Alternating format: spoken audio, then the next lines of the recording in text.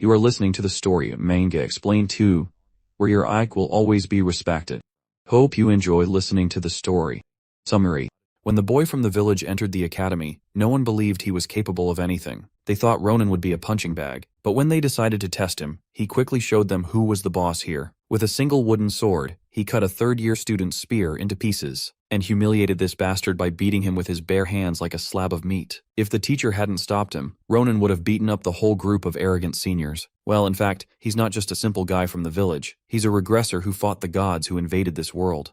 With everything covered in blood in the aftermath of a brutal war, Ronan seems to be the last one standing. Even then, this isn't the end of the battle. One of the monsters our boy is supposed to deal with is still alive, taking his final breaths on the ground in his pathetic state. Turns out this giant is known as Aayut, and it arrived 20 days ago with 2 others, bringing destruction to the kingdom. Nobody knows why they came, but they have caused great damage and fear. Seeing this bastard still alive, Ronan feels frustrated because the entire empire became a literal cemetery while fighting these creatures, and yet this shithead is still kicking. But Aayut assures him that he won't be living much longer. Our boy thinks that's for the best, since his fallen friends will be waiting for him in hell. Speaking of which, Ronan then hints at how the other 2 giants got defeated pathetically. One giant ended up as a fried roasted mess thanks to a hot-tempered red dragon, and the other got sealed for eternity by an old man named Lorahan. But Aayut does not seem afraid. He is still glad that even after being defeated, his other 2 fellows still managed to kill as many people as they could. He also believes that Ronan should be proud of what he has done. No one else has fought the giants like he has, but he warns that this small victory will not last long. Soon, something called the Starlight will destroy their entire world. So he cautions our boy not to get ahead of himself, as his time is quickly running out. My guy, on the other hand, makes sure it is the giant's last word by cutting off his head with a final blow. He, covered in blood, walks away without looking back. His mind is already consumed with deciding what to do about everything that has happened. After memories flash before his eyes, he recalls the good times he spent with his comrades, who now lie as bloodied corpses on the ground. He calls them fools for being here,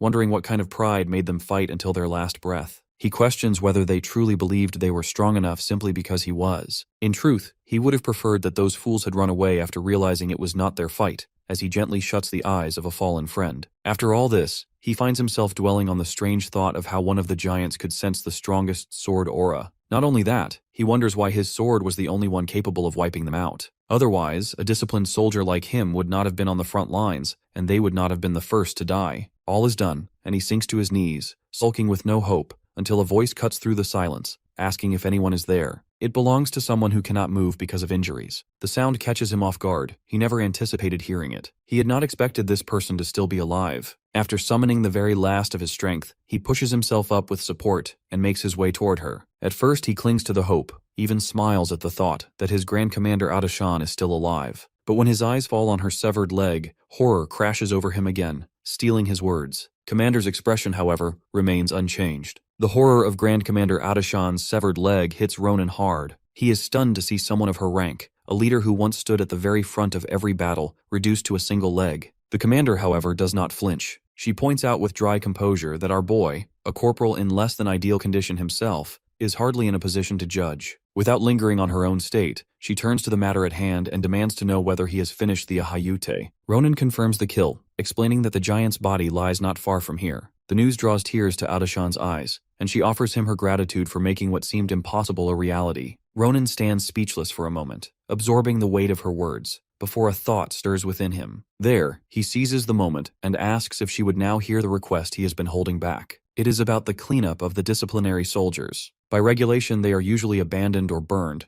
but Ronan asks if, just this once, they can be treated with dignity. The lady studies him for a moment before remarking that he looks more alive than she does. She delivers the line with a straight face, then adds that she would prefer he personally see to their care. Our boy tries to counter her point, suddenly coughing up blood as if to prove that he is in no better state, though the effort does little to change her mind. Still, Ronan insists he could drop dead at any moment. After wasting so many days fooling around, he feels it is unfair that he is about to die without having done much. Adashan, leaning against a boulder, asks if there is something he would do, should he survive. Our boy admits he has a list in mind, but the only thing that surfaces now is wondering what it would be like to attend the academy. The answer catches Adashan off guard. Ronan goes on to confess that the giant's words have been bothering him, but more importantly, his late sister had wished for him to study there. However, fate seems set against him, and he believes he will soon be joining his family instead. To reassure him, Adashan explains that the search party will arrive any moment after the rain stops. Even so, Ronan tells her he is a lost cause and sees no point in pretending he will make it. In the middle of their exchange, something shifts in the air, catching them both off guard.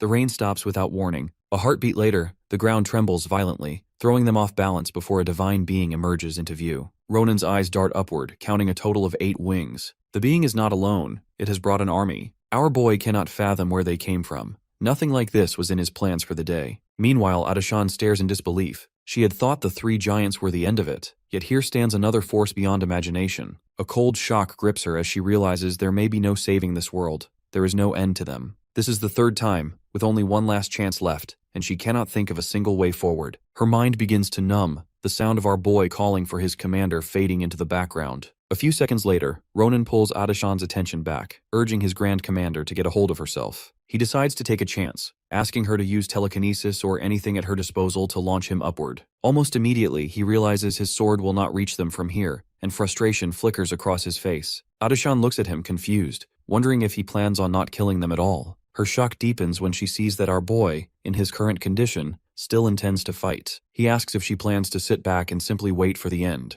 For someone like him, he says, if death is inevitable, then he might as well give these jerks a beating before he goes. Grand Commander Adashan is shocked to her core to see Prince Charm still carrying enough spirit to push forward. Then it clicks. This is exactly the kind of man he is, the reason they have made it this far. If it is him, she can see a sliver of light through this ordeal. She grips his shoulder, which annoys him as he insists he is busy, but he does not expect what happens next. Without warning, this iron rose, Adashan kisses him, slipping a small blue orb into his mouth. When Ronan demands to know what she just put in there, she leans in and whispers something in his ear, words he cannot quite make sense of. He presses her to explain herself, but she only steps back with a faint smile. Then, with a calmness that unsettles him, she tells him that if they meet again, she wants Prince Charm to remind her not to do anything reckless and to simply become a tailor. With a smile, she admits to having done many things, but nothing quite like that. Meanwhile, the 8-winged being prepares to strike with a thunderous blow, yet it is inches away. Ronan does not flinch. Suddenly a blue light falls and something about it catches him completely off guard. The scene shifts to a wide green valley where Prince Charm calls out for his Grand Commander, only to find no trace of her. It takes him a few seconds to realize he is standing in his hometown of Nimbu 10. He wonders if he has somehow traveled into the past. It is day 1 of his regression.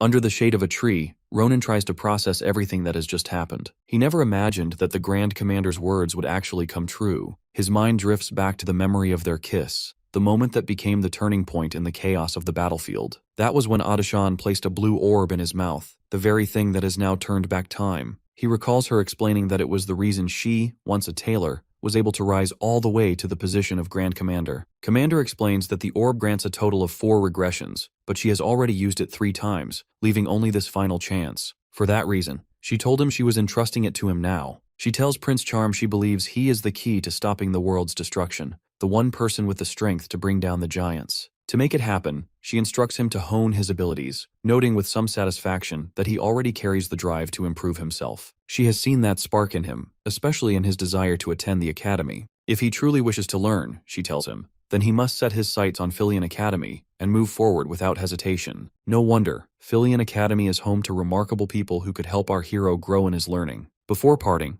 Adashan makes one more request, that when he meets her past self, he should tell her not to do anything reckless and instead become a tailor. She admits to having done many things in her life, but nothing quite like that. Back in the present moment, Ronan finds himself banging his head lightly against the tree, hoping he might wake from what feels like a dream. Yet the thought lingers that if he truly has returned to the past, he has no idea what he is supposed to do on his own. Pushing himself up, he decides to take a look around his hometown as it once was. Then his mind catches up with the reality. If this really is the past, it means he can see his older sister again. At that moment, he snatches up a stick and pushes his way through the busy crowd. A smile tugs at his lips, knowing that if he goes just a little further, he might finally see her. But the sight ahead wipes away that warmth. A group of punks stand under a tree, laughing as they dangle a kid upside down from one of its branches. Ronan cannot believe these jerks have not changed one bit, even in the past. Then he notices something that stops him in his tracks. The child is not hanging by a rope, but is being held there by magic, a sight that catches him completely off guard. Magic users of this caliber were rare even on the battlefield, and the thought of finding one here, in a quiet countryside town, feels almost unreal. Although our hero is fairly certain they were around here at this time, another kid nearby, shivering as he wonders how long these thugs will keep tormenting the boy and what will happen to him. The child begs them to stop, insisting he has no money. He explains that his mother's medicine was especially expensive this month. The head of the jerk says it is not his problem, emptying the boy's pockets as if the mention of his mother's health means nothing. Then, with no hesitation, the scumbag slaps the boy hard and tells him that if he is trying to be a filial son, he should have earned the money himself. At his shout for more, Mr. Goldilocks orders the Acel to lift the boy to the top of the tree to make him come to his senses. The cutie looks uneasy, admitting he is afraid the boy might slip if he goes any higher. The head of the jerks tells him to man up and stop acting like a girl, snapping at Dolfaceto quit behaving as if he is the one hanging there. He warns her to hurry, or he will end up hanging alongside the child. The whole mess makes Acel wonder if it was a mistake to learn magic in the first place, when all he ever wanted was to prove that he is good at something too. The boy never thought his life would come to this, and with tears in his eyes, he admits he is too afraid to go on. He tries to stop them, but his voice does not reach the jerks, until Ronan smacks his head and warns him to quit the nonsense, or else he will kill the kid. Acel's focus breaks and the child drops to the ground, infuriating Goldilocks. The punk charges at the cutie, raging that he stopped just because some nobody told him to. The pretty boy panics, insisting it was not on purpose, but our hero cuts in, telling him not to worry about trash like that. Dollface listens as he insists on having a talk, asking where he learned telekinesis. Acel explains he learned it from a grimoire he bought from a peddler, and Ronan is stunned that he could be this skilled with such a cheap book. For now, it feels incredible, and our hero is certain he can learn even more after seeing a little further. As Ronan's thoughts drift to giants, his eyes widen at the sudden glint of a sword in Blondie's hand. The jerk looks furious, clearly offended at being ignored by what he sees as small fries. His glare locks on our hero, and he recalls the time he purposefully lost to him in the past. But today, he makes it clear through every movement and word that he intends to correct those manners. Our boy is certain it is a real longsword, though he has no idea where this punk managed to get it. His posture is sloppy, but he is strong enough to make it work against most people around here. Against Ronan, however, that is not happening. Blondie's eyes widen in disbelief as our boy slips past his first attack like it is nothing. In that instant, our boy feels his battle sense return in full, the discipline and instinct forged in him as a soldier still sharp even in this younger body. Blondie starts laughing, convinced Prince Charm only got lucky, claiming he was moments away from taking his fingers so he could never lift a spoon again. Ronan mocks him in return, saying luck must be on his side today, even if life has never been kind to him. Blondie's expression hardens as he demands Prince Charm kneel and beg for his life, promising to let him leave with only one arm. He adds with smug cruelty that after Prince Charm's death, he will be sure to treat his sister well, then admits he thinks about her round hips every time he sees her. Just as the word sister reaches his ears, Ronan's fury explodes, and in a split second he slices off Blondie's ear. It takes Blondie a moment to register what has happened before the pain crashes into him. Prince Charm stands steady, glaring at Blondie to ask if this jerk is looking to die here. Blondie's on his knees, while his chumps are practically stunned to watch Ronan cut off his ear, and that too with a stick. Prince Charm asks the chumps if they are enjoying the show. He stomps at Blondie, asking the pricks to get this guy and get the hell out of here before they end up just like him. Plus, he requires the money they stole, as well as the cost for ruining his mood. The scums are ready to pay the toll. Later, the hero hands the victim a bag of money the kid never expected to see again. The boy hesitates, asking if it is really okay to take so much, especially since that gang had not stolen nearly this amount from him. Ronan waves off the concern, saying he only cares about keeping the sword, and assures him there is no need to worry about them coming back, as they will not have the courage to show their faces again. The boy thanks him, while Acel lingers awkwardly in the background. Suddenly, Femboy blurts out an apology for tormenting the boy alongside Hans, admitting he knew it was wrong even if Blondie had threatened him. Dropping to his knees, he confesses he was simply too scared to resist. The boy reminds Acel that he had been crying the same way when Hans dragged him here, practically in the same mess as him, so it's not his fault at all. Nevertheless, he appreciates his apology. After parting ways, Ronan draws her attention back to Pretty Boy, and he believes this girl isn't so bad. The hero mentions that he had business with Dollface earlier and plans to meet her here again in 4 days. This feels strange to her, so she asks what this is about. He says he is busy for now, but they will meet when the moon is up in the night sky, and before walking out, he warns her to make sure she comes, or she is dead if she is late. Then, he eventually arrives at the house, wondering if the flowers might be too much, but remembering she liked them, he picked everyone he saw along the way. While he is grumbling at the flowers in mild frustration, a woman's voice drifts toward him, asking if it is Ronan. The woman is overjoyed to see the hero again, and he stands stunned, realizing he is finally looking at his sister.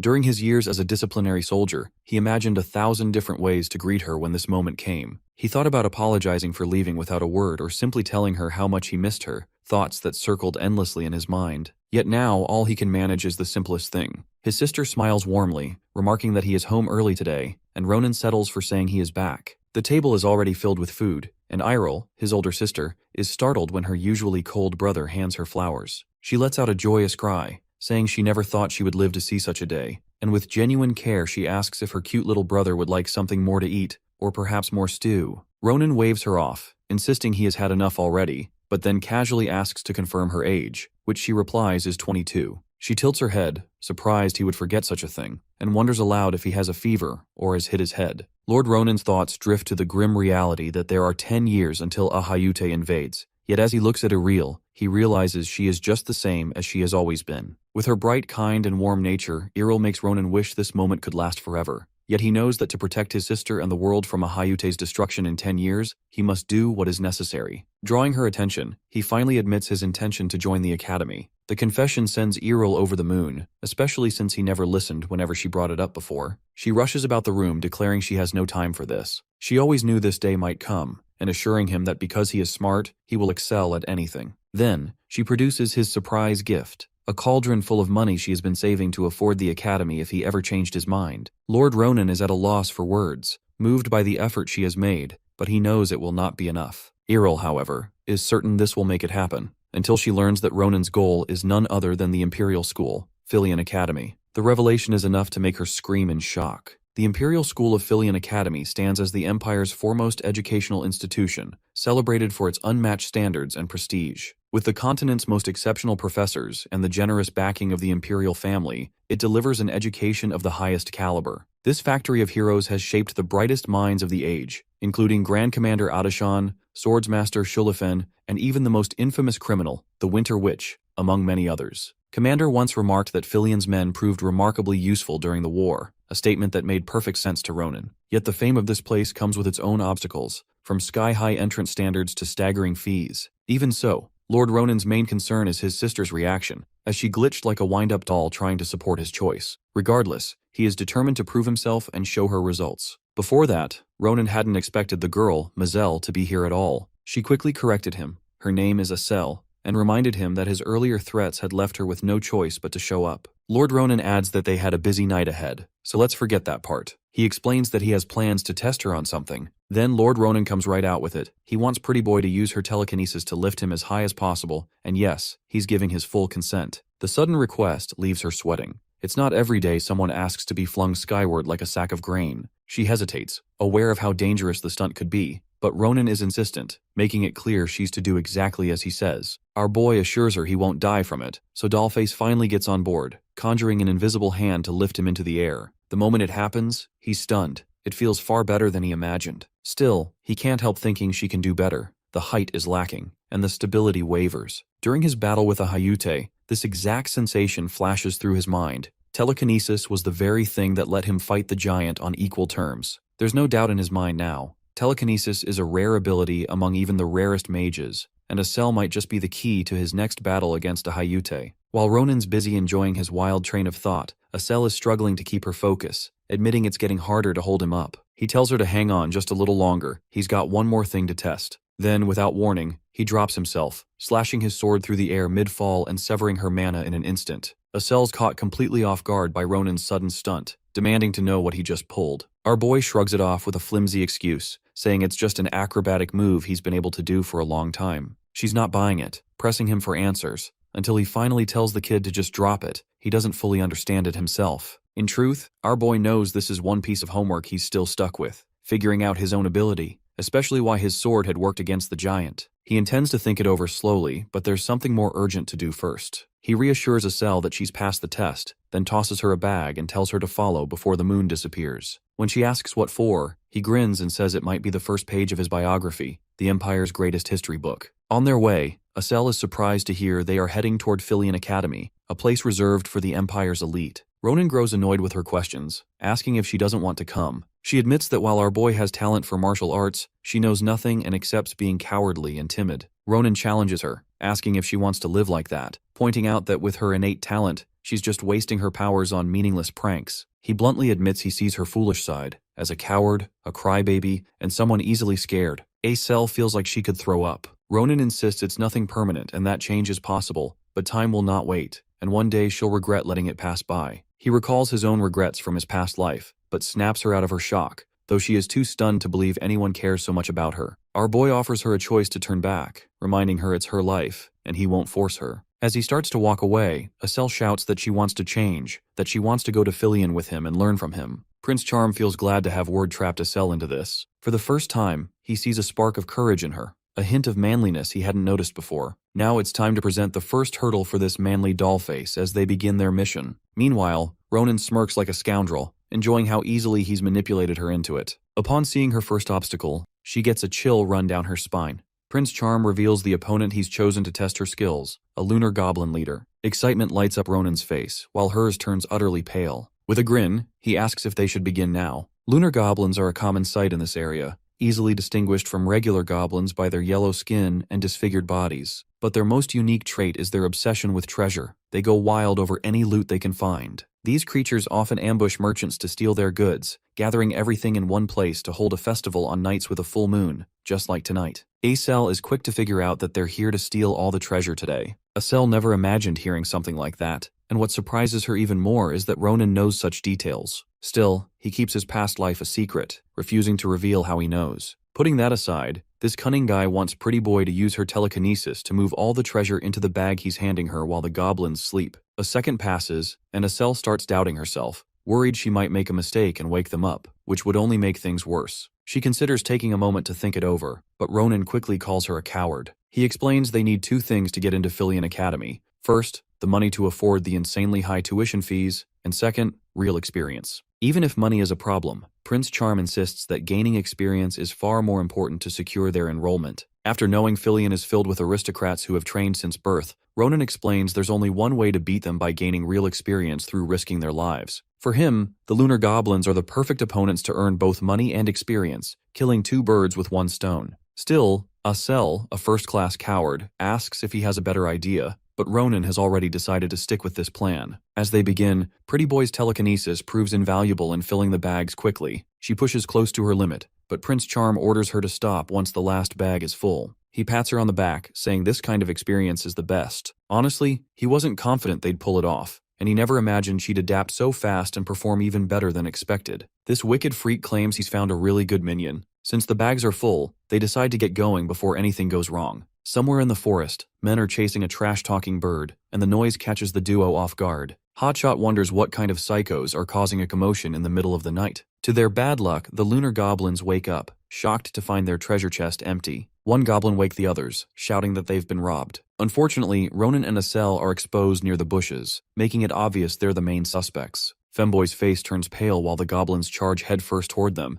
desperate to reclaim what's theirs. In his defense, Hotshot actually finds it odd for everything to go this well, as it was too good to be true. Asel suggests they throw the bags and run for their lives, but Ronan's not the one to give up their tuition. Ronan asks if Pretty Boy's really planning to earn their tuition fee this way, because there's no other way to afford Fyian. She points out that's not what matters right now, but the goblins are practically inches away. Ronan whips out his cheap longsword, confident it can withstand maybe 15 strikes against 30 goblins. In a split second, he unleashes a flurry of 15 attacks, chopping off their heads, leaving 14 still standing. As the crows caw loudly, goblin heads crash to the ground one after another. Hotshot lands the final blow and realizes this wasn't as bad as he thought. Asel can hardly believe her eyes, watching Ronan behead 3 goblins in a single strike, head on. She's even more stunned by his swift combat against the goblin mob that follows. Her jaw drops as she sees him vanish for a moment and reappear instantly, slashing through goblins one after another with ease. Hotshot, catching her zoning out, turns and asks if she's going to keep spacing out like that. He tells her to hurry up and grab her things because they're heading home. On their way back, Ronan didn't expect the journey to be so uncomfortable, but by now, he no longer expects anything to go smoothly. He notices his muscles aching, maybe from all the goblin fighting or perhaps because he's still growing. Determined, he decides it's time for some hardcore physical training.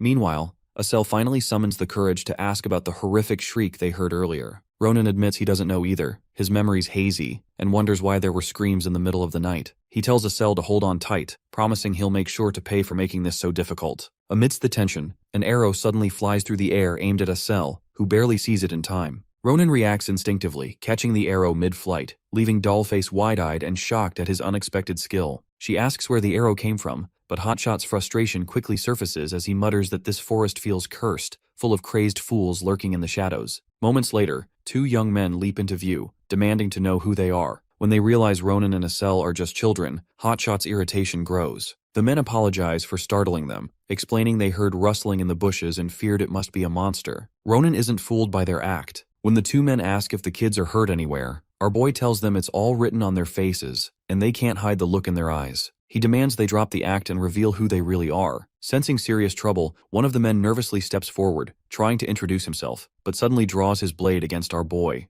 The man says his name is Caliboro, which immediately raises the hero's suspicion. Without hesitation, the hero grabs his wrist mid-strike and delivers a sharp punch to his face. The other man snaps in anger, drawing his blade, but Acel quickly senses the danger and uses her telekinesis to freeze him in place, alerting Ronan. The hero enjoys the sight as he swiftly disarms the man and delivers multiple precise slashes. Before he can say a word, Pretty Boy watches in shock as Ronan ruthlessly butchers the man, confirming he's killing him on purpose. Ronan defends his actions by explaining that these men are Caliboro, infamous for poaching, kidnapping, human trafficking, and every other crime imaginable. They are the Empire's most dangerous criminals. He points out that if it weren't for him, Acel's organs would have been harvested by now, and she'd be buried in secret. Letting these men live after knowing their identity would be a crime. In the middle of the hero's speech, Caliboro's bag suddenly begins to levitate, startling the two of them. Then, Ronan opens the bag and lets loose a bird that dives out. He wonders aloud what this chicken-like creature is. With the bird freed, Ronan and Acel are caught off guard as the chicken-like creature flutters over him, its feathers an unexpectedly vivid blue. Acel's eyes light up with excitement, for it is the first time in her life she has ever seen a blue-feathered bird. Ronan's thoughts drift to Caliboro's trap, the infamous poaching shackle, a device that disrupts a prisoner's mana and restricts movement, typically reserved for rare cases or the capture of fantastical creatures. While he tries to make sense of why such a device would be used here, the bird suddenly manages to link with them, and Acel freezes when she hears it speak. Panic flashes across her face, but the Rizzler remains calm, assuring her that it is only communication magic. The bird wastes no time speaking the moment it is freed, leading Ronan to suspect that the bag it was kept in had been blocking its mana. He guesses the speaker must be the bluebird's owner. Introducing itself as Frieren, the voice explains that it is currently researching fantastical beasts at the institution and is also the guardian of Morpez. Frieren adds that his communication magic had stopped working, so he was on the verge of finishing a report, but the issue is now resolved. When asked about their involvement, Ronan casually replies that they are simply righteous passers-by who ended up in a fight with poachers who had kidnapped the bird, leaving the rest of the bloody memories all unspoken. The Rizzler ends by saying he saved the bird, and panic flickers across Frieren's face before easing into relief. Though clearly indebted, Frieren has no idea how to repay him. Ronan brushes it off, instead asking how they can return the bird, noting its exhaustion from being chained. After removing the cuffs, the man guesses the bird will fly better, and Frieren agrees, knowing this little one has a strong homing instinct. With a single swing of his blade, the chain snaps, and Bluey is ready to go back to his father, thanks to this charming lad. Suddenly, the bird shoves its rear toward Ronan's face, leaving him puzzled. Frieren explains that Bluey wants him to pluck a feather before leaving, as a dream bird's feather works like a compass to guide its main body. It's his way of wanting to meet the Rizzler again. He adds that if our boy ever comes to the institution, he should visit Morpez and him, strongly promising to repay him. Bluey takes off into the sky, and Acel notices something on our boy's head that stings him slightly, though neither of them can tell what it is. A few days later, Duan Carabel, the owner of the Carabel merchantry, tries to buy the jewel for 20 gold coins, impressed by its value and craftsmanship. The old man calls it his lucky day to see such a fine item, and Ronan is pleased to have a customer who appreciates his service, relieved to meet someone who understands him. Before this, he had dealt with scamming merchants who dismissed his treasures as worthless and offered only 5 gold coins, which infuriated him. Finding such a conscientious merchant makes his efforts feel worthwhile. Alongside the jewel, Ronan takes out a purplish egg for appraisal, though Duan makes it clear he does not want to buy it, only to know what it is. It turns out to be what the dream bird left behind. At first, our boy thought the bird had repaid his kindness with poop droppings, but it was actually an egg. He, curious about its strength, once hurled it at a boulder, only to see it carve a hole into the rock, proving it is a remarkably tough item. Though unsure if it's truly the bird's egg, the time traveler suspects it's at least a byproduct of such a rare, fantastical creature, and possibly a valuable treasure. Duan studies its color and texture, making Ronan think it's promising, but then casually guesses it to be horse poop. After bruising our boy's pride, Duan laughs it off, calling it an unusual object and suggesting he take it to a specialized appraiser. Even Acel wonders if it might actually be hardened poop, while our boy plays it cool, secretly too curious to sell it anyway. Ronan takes the chance to ask Duan if he sells books about Fyian Academy, mentioning their plans to take the entrance exam. Duan is surprised, mentioning that his daughter is also applying. He adds that she might be able to help them. Just then, Duan's only daughter Maria enters. Ronan is caught off guard to learn she's Duan's daughter. Duan proudly introduces them as important customers with whom he just closed a big deal. Senpai, unimpressed, teases her father for doing business with little babies, which irritates Duan, though Asel quickly calms him down. Ronan, intrigued, asks Maria if her middle name is Sen, surprising her with how much he knows. He can't help but notice how much she resembles someone he knows, and leans in to quietly ask if she has a sausage down there, which pretty much ticks her off. Maria stares at Ronan in disbelief, wondering what kind of nonsense she just heard from this random nobody. Meanwhile, our boy is lost in thought, noting she definitely doesn't seem to have a sausage, which only pushes her patience to the breaking point. He starts wondering if Duan might have another child he doesn't know about. Before he can think further, Senpai snaps, slapping Ronan hard for being such a jerk. The moment the sting hits his cheek, our boy feels an oddly familiar sensation, certain it carries the same vibe as that man, Count Maria Sen. Back in his disciplinary soldier days, Ronan served in Armarlin, where Senpai was in charge of supplies. Known for a strong work ethic and an easygoing nature that let him get along with anyone, Maria was an impressive guy. However, he had one strange quirk. This guy would fly into a rage whenever men talked about their dongs. Worse yet, he had a habit of slapping people on the spot when triggered. This time traveler had always been curious about the reason behind this odd behavior and planned to ask one day, but never got the chance since Maria died before he could. Ronan never expected to get his answer here, that Senpai had been a woman all along. Still fuming at his laughter, she lunged in for another slap. Our boy, not in the mood to take more of this, smacked her on the head, reasoning that he'd accepted the first hit since he was in the wrong, but this was pushing it. Maria's fury didn't fade. She wanted to slap him again simply because he deserved it. The two clashed back and forth while Asel and Duan stood frozen, stunned by the scene, before shouting at them to stop the violence. Afterward, Asel still couldn't figure out why Maria and Ronan had fought like they were out for blood, only to suddenly be getting along.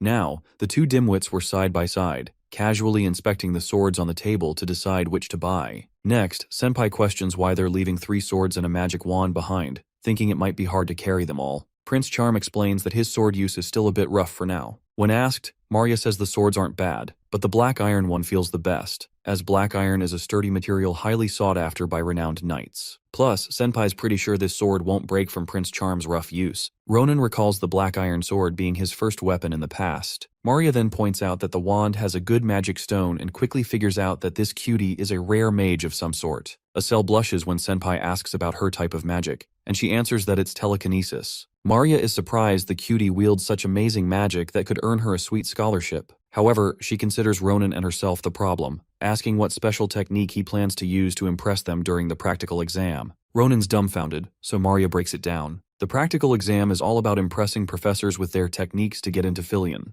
No wonder the theory test is tough too, but in a different way. Simply put, if they do well in the practical, they pass. If not, they should drop their dream of entering Fyian's gates. Ronan's stunned. He thought a swordsman just needed swordsmanship, so what's with all this? When he asks, Maria explains that nobles show off their family's secret techniques, while martial artists and other applicants demonstrate personal mana combat skills. Prince Charm's shocked to hear that kids his age can use mana even without being mages. Maria's even more shocked that he doesn't know that. For prospective Fyian students, sensing and using mana is a given, something he should have noticed from the start. Mana is combat one-on-one in Fyian. Reading his clueless expression, she's floored to realize this big shot can't sense mana at all. When Ronan compares it to sensing auras, she nearly loses it with him for daring to lump aura and mana together. Without another word, she orders him outside, borrowing his short sword since hers are still at the blacksmith. On the way, Prince Charm angrily asks what if she damages his sword. Maria assures him she'll pay double or triple if that happens, saying she's giving him special training. She explains that mana is the root source of nature's power, like air, present everywhere, but not just anyone can use it.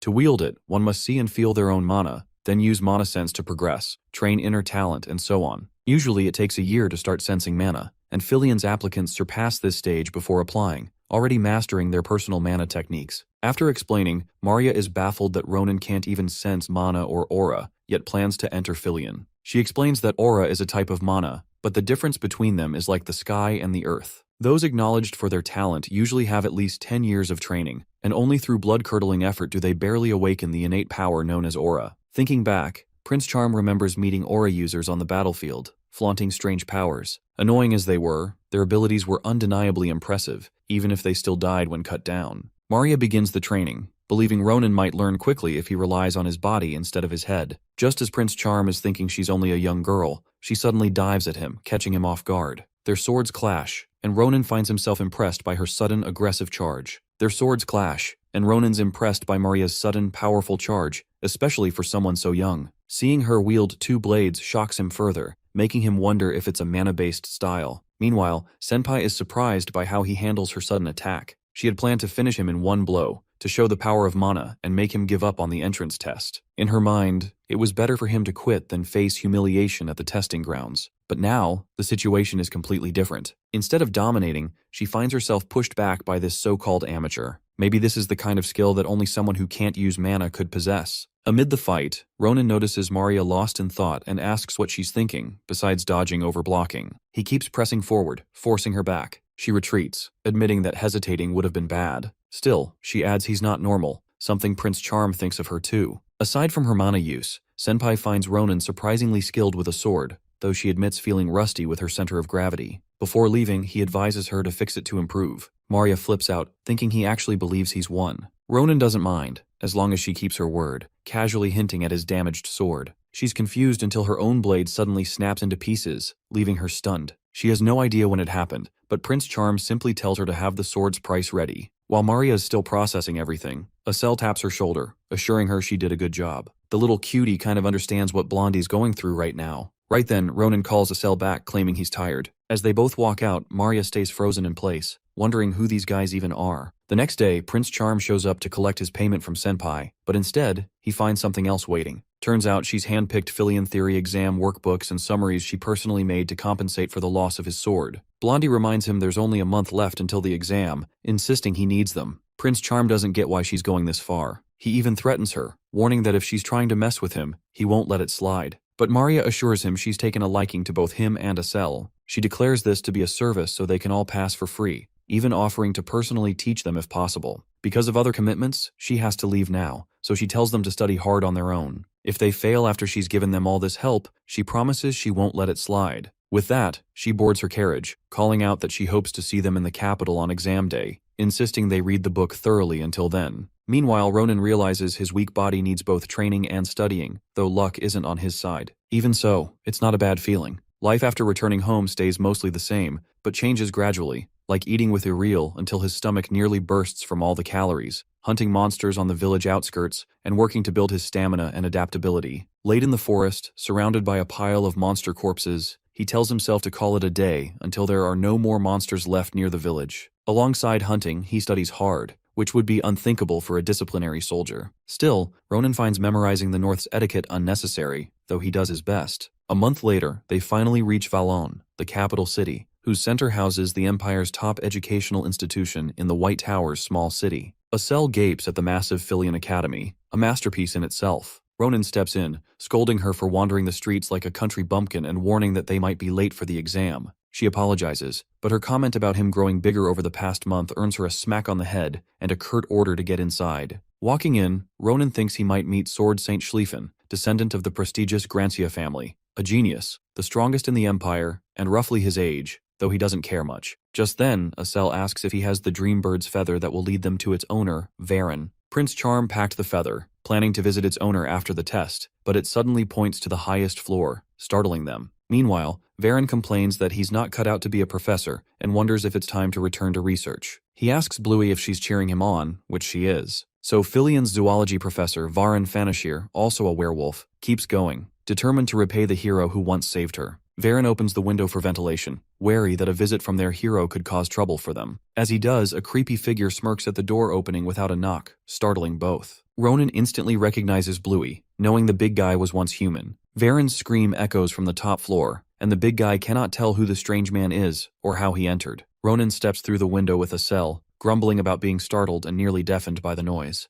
Varen assumes the man is after Morpez, but Prince Charm shows Bluey's feather, sparking recognition. The big guy hesitantly asks if they are heroes. Frieren feels guilty for behaving indecently in front of their heroes, and begs Ronan to forget it. Prince Charm reassures him that it is fine, but asks why he keeps bringing it up. Adding that to be specific, Frieren is not entirely at fault since he climbed through the window. Acel confesses to using telekinesis because the stairs sounded annoying to Ronan. Suddenly, Ronan tells her to stay quiet. He then turns back to Frieren, admitting that he did not quite imagine things would play out this way. It is far from Prince Charm's expectations that Frieren is a werelion, a rare werehuman, and, on top of that, a bird owner and a professor at Fyian. Frieren himself seems equally surprised to realize their heroes are the entrance applicants. The exam is today, and had he known they were coming, Frieren might have prepared a recommendation. He does not expect it, but he adds that if Ronan fails, he might write one. Prince Charm is not concerned with Varen's possible recommendation for now. His focus is on what Bluey had popped into his hand that day. At first, Frieren does not realize that Marpez placed it on him, but after a closer look, he confirms it is a dreambird egg. Frieren is unable to believe what he is seeing, so Ronan asks if it is too surprising for a bird to lay an egg. The dreambird egg shocks Frieren, but what unsettles him even more is that he has no idea what will hatch from it. Ronan points out the obvious. A bird laid it, so a bird should come out. Frieren explains that the dreambird egg is different. The dreambird absorbs unique mana and lays an egg shaped by the environment around it. In a lava-filled area, a phoenix wrapped in flames might hatch, or a monster if it rests in a monster's nest. In many cases, the egg may not take the form of a bird at all, making its outcome unpredictable. With his expertise, Frieren believes he can predict the impossible by analyzing the mana emanating from the egg, perhaps even guessing what kind of creature will hatch. He senses a myriad of chaotic mana, as if molten metal is smelting uncontrollably, yet he remains uncertain about what will hatch. Ronan, noticing how much significance Frieren places on a mere egg, asks Bluey where he had been wandering before laying it, remarking that in all his history, he has never seen such a shameless bird. Frieren requests that Prince Charm take care of the egg, explaining that the dream bird lays only one egg in its lifetime. The fact that Marpez did it in front of heroes suggests he felt something special. Bluey chirps happily, and Frieren, wishing to honor his friend's wishes, entrusts the egg to Ronan, who is also curious about what will emerge. As they prepare to leave, Frieren considers giving them something that might aid the egg's hatching. As he hands Prince Charm the scroll, it sparks Ronan's curiosity, leaving him eager to see what it contains. A while later, in the practical testing hall of Galelian Castle's main building,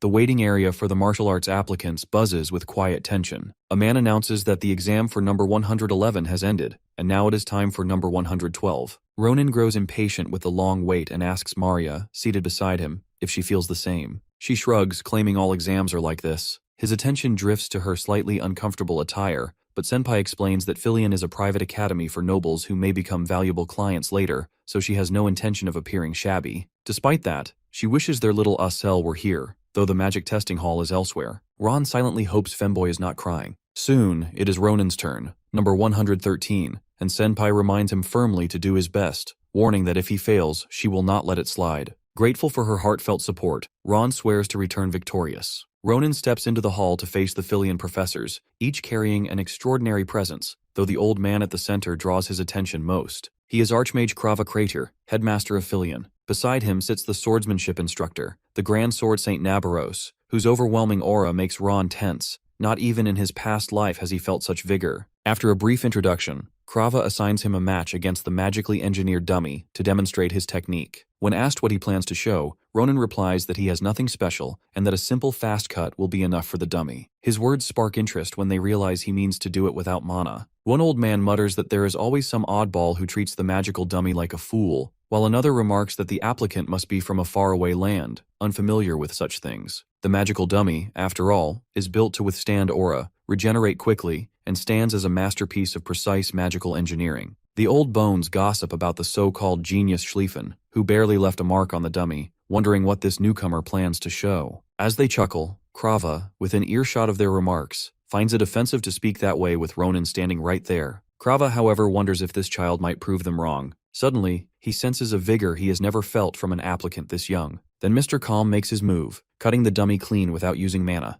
catching Nabaros completely off guard. He calmly sheaths his sword, showing no interest in giving them more. The old bones find this single-cut display tricky to judge, but the headmaster is left stunned. Nabaros slams the table and charges at Mr. Cleancut as if to take his head, yet he does not even flinch. Ronan admits she startled him, but Nabaros demands to know who he is and where he learned such swordsmanship. It is clear she means business. With her blade close enough to take Ronan's head, Nabaros's murderous intent is clear, hinging on his answer to who he is. She demands to know exactly where he learned his swordsmanship. At first, Mr. Calm does not quite understand, so she rephrases, asking if he noticed her movements. He replies that she is impressive herself, having unsheathed her sword and swung it 3 times from that difficult position in an instant. Nabaros confirms it, saying that is exactly what he displayed in his so-called arrogant cut. This catches Ron off guard as she presses further, asking if he thought they would not notice such reckless swordsmanship. She even calls out his last act, deliberately slowing down the final cut in case they missed it, as if sparing them the embarrassment of missing it. Nabaros flat out calls Ronan arrogant, as if he has forgotten where he is standing. The professors are left dumbfounded, while Krava watches closely. Ronan knows it is a misunderstanding, as he had only adjusted his strength because he thought his sword might not withstand the final cut. But judging by her mood, Mr. Clearcut doubts she would believe him. Still, Nabaros lowers her blade, promising to remember him from this day forward, and vows to teach him herself. This is the last thing Ronan expected, to be handpicked by Nabaros of all people. Krava notes that she has already claimed this student, and he knows he must pay attention. He decides to end the test with a question that has no definite answer, one that will reveal the most through the way it is answered. Krava poses his final question, asking Ronan what he hopes to learn at Fyian. Memories of blood and war flash through Ron's mind, and his answer comes easily. He wants to learn how to live without regrets. Krava is struck silent by the sincerity in Ronan's words, letting him leave unharmed. As he laughs to himself, he wonders how he could ever teach such a thing. One of the professors, still puzzled, asks if Ron used some clever trick to leave such an impression on both the headmaster and Nabaros. Krava admits it could be called a trick, but corrects him, saying it is talent. That is when they notice the dummy's head, cleanly severed, finally drops to the floor. Outside, Ronan's thoughts drift to the lady's sword, wondering if his past self could have defeated her. Despite all he has endured, he knows he still has far to go, yet coming to Fyian feels right, driven by the memory of Commander. If he is here, the hero is sure he will learn plenty, and all that remains is the written test. He has been memorizing material for a month, so he expects it to be a piece of cake. Moments later, however, Mr. Calm has become Mr. Depressed, sulking in front of Maria and Acel, insisting he is completely doomed. Senpai cannot believe he failed to finish even half the test, and reminds him she told him to check the contents of his bag. Acel then admits that he moved Ronan's study materials while he was hyper-focused, and he completely forgot about the bag afterward. Dollface takes the blame, but Maria calls Ronan a fool, realizing he has been sulking like this ever since the test ended, and now the announcement of the results is moments away. Senpai tries to lift Ronan's spirits, reminding him that the practical test carries more weight and that his skills should make up for it. Just then, someone shouts that the list of passing applicants is up, drawing everyone's attention. The announcement begins with the magic department. Acel places 12th in practical and ties for 1st in theory. Next is the martial arts department. Senpai ranks 9th in practical and 9th in theory. The two exchange excited looks before breaking into full smiles, celebrating their success. Senpai is stunned to see Acel take the top spot in theory, even if she shares it with 2 others, while Pretty Boy is over the moon. Then she turns to Ronan, asking about his rank. Her smile fades when she sees his sour expression and hears him say his name is not on the list. The cuties are stunned by the news, but Maria mischievously pries our boy's eyes open, urging him to check again. He insists his name is not there until a fireball lands nearby. It's the entrance exam's final cannon fire for each department's salutatorian, done by the Glory Phoenix. With a flutter of wings, it shoots a fireball at him, revealing his results. Martial Arts Department salutatorian, practical 1st, and theory 5712th. The cuties scream with joy, Maria declaring she always knew he was a genius. Then it hits him. If Ronan took 1st, that means someone else lost to him. That's when he senses an ominous aura approaching and realizes, in disbelief, that this is how he meets Sword Saint Schlieffen, who confirms his 1st place finish in the practical test. Sword Saint Schlieffen approaches, the crowd buzzing at the sight of the Empire's rising star. Maria suspects he wants to speak with Ronan, while Acel feels the tension in the air. He finds him bothersome and wonders if he is still the same man who cannot stand anyone better than him with a sword. Schlieffen's intense stare strikes him as outrageously spirited. When Schlieffen claims he did not get 1st place, Ronan says he has no idea what is going on. Accused of lying, he calmly tells Schlieffen to stop picking on him without proof. At Schlieffen's demand for proof, he suddenly swings his sword at him, who blocks in under a second. The cranky saint smirks, saying the hero couldn't have reacted like that unless he was 1st, and demands to see the skills that beat him. Irritated, Ronan decides to show him. He sends a slash from afar, but Schlieffen counters it roughly. When the hero asks if that's enough, Schlieffen admits the technique explains his high score, but insists it's still not enough to surpass him. Ronan calls him crazy for being this butthurt, but the saint refuses to accept it, determined to drag out every skill the hero is hiding. He can't help thinking this guy's got serious issues, and might just be coming at him to die. The fight drags on, and Ronan already regrets ever crossing paths with this guy. In the heat of their clash, he realizes Schlieffen's about to manipulate his aura, turning the fight dangerous. With a single slash, Schlieffen unleashes the Tempest Sword, a roaring aura storm. He knows he can't withstand it, but Schlieffen shouts at him for turning his back mid-fight, asking if he plans to miss. In a split-second move, Ronan retreats and grabs Acel, holding his sword to her neck. When Schlieffen demands to know why, it only enrages him further that Ronan would use a woman as a shield and still dare call himself a knight. Acel is horrified the Sword Saint can't tell he's a guy, while Prince Charm peers over his shoulder with a creepy grin. Ronan had expected this. Schlieffen's still the same, clinging to his knightly code even near death. Using that to his advantage, Prince Charm suddenly charges, catching Schlieffen off guard and forcing him to his knees. He quickly signals Acel and Maria to run, leaving the cranky sword confused. A bald security officer rushes in, demanding to know why a fight broke out, but Prince Charm's group has already fled. As he recognizes Schlieffen, the man asks if he's alright and who dared attack him. Schlieffen brushes it off as a fair fight and says no investigation is needed. Only then does he notice a crack in his prized mithril blade, damage done by Ronan. The skill didn't look extraordinary, yet the result was undeniable. Schlieffen vows to remember Prince Charm's name. The next day at Shemo Forest, Acel trails after Ronan, questioning if it was wise to pick a fight with Schlieffen, the heir of the Grancia ducal family, second only to the imperial line. She reminds him he even broke the man's nose. When asked what he'll do if Schlieffen retaliates, Ronan shrugs him off, saying Schlieffen's a good man, just obsessed with the sword, a principled role model who protects the weak. He predicts Schlieffen will simply call it a fair spar, or else Ronan would already be in chains. Soon after, Acel points out they've reached the Fernando Spring, just as Professor Frieren mentioned. Fernando Spring is a rare place where mana from across the world gathers into a single pool called the Mana Vein. Anything nearby absorbs its power. Ordinary rocks become top-grade mana stones, weeds turn into miraculous herbs. Its value is so great that many try to monopolize it, making Professor Frieren seem generous for allowing them to use it to hatch one egg.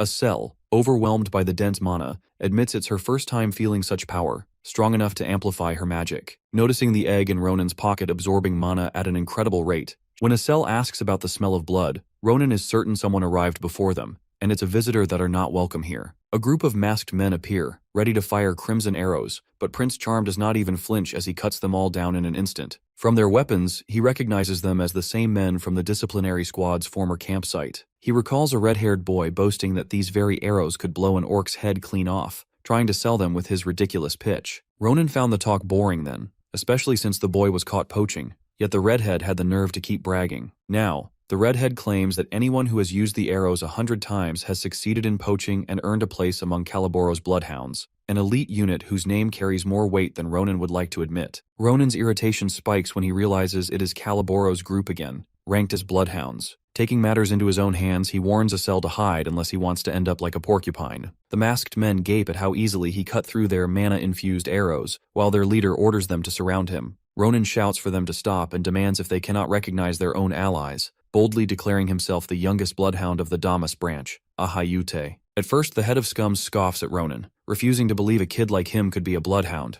assuming he belongs to some low-level group. Mr. Calm tells him to confirm with their branch's wolf, and warns that nothing is more pathetic than dismissing what others can do simply because he cannot. The jab riles up Scarface, who furiously threatens to cut off Ronan's limbs. Prince Charm counters that people with such violent habits always meet bad ends. Just then, another masked man points out that Ronan clearly knows the Caliboro ranking system: wolf, bloodhound, and feral dog, knowledge only insiders share. To avoid a clash with the Damas branch, he suggests confirming with their captain. At that moment, a commanding voice reminds them their orders for everyone to stand by and stay on guard. Their captain, Veum, the Demir branch's wolf, steps forward, demanding an explanation for the commotion. The head of Scums immediately blames Ronan, while the rest brace for the lecture they know is coming. Prince Charm notes that if the wolf is here, then the whole squad must be as well. Veum questions if Ronan is really a Aayut of the Damas branch, reminding him this mountain range belongs to Demir. The hotshot calmly reveals he is not a Aayut at all, leaving the intruders stunned just as he cuts them down without hesitation. Outraged, Veum shouts that Ronan chose the worst name possible, but Prince Charm only smirks, saying it was enough to pass as a poacher. He charges and cleanly decapitates the captain. The head of Scums freezes in terror, remembering Ronan's warning that his end would be ugly. Dropping his blade, he panics and even severs his own fingers in shock. Lord Ron coldly tells him to pull himself together and write down every branch location he knows, or he has no reason to stay alive. The man trembles, insisting he has nothing to write with,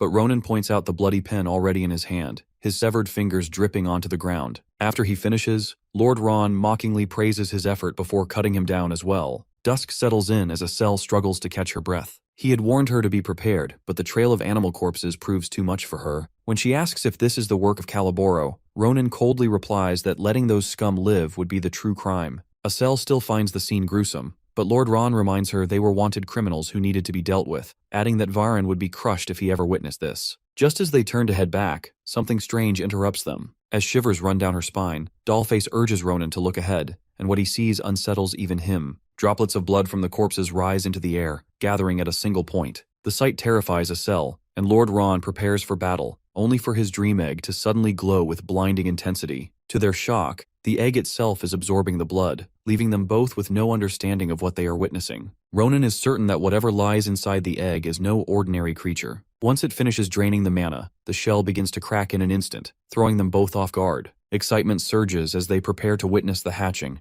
and Lord Ron can hardly contain his anticipation to see what treasure lies within. But before he can take a closer look, something smacks him square in the face, leaving his nose throbbing. Blinking through the sting, he tries to focus on the newborn. At first, he wonders if it might be some kind of dream bird, yet the tiny paws and claws tell a different story. Acel, wide-eyed, suggests it could be a dragon, like the ones she's only read about in books. Ronan is left stunned, questioning how Bluey could have absorbed enough mana to lay something of this magnitude. One thing is certain, the creature is undeniably cute, though its playful greeting across Lord Ron's face quickly irritated him. Yet before he can react, the winged newborn releases a burst of magic that instantly heals his nose. Acel, overjoyed, realizes the baby possesses healing abilities and looks even more fond of Prince Charm. Convinced it has more hidden powers, she eagerly suggests giving it a name. While they mull it over, the creature suddenly leaps from Ronan's shoulder, its attention fixed elsewhere. Ronan follows its gaze and spots a leftover scum, Balrouse, an errand boy from the Demire branch, bolting in fear, desperate to escape. When Balrouse returned from an errand, he found his entire group slaughtered, a sea of blood pooled in one place. Confused and terrified, he fled, only to be hunted down by the little thing. Tripping, he injures his leg, panic consuming him as the newborn beast closed in. Ronan intercepts, halting Sita before it strikes. Calmly, Prince Charm reveals he'd already chosen a name. Balrouse, recognizing Ronan from the past, was shaken to see the creature at his side and wondered if it belonged to him. Prince Charm asks if he was all right, surprising Balrouse further by knowing his name. Though stunned by the reunion, Prince Charm teased him about poaching under the guise of a talkative Caliboro bloodhound. Balrouse denied the title, insisting he was only an errand boy, but Ronan dismissed his rank. He had a task for him, and it wasn't a request. Ronan and Acel receive a high price from Maria's father in return for the spray of water. They decide to thank Professor Frieren for this favor and show him Sita as well. As they reach his office, they find out that Professor Frieren has gone on a long-term business trip. Ron realizes that the map he received from the Bloodhound was more than a greeting, and he had instilled so much fear in Balrouse that he wouldn't attempt anything else. Later, Acel asks him what he's going to do with the money, as he has nothing major to pay off. Ron starts wondering about it. A few days later, Iriel arrives at the capital city, Valon. Ron greets her, asking if she's tired from the trip.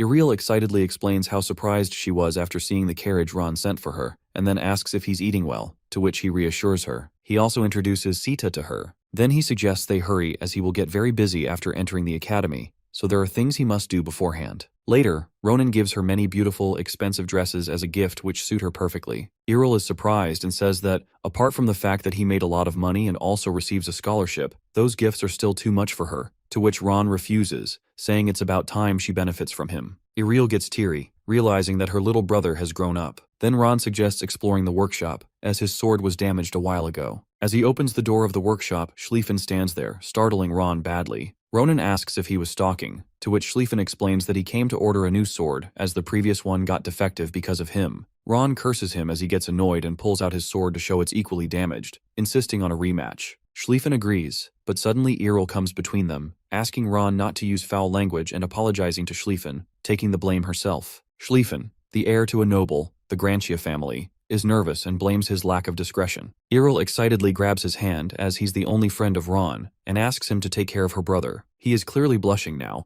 As compensation, he gives her his family's proof of identification badge, allowing her to go anywhere by showing it. Ronan is flabbergasted at his foolishness, as the badge is worth many villages. The next day, at Fyian Academy, the headmaster, Krava Katir, conducts the entrance ceremony, greeting Class 787 and introducing himself. He praises them for their proven potential and congratulates them all for entering the academy. Just then, he teleports the entire place to a battlefield, where these freshies meet the seniors. The meeting is between the freshmen and the Year 2 seniors, where the first and second ranked freshers are appointed to one of the 4 Year 2s, and they will carry out a one-on-one spar. This is a special Fyian event. In this way, they will get to know each other's abilities and weaknesses. These duels are educational, and through this, each year's representatives will get to demonstrate their first step. The headmaster announces that the freshers can choose their opponents and also decline the duel as well. Ron is irritated, as according to him, they are just hazing the freshmen. The headmaster introduces all 4 martial major arts sophomore seniors,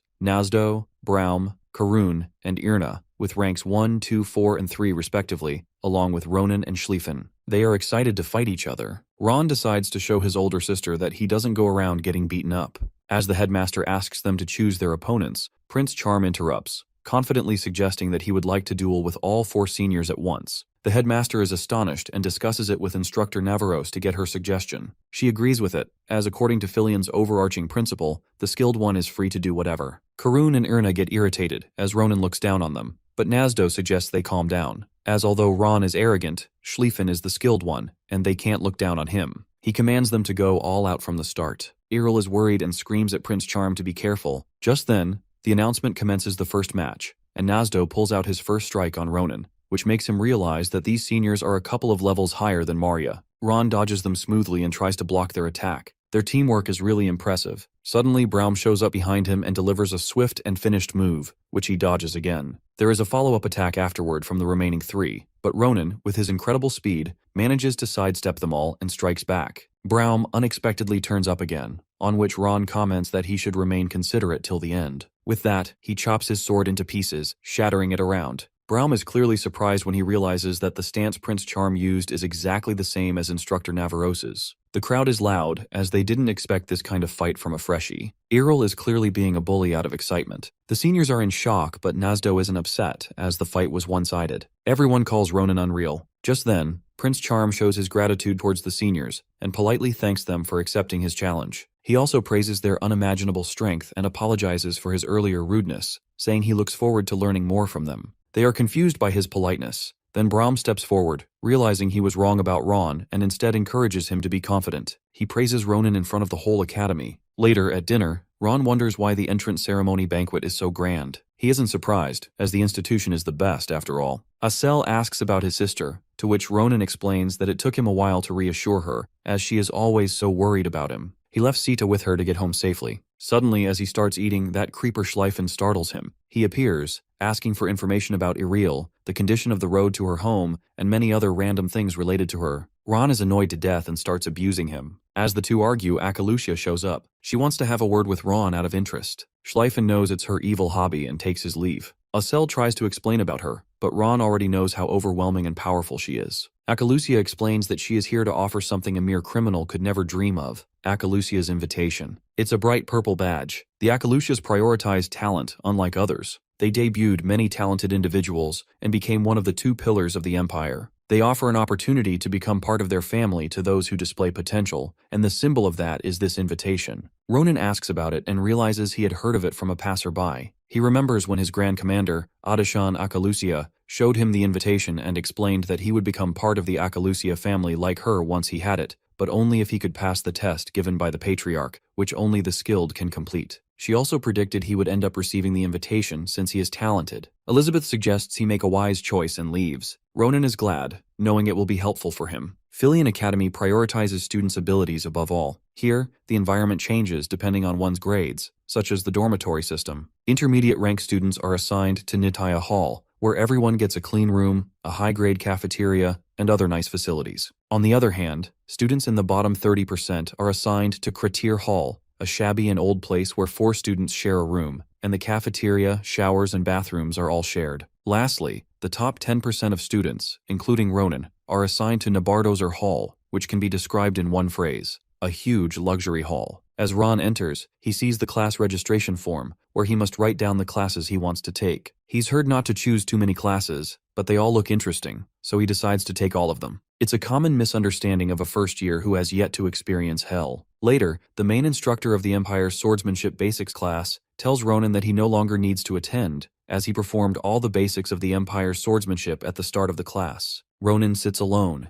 irritated, not just by the Empire Swordsmanship class, but also because he was kicked out of today's bowmanship and monster hunting classes. Suddenly, Instructor Navaros shows up, learns that he completed all his classes on the first day, and realizes how quickly he copied her technique. Then she asks for his sword and strikes a powerful blow into the river behind them. It only makes a huge splash, and as the sword gets damaged, she tells him that something like this can't be called a weapon. It will only wear down the user's power. Instead, she shows him her sword, which pierces through the air, making the water gather in the sky, and with that, it starts raining. This is what he is lacking. The lady shows Ronin what he is missing, and that is a personalized weapon. Warriors use sturdy, sharp steel to fight opponents. These weapons should not break easily, but even if they do, warriors can replace them. To Ronin, weapons have always been simple, replaceable tools. That changes when he sees instructor Navaros' demonstration. Prince Charm thinks it is unbelievable. He is sure Navaros used the same sword as before, but her slash is much stronger. She explains that even one breath and a handful of strength can change a life on the battlefield. Ignoring such details can be deadly. She adds that if the hero is using mana, he needs a weapon that suits him. But since he still cannot use mana, he cannot get one yet. Ronin asks if she knew all along, and she confirms it. She still praises him for being amazing without mana, and assures him that one day he will use it. To prepare for that day, she orders him to find his perfect weapon. When Ron stays quiet, Navaros teases him for thinking too much, then invites him to her class. He asks if she is serious, and she says yes, but warns that he must bring a proper weapon, not the lump of steel he carries now. The next day, the hero stands with Asel and Maria in front of a wooden sign, telling them about Navaros' offer. They join him to search for a new weapon, starting with the place Schlieffen recommended. The directions lead to a shabby forge. Senpai and Pretty Boy doubt it would even stand if touched. Ronin is unsure, but trusting Schlieffen, he suggests they go inside. They open the door and find cobwebs on the ceiling. Inside looks even worse than outside. Still, Ron stays, trusting the Sword Saint's words. Then, a door inside opens and a hairy hand with long nails appears. Heavy footsteps follow and a huge wolf beastman steps out asking who they are. Asel panics, while Ron finds it fascinating that a wolf beastman is running a forge.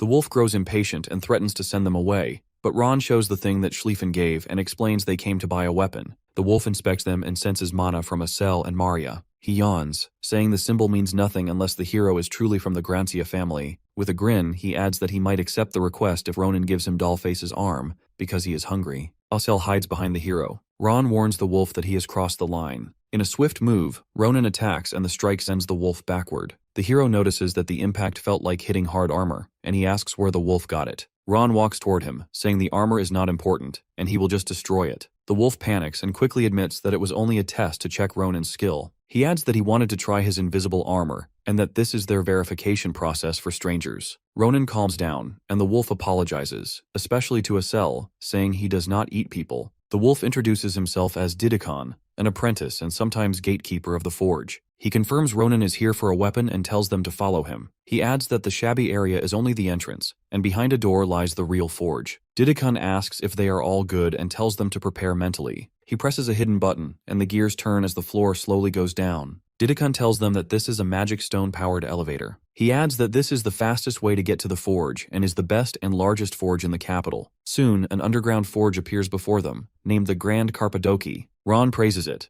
amazed that such a place exists below the capital. Didikon laughs and says that as a reward for passing the test, he will take him to the capital's best master craftsman. Ronin and his friends walk through Cappadocia, surrounded by the sound of hammers and sparks as blacksmiths make swords. The hero can hardly believe a place like this exists. Didikon explains that this forge serves only the royal family and nobles. Every blacksmith here is skilled, but the best is the elder dwarf, a master who has worked with metal for 400 years. He is stubborn, but his skills are unmatched. Without warning, Didikon kicks open a door and calls to the elder, saying he has brought a guest for him. The old dwarf, Daron, scolds him for being loud while he works. Didikon says the doorway was blocked with weapons and tells him to clean his shop. Daron complains that Didikon nags too much for someone so young, then asks if his guests are strong. Didikon says he tested Ron and is sure he is amazing. Daron looks at Ron, thinking he seems like a child, but invites him to show his swordsmanship. Ronin draws his sword, but Daron takes one glance, calls it trash, and smashes it with his hammer. Shocked and angry, Ron asks what he is doing. Daron points to swords on the floor and tells him to pick one. Any sword here, he says, is 100 times better than the hero's. Ronin hesitates, but Didikon nods for him to trust the dwarf. The hero chooses a sword and can feel the difference immediately, though he is unsure if it will change the result. He warns Daron he might destroy something, but Daron says he does not care. Ronin decides to recreate the slash he saw Navaros perform. He takes his position. Daron's eyes narrow and he recognizes the movement. The sword swings, and an explosion shakes the forge. Other blacksmiths freeze at the sound, wondering if a blast furnace exploded. Inside the shop, both Ronin and Daron stare at the damage. The hero insists he never meant to cause this much destruction. Daron asks if Ron is Navaros' student. Surprised, Ron asks if he knows her. Daron says he made her sword, a masterpiece called the Secret Sword, Urusa. Ron recalls how smooth and deadly it was. Daron admits he thought the hero was just a newbie, but now he sees rare talent. He warns that this talent makes it hard to forge a sword that suits him, and the sword he just used is already cracking from a single swing. Ron asks how to solve this. Daron says he needs the highest grade steel mixed with a special material, perhaps a byproduct of a wyvern. Ronan remembers something and pulls out an eggshell. Daron strikes it with his mithril hammer and is stunned when it does not even dent. Excited, he asks if he can use it. Ron says it is useless to him and asks if it is enough. Daron, with an excited look, says yes, and tells him to come back in 2 weeks for the best sword in the Empire. Daron tells Asel and Maria to meet the other master blacksmiths if they want weapons. Surprised, Senpai asks if he means it. Daron says he cannot send back the friends of a valuable person empty-handed. They should mention his name for special treatment. Then Daron begins hammering the eggshell with full strength, laughing at the sound. Ronan watches and thinks the old man is crazy. Far below Cappadocia, a man in white is angry at the sound of blacksmiths at work. He says that he will burn them all. A woman beside him tells him to wait. Their time has not come. She looks at the stone statues and says their plan will soon begin. They will start with the blacksmiths, then bring the empire to its knees. Staring at a giant statue sealed in crystal, she whispers that the day everything disappears in light is coming. A few days later, Ronan remembers that the best blacksmith in the empire is making his sword. His friends are getting their weapons from other blacksmiths. The prices must be high, but Ron does not care because he is not paying. He used the Grancha family symbol. The only problem is that his sword will take time to finish, so he wonders how to spend his days. Asel and Maria are busy with lessons, leaving him with no one to talk to. While walking around the school, he stops in front of the Galelian building, a place for upper-class students to train and attend lectures. He guesses Navaros teaches here too. She told him to come to her class when he had a real weapon, and though he now carries only a temporary weapon, he thinks it might be enough. While he is lost in thought,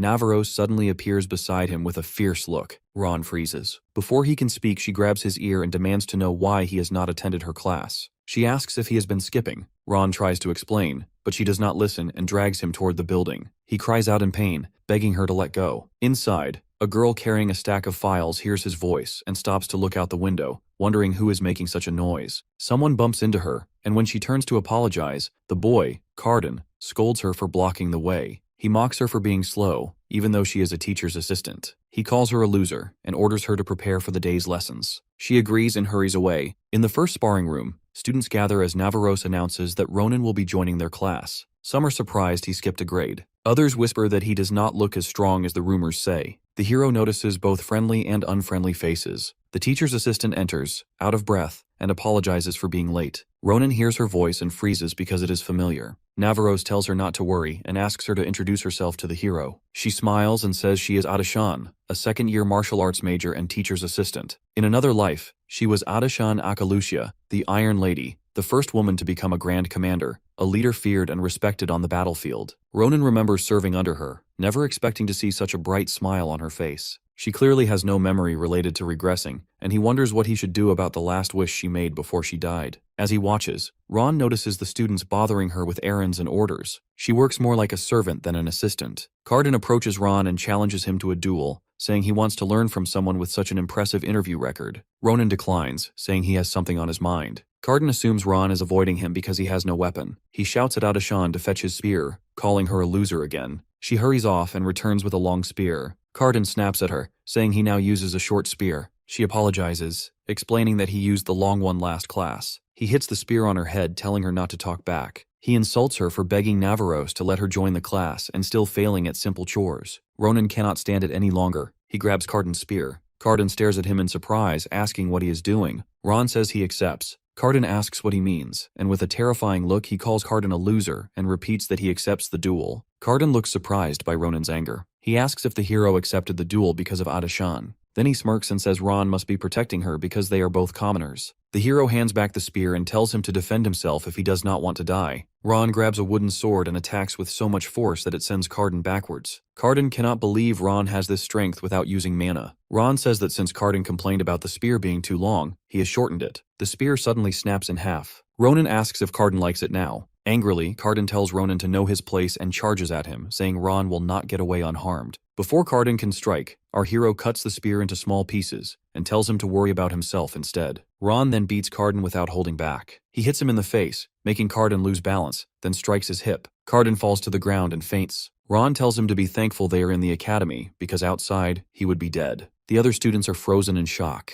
Carden is one of the strongest third-year students, yet he lost completely. Ronan turns to the others with a fierce look that makes the air feel cold. He points at a girl who had been asking for a towel and tells her to handle it herself instead of bothering others. He walks toward her, asking if the assistant teacher is her servant. The girl screams, and our hero tells her to come closer so he can beat her too. Adashan quickly steps in front of him. She says she does not understand why he is doing this and insists she is fine. Ron tells her to move. He says he cannot stand seeing her treated badly, especially by people like them. He says no one in the Empire has the right to look down on her or abuse her. He pushes her aside and says he will beat every student in the class. A firm voice orders him to stop. Navaros's presence fills the training hall like a heavy wave. She says she will not punish him for fighting Cardin, but if he continues, she will not forgive him. She tells him to drop his sword and walk away. Ron suddenly feels his body freeze. When he looks back, he sees Navaros, with a huge snake ready to eat him. This is the manner of the Sword Saint. She says what he is about to do is not a duel, and as the class instructor, she will not allow it. Ronan accuses her of knowing what Adashan goes through and doing nothing. Navaros says it is not his concern and warns him again. Ron grips his sword and says it does not matter if she is the Sword Saint, he will not change his mind. Navaros closes her eyes sadly and says there is no choice. The snake heads towards him. A loud sound fills Ronan's ears and darkness covers his sight. A memory appears. In another life, Adashan is the Grand Commander. Ron once asked the Iron Lady why she volunteered to take the position of Grand Commander when everyone else refused. She told him that someday he would understand that there are things you cannot give to others because they are your fate. He always wondered what burden she carried. In her last moments, she told him she was sorry for giving that burden to him and asked him not to forgive her. Ron wakes up shouting. He looks around and sees that he is lying in bed. Someone asks if he had a nightmare. He turns his head and freezes. It is Adashan. Ronan wakes up and calls Adashan Grand Commander. She is surprised and asks what he means. He laughs, says it was a mistake, and tells her not to worry. But this Iron Rose is confused. Ron asks if he is in the infirmary. She confirms it. Navaros told her to bring him and said she would correct his behavior in supplementary classes. Ronan knows he is in trouble and expects Navaros to be angry. Adashan asks if Ron was angry when he fought earlier because of her. He looks away and says he fought because he is a gentleman who values manners. She knows he is lying and calls him a bad liar. She asks him not to hate Cardin and the other students too much, saying she understands why they treat her badly. Ronan is shocked and angry. He says she did nothing wrong except work hard as a teaching assistant and asks why she became one. Adashan is surprised. Ron says he thinks Navaros lets students misbehave because they are young, but he will never accept a teacher ignoring bad behavior. He asks if Adashan is angry at Navaros. She smiles and says no, because she asked Navaros to overlook the student's treatment of her. Ron is shocked and thinks she's joking. Iron Rose explains she enjoys privileges she does not deserve. To attend Navaros's class, one must be a sword expert, but she took a year off and struggles to control her mana. Ron is surprised that someone so powerful once feels powerless. Adashan says she asked Navaros to ignore the bad behavior so she wouldn't burden her. She accepts humiliation as the price for her privileges. She thanks Ronan and admits she thought she was used to small troubles, but today was painful. Ron asks if she endures this to become Grand Commander. She is surprised that he knows her goal. Smiling, she says her dream is to be the Empire's Grand Commander. Even if it sounds silly for someone not yet a sword expert, she will not give up. She is confident in military science and strength, and works hard. Realizing it is time for class, Adashan tells Ron to rest before going back. Ronan thanks her for watching over him. She smiles and leaves. Later, our hero remembers her last words as Grand Commander, to tell her to stop chasing the dream and try tailoring instead, as she never tried it. Ronan feels torn, unsure how to tell her to give up. A few days later, on a weekend, our hero, Asel and Maria, go to the Grand Cappadoci Forge because Daron wants to see them. When they arrive, no one is there. Ronan is angry because Daron sent a late-night letter asking them to come and get his masterpiece. While looking around, Ron steps on a helmet and kicks it, complaining that the forge is dirty and customers are treated badly here. Senpai wonders why Ron is so sensitive these days. Femboy said that he has no idea. Ron insists they go inside. Maria asks if he is even allowed. Ron reminds her that Daron invited them and tells her to follow. They enter an elevator and Ronan presses a secret button. Going down, he complains that Daron doesn't know the basics of customer service. Deeper down, Ron sees the forge on fire and people unconscious. Asel points out a rock giant chasing blacksmiths. Ronan wonders why rock giants are there. Asel asks what to do. Ron grabs Pretty Boy, carries him up and places his leg on the elevator rails, ready to jump. Femboy is confused. Ronan tells Maria to get help and jumps down. He tells Asel to use telekinesis. Dollface uses a skill called the Invisible Hand to soften their fall. Blacksmiths are about to be crushed by the giant. Ron jumps over and destroys it. Landing, he complains that so many problems come his way in just a few days, and his head already hurts. Ronan glares at the rock giants, declaring that they're done for, and stands still with his back facing the giant. The giant throws a punch, but Ron suddenly starts sprinting in the opposite direction, confusing the giant. Our hero quickly draws his sword and slashes the giant into many rock pieces. The blacksmiths stare at the scene as one of them asks if that is Daron's guest who visited previously. The other one silently watches Ron slashing the giant and says that such a young child is killing the rock giants in one go. After a while, Ron stands on the fallen giant and calls out to the blacksmiths, demanding they explain the situation to him. Later, he expresses his shock when the blacksmiths tell him about how dozens of rock giants suddenly appeared in groups. One of the blacksmiths tells him that they don't know the cause of it either. The other explains that the giants appeared somewhere underground, started destroying everything, and killed many blacksmiths. It even grabbed several blacksmiths, including Daron, and returned to where it came from. They tell him Didakan chased after them, but he isn't good at fighting, and at this rate, they'll all become food. Ronan nods and says he understands, asking if there are any more giants left. The blacksmith tells him he just killed the last one. Ron tells Estelle that until Maria arrives with reinforcements, she should look for anyone injured and heal them. If she does it with Sita, she should be able to conduct first aid without any issues. Pretty Boy asks what about him, to which Ron replies that he's going to save those who were taken away and also needs something from Sir Daron. Meanwhile, Daron kneels down and calls out to Didakan, thanking him for putting his life on the line and coming here, but tells him there's no need for him to be here too, so he should hurry up and go. He also mentions his armor, that if it's his invisible armor, it will endure. Didakan yells at him to shut up, saying that there's already a lot going on right now, so stop saying things that tire him out and instead suggests he swing that sword. Daron refuses, saying that this sword is his best masterpiece and he can't taint it with his stupid swordsmanship. Didakan replies that this is not the time to be doing that. Just then, the rock giant roars and raises its hand to punch, but Daron is pushed back by the sewer's effect. He opens his eyes to see Didakan stopping the punch. Didakan thinks that even the defense enchantment cast on his armor is gone. If he knew this is how he was going to die, he would have made everything he wanted to. Suddenly, Ron shows up, slashing the giant into pieces, and tells Didakan to leave his back to him and take a break. Didakan asks how our hero got here when there should have been many giants along the way. Ronan turns around and says he killed them all, saving the other blacksmiths. Didakan is in disbelief. Ron then asks Daron to give him the sword since he can't use it anymore. When Daron looks at him in confusion, Ron asks if it's not his sword that he called a masterpiece. Daron quickly gives him the sword, and Ronan charges toward the rock giants, killing them in microseconds. The impact leaves even Ron in shock as he asks what the sword actually is. Daron tells him the sword's name is La Mancha, named after his favorite daydreamer. He explains that the sword is so light he can barely feel its weight, yet it's sturdier than mithril, and can withstand all swordsmanship. He didn't even cast any enchantments on it, but it possesses a trait where it restores any damage taken by absorbing blood. Ronan wonders if that's because it's made out of Sita's eggshell and praises Daron. Then Daron suggests they should get out of there, and since they are the only ones left, there won't be anyone else to save. Ron agrees and asks Didakan to take Daron and leave while he checks something out. He suspects that there is a rat hiding here, a very big one. Didakan asks what rat Ronan is talking about, to which our hero explains that something seems off. These giants aren't known for mobbing. If someone doesn't provoke them first, they're usually quite well behaved. Also, on the back of their heads he found suspicious marks, a magic circle he's never seen before. He asks Daron if he recognizes the pattern. Daron examines it, saying he isn't sure because he's not well versed in this area, but he feels the reverberation of the mana is quite crafty and concludes that this is the reason why the rock giants have gone wild. He wonders who would do such a thing, to which Ron adds that it's something they need to find out. Ron makes his way through the tunnels and caves, wondering if he's right or wrong, but the deeper he goes, the more certain he becomes. Among the rock giants' footprints, there are other prints, twice the size of a human, and a defense system type mana stone is also present. This confirms to him that someone definitely planned this. He abruptly stops when he hears voices and hides behind a wall. As he peeks to find out who they are, he sees two people, Yudin and Cyrilla, whispering to each other with their backs facing him. Both are wearing white cloaks and facing a golden rock giant. Ronan concludes that they are behind this. He glances at the rock giant and realizes the ones he fought earlier were mere children compared to this one. He sees that it's still sealed, but if it begins to move, it could cause problems. Yudin asks Cyrilla if she thinks there's an intruder, saying he's sure because the brainwashing link he cast on the rock giant has disconnected. Cyrilla replies that she believes it was done by a third party. Yudin mocks the Imperial bastards, saying they acted fast for once. He asks what they should do, since they have no rock giants left and still can't operate the golden one. With an evil laugh, he asks if he should kill them all, but Cyrilla says it's enough. She explains they've already destroyed most of the surrounding facilities, which will greatly impact the Empire's weapons manufacturers. She adds that if their identities are revealed,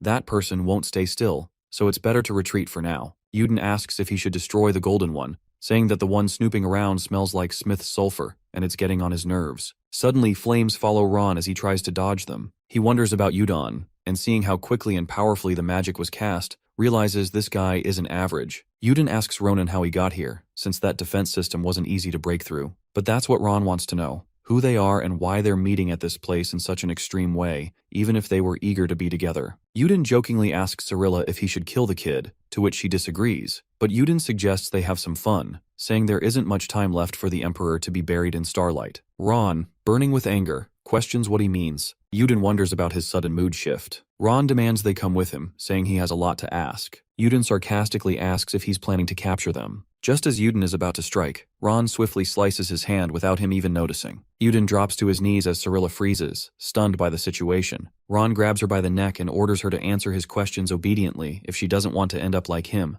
leaving Cirilla out of breath. Suddenly, Cirilla ends up summoning her mana shield, but Ron effortlessly cuts through it, leaving her in shock, and pierces his sword through her. He finds out that she is a half-elf who is associated with Yudon. Just then, an explosion echoes throughout the basement, and Yudon is standing firm in front of Ron, warning him to stay away from Cirilla. But Ron confidently claims that it's over for them, and offers him a choice. Either listen obediently, or he'll let that elf have a taste of death. Purposefully, Yudon chooses to listen, but suddenly Cirilla smiles, making Ron wonder why she is suddenly smiling. Seconds later, the giant becomes active again and strikes a powerful blow toward Ron. He freezes for a moment, then tries to block the attack but fails and ends up hurting himself. Yudon runs to Cirilla, asking if she is fine. Cirilla reassures him, thanking him for diverting Ronan's attention, or else she wouldn't have been able to use her magic to activate the giant. She also mentions that the giant is heavily damaged, so she was only able to activate its arm. Yudon asks her to go to the church and report the situation while he puts an end to this. Cirilla, out of concern, asks him to be careful and warns him about Ron, saying he is a monster in the face of a child. Yudon agrees and decides to kill him because if he lets Ronan live, he will become a huge threat to them. Just as Yudon is thinking this, Ron slices him down into pieces before he can even react. Cirilla stands stunned, wondering how he can do that when he's so badly injured. Her body isn't responding the way she wants it to. She is mad, but since she isn't sure they can win, reporting the situation to the church is her first priority. Cirilla warns Ron that she will find out everything about him and take everything away from him, his family, loved ones, and friends. Ron realizes he can't let her escape his grasp, as he barely managed to find a clue about the situation,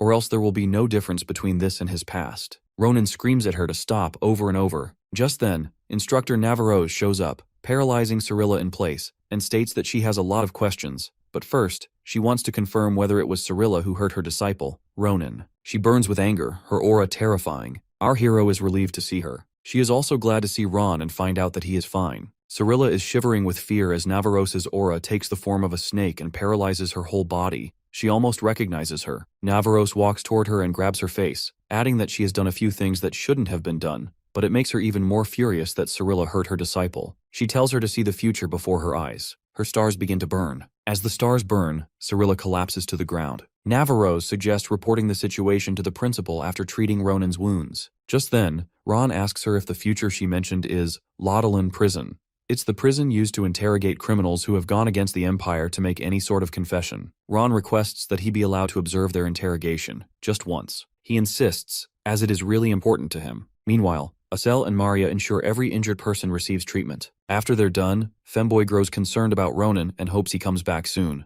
Just then, Ron shows up and says he received a brief summary on his way about their hard work. Senpai brought more backup forces, while Pretty Boy and Sita saved half of the craftsmen who were buried. But there is still something for which Ron must leave. A few hours later, at the secret rendezvous point for Laudelan's convoy, Navaros and Ron stand on Grengno Forest Cliff, with Cirilla and Yudon laying there, waiting for Laudelan's escort to arrive. As the escorts reach the spot, they mention that they received a call from the Empire to escort the criminals. Navaros hands over Cirilla and Yudon to them, warning that Yudon has an incredible regenerating ability. They acknowledge the warning, adding that this kind of fun object has come to them for the first time, and take their leave. They assure her that they will contact her as soon as the interrogation is over. As they leave, Navaros informs Ron that 1 week will be enough time for them to open their mouths, and she will let him know once she receives the call. Afterwards, time moves quickly. With the support of the Empire, the restoration of Grand Carpadoki proceeds rapidly, and Ron returns to the Empire, spending his time taking supplementary lessons from the instructor. A few days later, at Laudelin Prison, while interrogating a criminal, the interrogator mentions a guest will be visiting him soon. Instructor Navaros and Ron arrive at Laudelin Prison. Interrogator Karaka, in charge of the new criminals, receives them and suggests they see the prisoners first. Ronan finds it hard to believe that this nice, old-looking man is an interrogator, but Navaros insists not to judge a book by its cover, as he will soon understand why this man is called the worst nightmare. On the way, Karaka gives them a summary of the interrogation. Their organization is called Nebula.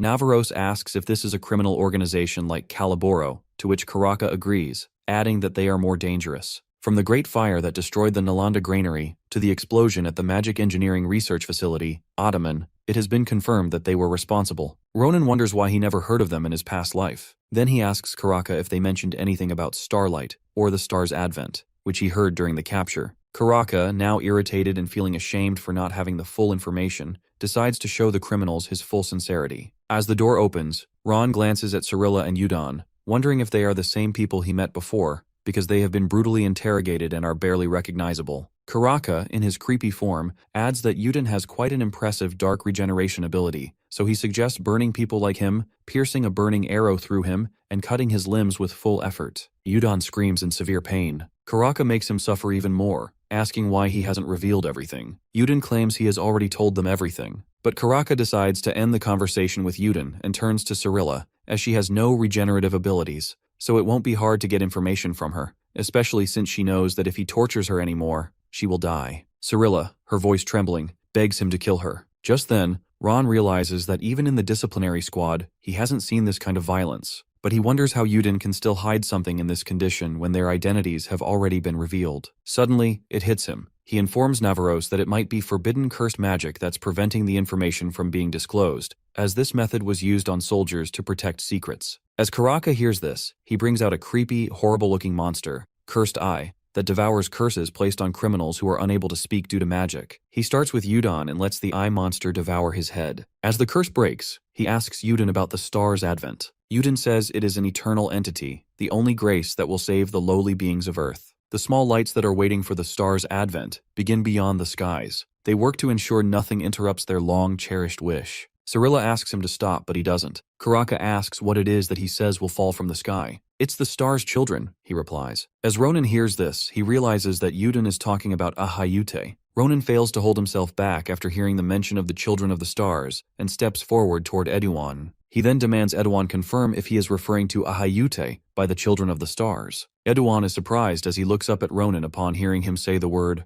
Aayut. He questions our hero about it. However, blood starts to drip from his eyes and mouth, and his face begins to disfigure as if it's about to burst. Before the situation can escalate, Karaka pulls Prince Charm back and creates a magical shield between them and Eduan. Suddenly, a great amount of light begins to emit from Eduan's face before it explodes completely. Later, Karaka remarks that he didn't expect it, as such a thing happened even though the cursed eye had absorbed the curse. Looking at the fuming mess of Eduan's body lying on the floor now, Ronan inquires in horror if this is a usual occurrence. Karaka refuses, revealing that it rarely worsens to this point, and concludes that the curse might have been cast in two parts. The first part must be to ensure the person does not reveal anything about the star's advent to anyone outside their organization. The second part activates when words related to the star's advent are mentioned, causing the curse to explode. He then places his hand on Ronan's shoulder, which startles him, and states that if he's right, then it must be some kind of secret information within Nebula. Out of curiosity, he then inquires about Ron's awareness of such confidential information, claiming that he must know something as the interrogator of this case. Ronan reveals that there isn't much to tell, except that he happened to hear it by coincidence. His statement confuses Karaka, so he questions what Prince Charm means by coincidence. Thus, Ron reminds him how he was the first person to find them in Grand Carpadoki. That's when he picked something up while eavesdropping on them. To further explain, Ron reveals that he didn't consider the piece of information to be significant until today, when he changed his mind and began thinking that the word Aayut might be important. Once he has explained himself, he removes Karaka's hand from his shoulder and apologizes for interfering due to his sudden excitement. Karaka believes Ronan is hiding the truth, but despite his conviction, he is compelled to step back when Navaros unsheathes her sword and places it at Karaka's neck. She demands he stop and angrily asks if he dares question her disciple, Ron, in front of her. Scared by her move, Karaka immediately backs off, and calling her an unprecedented sword saint, claims he was merely double-checking since it's always better to be cautious. Once all is settled, Karaka puts the cursed eye over his shoulder, exclaiming over the loss of it, as they're highly difficult to kill, unlike most fantastical monsters. Seeing it get compared to fantastical monsters, Ronan surprisingly asks if a cursed eye is that powerful. Karaka affirms and states that despite their capabilities, they look cute if observed closely. Turning to look over his shoulder, Karaka asks Prince Charm if he wants to touch the cursed eye but suddenly stops mid-sentence. His eyes widen in surprise when he notices that the cursed eye has changed. Trying to think if it absorbed a curse from someone, he considers how it didn't even go near Cirilla. That's when he realizes it could have absorbed a possible curse from Ron when he grabbed Ronan's shoulder earlier while using his mana shield.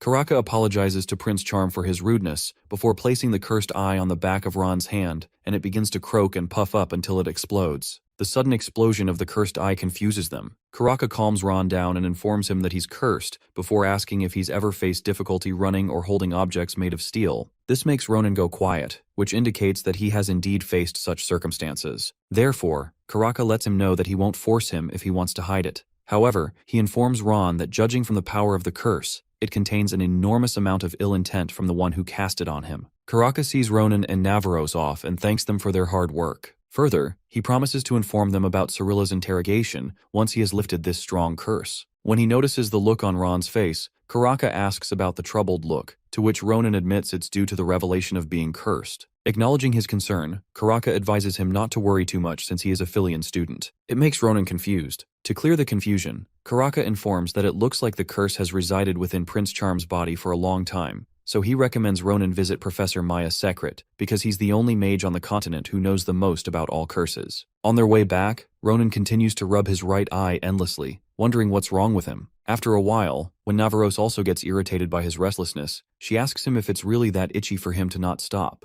Ron affirms before telling her that he thinks it's been like that ever since he touched the cursed eye, so she explains that it's one of the most common symptoms that appear when a curse is getting weaker. Thus, he doesn't need to worry. Ronan thinks about how Navaros isn't just skilled, but also a nice person, and gets suspicious about her since he never heard about her in his past life. Thus, he wonders if Nebula Clazier did something. The next day, Ron meets Adashan in the Sherry Forest, a training area for magic students. Iron Rose cheerfully greets him and welcomes him, happy to finally meet him after the midterm exams. She expresses her joy that they've gotten to meet because of their instructor, and then proceeds to ask him about his well-being. After seeing her, Ron remembers that he was supposed to think about something to do regarding the Grand Commander matter, and decides to laugh off her current statements. Thus, when he greets her cheerfully in return, she informs him that all the guys who were wary of Carden have become much friendlier since that day. However, she adds that she's a bit concerned that Carden gets scared whenever he sees her. Adashan notices the worried look on his face, and brings up how she heard from the instructor about having to undo Ronan's curse. He confirms the news and tells her that he's come here because he has to meet Professor Secret.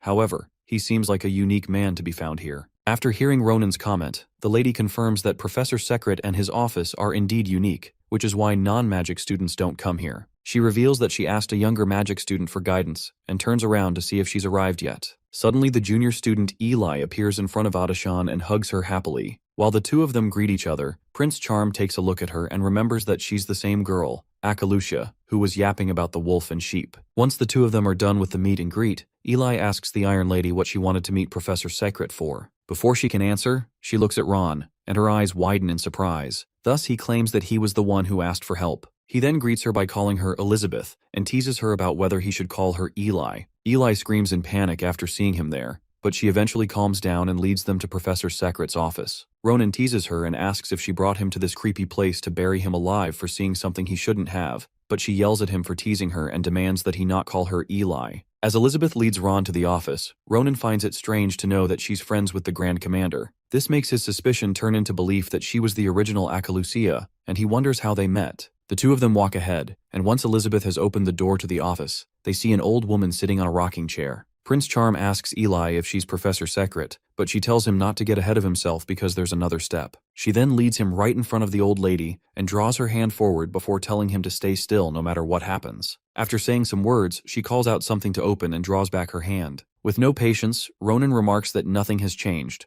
until the old woman's mouth opens and keeps on getting bigger. When it's big enough for them to walk inside, it stops growing, but Prince Charm's astonishment grows instead. Eli advises him not to move, and they get teleported to another place. After arriving there, she informs him that this is Professor Secret's real office, and says another spell. Ronan looks around the place and can't believe they just entered through such a strange entrance. While Ron is busy calling the place weird, Professor Secret arrives and immediately recognizes him as the one sent by Navaros. She approaches Ronan, and with the help of her fingers, she opens his eyes and claims that she can feel something determined within him. After taking a look, the continent's best curse artist, Maya Sekret, calls Ron an interesting child before passing a smile to him. Professor Sekret touches Ronan's eye and reads him. The hero is shocked and wonders if this child is really the professor. She notices his reaction and smiles kindly. She tells him not to be surprised and says she has her reasons for looking this way. She reveals she is already 80 years old. Ronan is shocked again and wants to ask how she looks so young, but she cuts him off and tells him to focus on why he came. She snaps her fingers. Ribbons with ancient letters appear in the air. She says removing the curses on Ron is more important. Ronan looks around, confused by the strange letters. The professor studies them and says she didn't expect this many curses. Some of them are very old and dangerous. Even the skillful ones cannot touch these. Ron asks if the curses can be removed. The professor says yes. Even with so many curses, she can handle them. A magic circle appears below the hero. She says she came ready for this. She tells Ronan that she will send him into a world inside his mind, where the curses will appear. The hero just needs to find the root of the curse and destroy it. Ron repeats what she says and asks how he will know which one is the root. The professor says he will feel it when he sees it. Then she releases blue mana from her hand. She touches Ronan's forehead and wishes him luck. Her finger glows, and the hero suddenly falls into a strange space. A few seconds later, his surroundings form. He is now inside his memories. Ronan looks around and sees a familiar place. It is his old house, the one where he lived with his sister Iril. He wonders if the root of the curse is inside. Then someone with silver hair runs past him. He hears a familiar voice. It is young Iril. Iril is looking at a baby. She asks why Ron is always sleeping and if he is sick. Their mother tells her that babies need sleep to grow. She says that if Ron gets sick, Iril must take care of him because she is the big sister now. Iril promises to protect him forever. Ronan realizes this is when he was just born, and is surprised by how cute and innocent he looked. Suddenly the mood changes. A man with a dark presence enters the room. Ron feels heavy and cannot move. The man walks in and is greeted by Iril and their mother. Ronan's mother says she didn't expect him so soon. The man says something, but Ron cannot hear it. The mother points to Ron in the cradle and smiles. She is about to say Ron looks like him, but then the man's hand glows dark. He casts a spell on her. She becomes dizzy and falls unconscious. Iril is confused and asks what happened. The man casts the same spell at her and she also faints. Ronan panics and shouts Iril's name. He forgets that this is a memory and tries to stop the man, but something blocks him. The same ribbons appear on the man's hand as he walks toward Ronan and he recognizes them. A bright light flashes. The hero blocks his eyes and realizes this man is the root of the curse he must destroy. The professor was right. Outside the memory realm, Professor Sekret's hands tremble. Her mana is almost gone, even though she came prepared. She says Ron's curse is too strong. Elizabeth asks how many curses are in Ronan, and the professor says around 10. Elizabeth stutters and says no wonder the professor's mana is draining. Removing that many curses is too much. But Sekret, with a serious look, says no. The curse she is facing right now is just one. In his memories, Ronan looks at the dark, shadowy person staring at his unconscious mother and sister. Then the man leans down towards a child and whispers something. As the man passes him by, the confinement lifts, and the hero runs towards his mother and sister to check on them, but they just fall asleep. He calms himself and decides to kill that man. He runs in the man's direction, but when he sees him standing quietly, waiting for him, he realizes the man must want something from him. Burning with anger, Ron takes out his sword and rushes to finish him off, as he had laid a finger on his family. The man is ready to strike back and block Ronan's attack, overpowering him. It shocks the hero how a mere curse can be so effective against his sword. He tries to move again, but the man cuts him in many places, making Ronan scream and kneel on the floor. Ron is in disbelief and wonders why his sword can't reach him, then senses the man walking away. He gets curious whether the man is going to leave without doing anything to him. He stands up, thinking he can't let this happen because he still has something to ask him. He gets up, holding his wounds, and yells that this isn't over. He asks why he did that. His family's tones, expressions, and actions were affectionate, and they wouldn't act that way with just anyone, so that must mean he is him. Ron asks why he did that, why he made his mom and Iril sad, even placed a curse on him, but still has no excuse or explanation, and yet he still calls himself their father. But the man doesn't say a word, and Ronan beheads him, saying that it's okay if he doesn't want to talk. He will just find out himself, so he should get out of his body. Just then, the hero wakes up with a jolt, holding his throbbing head, and finds himself in separatio. Professor Sekret, behind him, asks Ron if he feels fine. Ronan turns around as he feels dizzy. He looks up, and as the view gets clearer, he recognizes Professor Sekret. The professor is amused that the hero recognizes him so clearly. He praises his good senses. Just then, Ronan asks him why he looks aged. The professor tells him to stop thinking about it and instead asks if he feels a bit different. Ron says that from the moment they met, he sensed that she was not an ordinary person, but now he feels like his initial thoughts were just understatements. Later, Professor Secret explains that the curse inside the hero used all his memories, even ones he had never known of, to create the background. She asks the hero if he really thinks that the curse on him was placed by his father. Ron agrees. He tells the professor that he is sure about it because, at the very least, he has heard things from his mother and sister. He angrily says that it happened when his father messed up his family. He felt a sadness inside him that must be the reason he got so riled up too. Then the professor asks him if he also doesn't remember any memories of his parents. He says that it's like they are still in his head, but he can't seem to recall them, like they were cut off. Professor Secret concludes that not only his mana, but his existence had vanished too. He tells Ronan that it must be his father behind all those memories being gone. When the professor tells him that the reason he was able to use mana before destroying the curse is because he recovered his lost sense, Ron looks at his hands and realizes that the meaning behind the shiny strands around his hand is the mana they hide. The professor tells him that, just like other students, one day he might be able to use mana as well. That is, if he removes 2 of the curses from the 9 curses he has on himself. Then she tells him to go, as the sun has started to rise. Ronan suddenly notices that Secret just got younger. He casually comments if she changes forms based on the days. She suggests he stay collected, as he must be burdened by all this. He agrees and decides to rely on the professor in the future as well. Meanwhile, somewhere else at the same time, in the Grand Carpadocus basement, the head of the Grancia Duke family, Joseph Sinovan de Grancia, stands there admiring a huge rock monster. Upon the arrival of Dolan, the Duke asks him about the recovery efforts. Dolan informs him that they're going smoothly and that things will get back to normal. Additionally, he says that he found who the active student was here and suggests the Duke meet the student in person. Then the Duke orders Dolan to vacate the basement when the golden statue suddenly attacks him. The Duke grabs his sword and effortlessly slices it into pieces, as he is in a hurry to meet the young hero of Fyian. The next morning at the dormitory, Ronan wakes up to the sound of his door banging. As he gets to the door, Dolan stands there. The hero gets a bit rude to him. From behind, the Duke comes closer and asks Ronan respectfully if they can have a chat with him. When Ronan finds out that he is Duke Grancia, he is shocked. They show him the scabbard which was furnished just the day before. When he sees this, he asks why they bring such a gracious thing to him. The Duke wanted to show his gratitude for the family,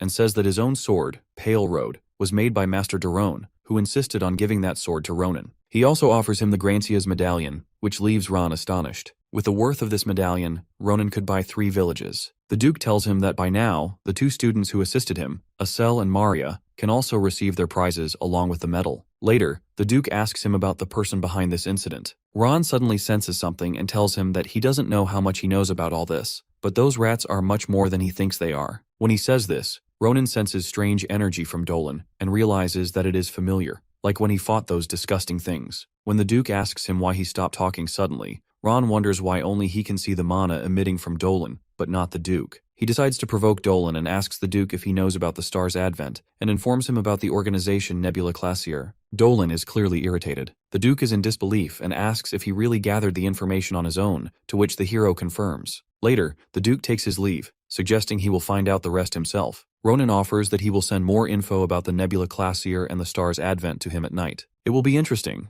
especially the part about Aayut. Dolan's eyes widen as he hears this. Later that night, when Ronan is sleeping peacefully, Dolan attacks him but suddenly finds the bed empty. Suddenly, Ron stands behind him and mentions that he already predicted he would come, so he brought a guest for him as well, young Master Schlieffen. The master orders Dolan to explain himself. Earlier that evening, Ronan went to invite Schlieffen to his place. He told him that tonight he would be attacked by Dolan. At first, he denied it, but upon insisting, Schlieffen agreed. Ron also adds that he will be getting rid of one of the rats who infiltrated his family. Back there, Dolan aims his sword at Schlieffen. Ron feels his body getting heavier due to Dolan's strong mana. As Dolan charges forward, Ronan tries to block his attack but ends up getting hit. Dolan claims that Ron ruined their friendship. When Schlieffen asks why Dolan is betraying them, he clarifies that he was never a Grancia knight to begin with, so he is not betraying anyone. Schlieffen's face goes blank, and he leaves him on his own. Just then, Ronan blocks Dolan, leaving him shocked, and mocks Schlieffen, saying that he made things quite annoying for him. But who knows that the young master will shift to his true form and charge toward Dolan, saying that it will be a bloodbath in Grancia for a while. He endures all of Dolan's mana with full force through his own mana. Dolan wonders if he was hiding his true powers, as he seems stronger within a very short period of time. Just then, Ron again strikes him, which he dodges smoothly. The noise is getting loud, and Dolan realizes that professors are going to come here. He thinks to himself that it was a bad idea to come alone when he knew it was going to be against the 2 of them. He wants to retreat and hide until he gets the opportunity to kill. Suddenly, the young master flies into the air with his sharp sword, saying that unlike his father, he can't use the Tempest sword easily. However, no one would be harmed if he were to use the Tempest sword, except Dolan, who is a traitor. He uses the Grantia family's generational secret sword technique and hits him. It creates a large smoke tornado. When Dolan speaks slowly, his star fades. He goes into the ground. The young master puts the sword back, saying that from this day on, no one in the family will recall Dolan's name, as he wasn't even a Grantia after all. Ron smiles and tells Schlieffen that he seems pissed, having dealt with it so flashily. He wonders how they'll be able to hand Dolan over to Laudelan since he's in a dead state. But according to Schlieffen, he didn't harm him that much, though he's not entirely sure. Just then, he tells Ronan that he needs to inform the household as soon as possible. Suggesting they need to track down the traitor, he takes off running, leaving the rest to the hero, confident things will be fine with him. Ronan, irritated, shouts in anger that Schlieffen can't just leave everything to him after destroying it,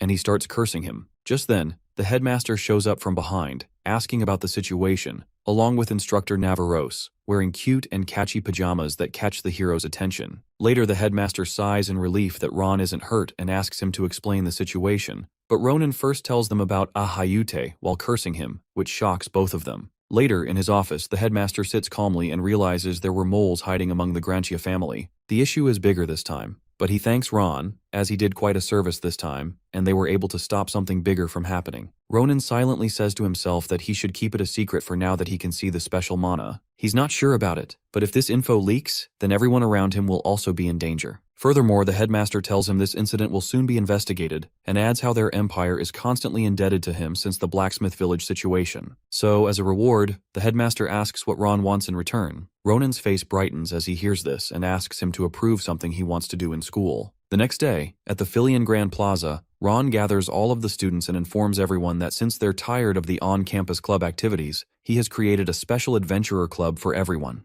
Everyone becomes curious and raises questions about it, to which Ron explains it is a purely constructive club with external activities, including actual fighting. To raise new talents who will contribute to the Empire, it's the only club where they can go out with the headmaster's approval. Everyone is excited. He further informs them to visit Galelian Building's first arena if they want to join the club, during the scheduled interview hours. From far behind those students, a mysterious lady with a red scarf on her head looks at Ronan and wonders about him. A few days later, at the Galelian Building, Ron sits hopelessly, wondering why there's no one except Senpai in a cell. Maria explains it's due to the reflection of his so-called interviews over the past few days, how he beats everyone, calling it an ability verification trial, and for those who manage to last, he says terrifying words like, "Are they prepared to sacrifice their life for the club?" Acel also hears rumors spreading throughout the school that if they join the club, they must have at least 10 lives to last long. But Ronan refuses to back down, as according to him, real fights are all about this. He actually needs those who are promising. Just then, Braum stands up again to fight Ron.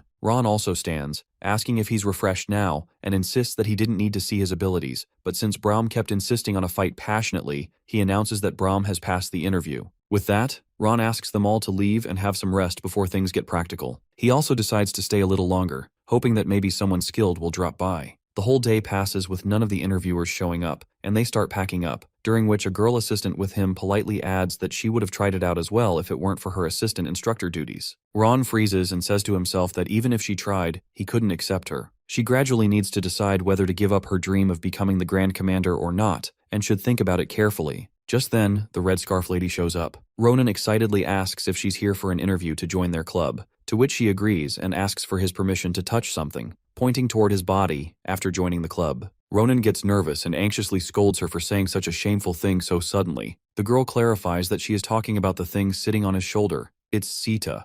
Ron, relieved, says she should have mentioned that from the start, and informs her that she'll definitely be able to touch it after joining their club, as this little animal is always with him. Ron finds this student a bit strange, as he didn't sense her until she got this close. Moreover, Ron first asks for her name and grade, then tells her to demonstrate her techniques over a magically engineered doll. Magic Major Jr. Ophelia D. Knight responds and starts her demo. As energy surges through her body, dark, strong energies surround her. They are both astonished to see that dark attribute magic and its mana are contorted this perfectly, but Ronan senses something more interesting, the blood-red energy exuding from the center of the mana. It's a shadow clan. Soon enough, as the thick fog settles down, she destroys the doll and passes the interview. Just then, seeing Ron's curious face when he notices something, she uses her telepathic magic to find out his question before he even asks. She tells him to leave it just with him knowing, or else it will be annoying for her. Instead, she suggests moving somewhere else because she wants to ask him something as well. Later, Ophelia takes the dream bird in her hands and finds it interesting that it is born from containing the mana in the area. Ron comments that she is just as interesting to him because he heard they left the Empire a long time ago and that they are vampires. She explains that not all of them left. Some still remain and live in hiding, as they don't like tiresome things. Ronan understands that the reason she approached to join the high-profile club is because of Sita's mana. Ophelia agrees and informs him that she felt the energy of blood magic when she first saw it at the plaza, her species' innate magic. After discovering that Sita uses the abilities of a vampire, Ron isn't shocked, as the very first thing Sita did after being born was absorb blood. It makes Ophelia concerned, and she asks him how long it has been since Sita was born. Ron, completely clueless, struggles to tell her the exact age but ends up declaring it to be 2 months. Ophelia finds it strange, as Sita is already exuding blood mana of high density. Suddenly she asks him something and pleads with him to complete her request, mentioning something about research. The next day, Ron and his club members stand in front of a special adventurer club building and acknowledge the headmaster's generosity, as they dedicated a whole building to them.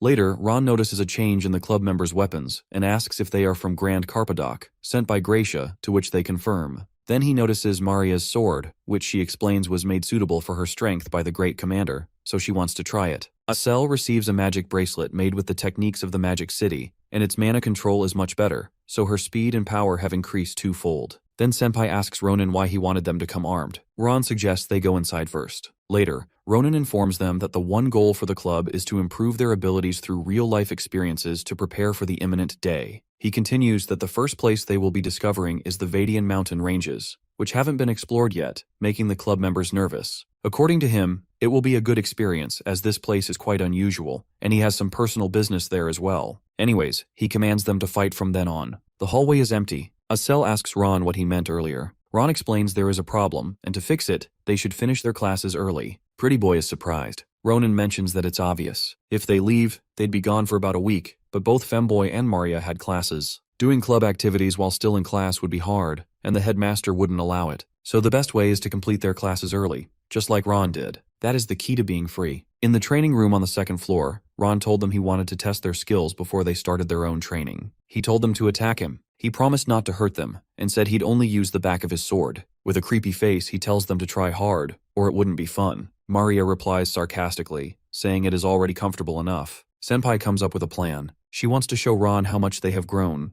Acel understands, and with that, Maria pulls out her sword and rushes at Ronan. She struck the ground hard. Ron praises her strength but doesn't know why she hit the floor. Then he sees the broken pieces floating. Femboy is using his powers. The rocks float around him and he tells Maria to start. Acel throws the pieces at Ron, who dodges quickly. Ronan praises his better telekinesis and cuts the flying pieces. But then, Senpai surprises him by predicting his move and gets close. She tells him not to block but to dodge, then swings her sword. Ron stepped back just in time. He is amazed. If he hadn't moved, he would have been hit. Maria doesn't stop and attacks again, blocking his strike, looking worried while Ron was enjoying the fight. He was pleased that they had both improved a lot. Pretty Boy attacked again to push Ronan away from Senpai. A big chunk of the ground flies at him, which he sliced smoothly. He praises both of them as it is clear that they had trained hard, especially Acel seemed like a new person. With that, training is over, and Ron believed they would get even better in 2 weeks. Just then he insists on starting special training immediately, which makes Femboy and Maria run for their lives. From that day, Senpai and Acel trained hard and lost sleep. 2 weeks later, Ron gives the headmaster early completion certificates for everyone in Ronan's club. Ron said it wasn't for all subjects, but it was enough to get permission to leave school. The headmaster kept his promise and wished them safe travels and good luck. The next day, the club's first adventure was at the Vaidian Mountains. Maria is amazed as the mana is pure, even at the entrance. Braum is excited and asks Ron what to do, to which Ron tells to wait, and they are still far from the core. He will tell them after reaching. Then Ronan told them that their goal was to find a special item. The wind blows toward the Olympian temple. It carries a sound that the elf could hear. The elf senses someone has entered the rough land. He decides to meet the guest he hasn't seen in a long time.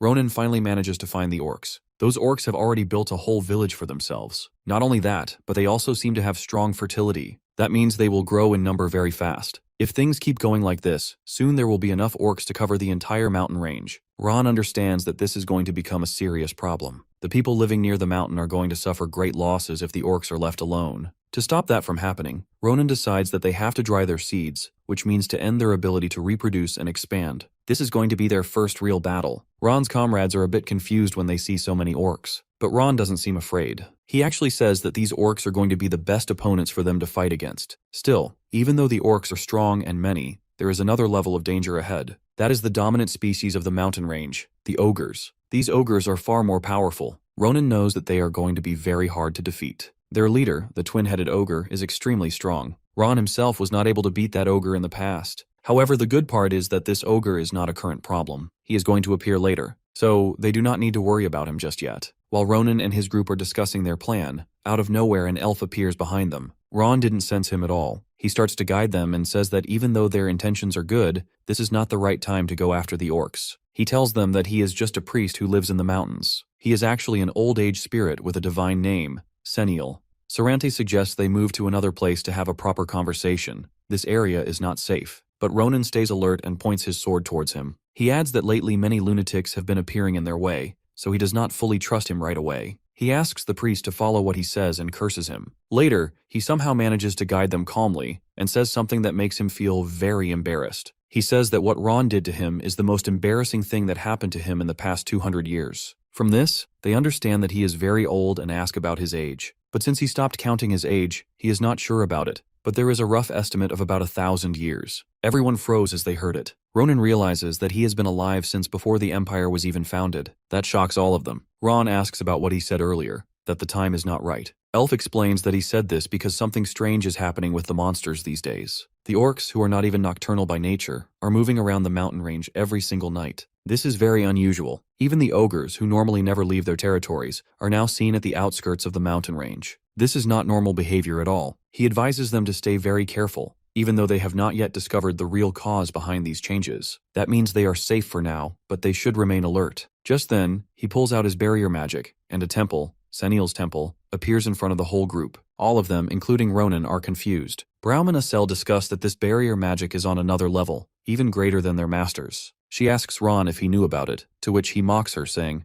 "Can't you notice my surprised face?" He realizes that it's not an ordinary elf. When they reach the temple, he takes them inside and shows them a huge boulder. He says that he serves this boulder, but the backstory behind the boulder might be boring for them, so he does not explain it further. Instead, he just offers them a place to rest. He tells them that the temple has many empty rooms. They can rest comfortably and ask him for anything they need. Just then, Maria mentions that it's a good time to ask about the thing Ronan wanted to know about, the cursed eye habitat. As soon as the priest hears this, he becomes shocked. He asks why they would look for such a monstrosity. Is it because of the curse on him? He understands that strange and dangerous vibe around Ronan was due to this reason. He asks Ron for some of his time because he wants to talk to him in private. Ronan agrees, and both of them go to a quiet place. The elf first starts by telling Ron that from the moment he saw him, he did not feel like Ronan was a normal student. This gets Ron thinking if he is slowly getting swept up by his flow, even without knowing. He wonders whether this elf is really not related to those mysterious people. He thinks about how this priest did not show any reaction even when he mentioned the name Aayut. He didn't sense their mana either. That makes Ron doubt if he is truly not involved with them. Just then, the elf gives a cup of tea to our boy,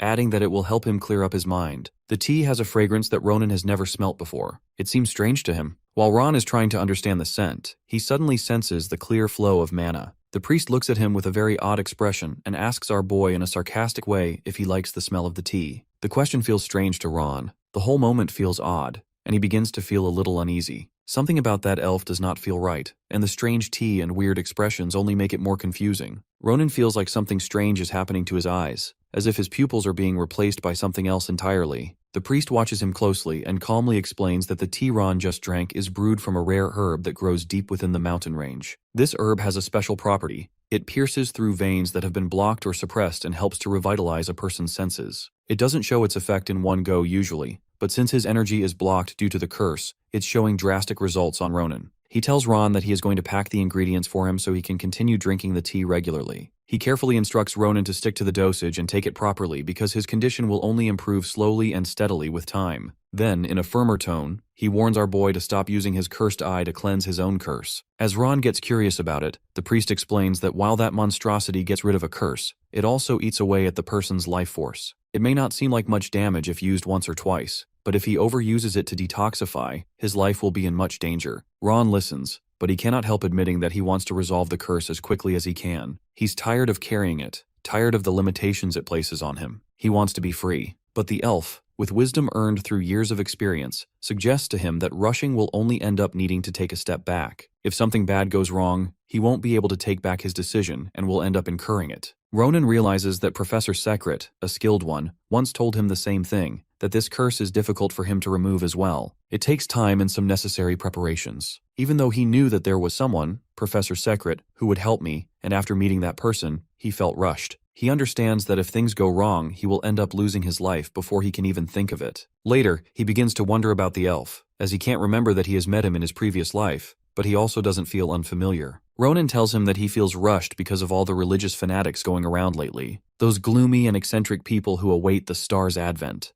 As the priest hears this, he wonders if they have already begun to move again. Later that night, after Ronan has left to rest, the priest stands quietly by his sacred boulder and wonders if those fanatics that Ron mentions are the same group he has heard of, and if they are preparing something dark. If they are indeed the same people, then innocent lives will be lost again soon. He stands there in the silence, questioning himself. Should he still stay back and watch all of this happen without acting? Or is this child the answer that his boulder is giving him as a sign? Just then, Ronan walks in quietly and calls out to the priest. Sarante, the priest, asks him why he is up at this time. Is it because of his uncomfortable bed? But Ron mentions that he just wanted to drink some water, but as he looks at this boulder, it fascinates him. He further asks if that boulder has any hidden meaning. Sarante begins to explain that every 1,000 years, their spiritual order moves 1,000 boulders to the empire's most remote corner, a place called Da Kanja. That land is constantly covered in rain and storms, and most of the boulders placed there do not last longer than 200 years before vanishing. But those rare few that survive the full 1,000 years transform into representations of Senial divine order. He tells Ronan that he still remembers a little bit of the day when he and his brothers moved this boulder. Ron understands and asks how he comes to be alone, as it seems like there have been many priests. Sarante shares that everyone has their own situations, and it is not as easy as it seems to devote their life to the God who never answers. Sometimes, he feels the urge to give up and live freely like any normal man, but every time he is about to walk away from all this, a hunch finds him and makes him stay in place. He believes deep down that one day, that very boulder will play a role in saving the world. It felt like a duty that he couldn't pass over to anyone else. As he taps his hand on Ronan's shoulder, he adds that it seems like the time has come nearer. A day later, keeping what Sarante set aside,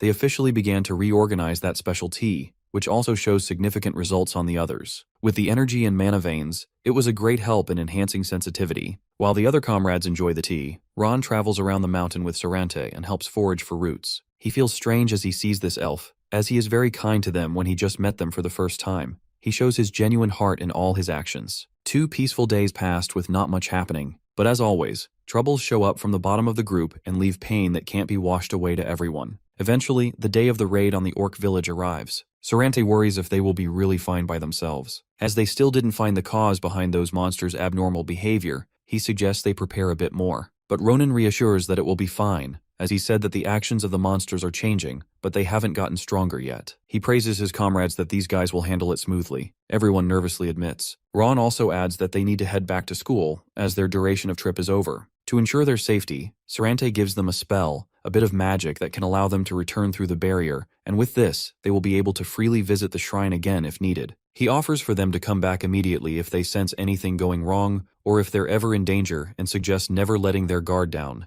as the forest is dangerous and quite dark for them to be this strong. Back there, in the forest, nights get dark, and Brigia roams around with her sharp sword with blood on it. She is walking around to find Sarante. With her firm voice, she says to herself that she will meet him herself, as with those idiots she can't pull him out easily. Ronan looks at the orcs and realizes that the orcs had raided a nearby village. He orders his comrades to fight as they advance forward to fight the orcs. The orcs gather together admiring the jewelry that they stole after killing innocent people. Ron helps Acel as they work together closely, managing to take down several orcs one after another. Our boy appreciates Femboy, saying that her accuracy is crazy, and asks if she is feeling it now. She hesitates but follows his orders, taking down the orcs. Acel looks at the bloody corpses of orcs lying down. She lets down her ears, saying that she will receive divine retribution for this later on. Ronan puts his hand on her shoulder, assuring her that if they were to receive a punishment, they would all receive it together. Others also console her, saying that they are together. Brown says that it is obvious that she is the one to receive the biggest punishment, making Pretty Boy cry again. Ron looks at his group, thinking that everyone got a chance to show off their abilities in a real fight,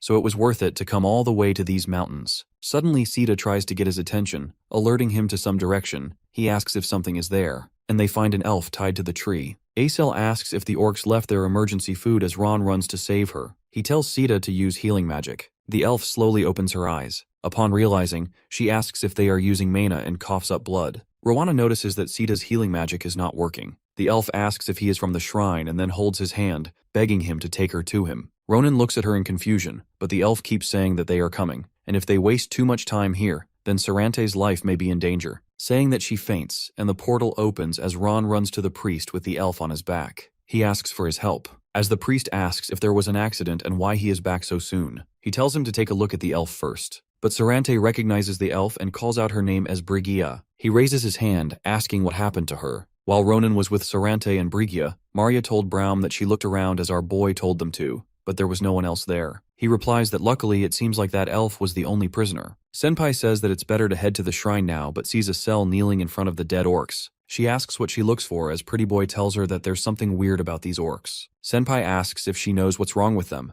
to which Femboy tells her that she has never seen something like this before, and it seems they were hidden with double magic until now. She notices that they have magic circles. Sarante carefully tends to Brigia and tells Ron that he has finished the first aid, and he'll be able to relax for a bit now. Ronan asks if she will be okay because even the healing magic didn't work, and asks if she has been possessed by some weird poison. Sarante assures her that he has given her an antitoxin first, so she will be okay. He further adds that he is in our boy's debt now, and if it weren't for him, he would have lost his precious sibling. Ron gets confused hearing that, so Sarante informs him that she is one of Sunil's believers that remain in this world. She once had the deepest faith. He asks Ronan since he has saved someone like her for him, so how can he repay his debt? Our boy suggests not to speak so highly for him, and instead asks him to spill who they were that she was talking about, trembling through fear. Sarante took him near that very boulder. As he stands tall, with a tense voice, he explains that he doesn't know much himself. They are a religious order that worships an unknown being who they accept as their god. Their identity is still hidden.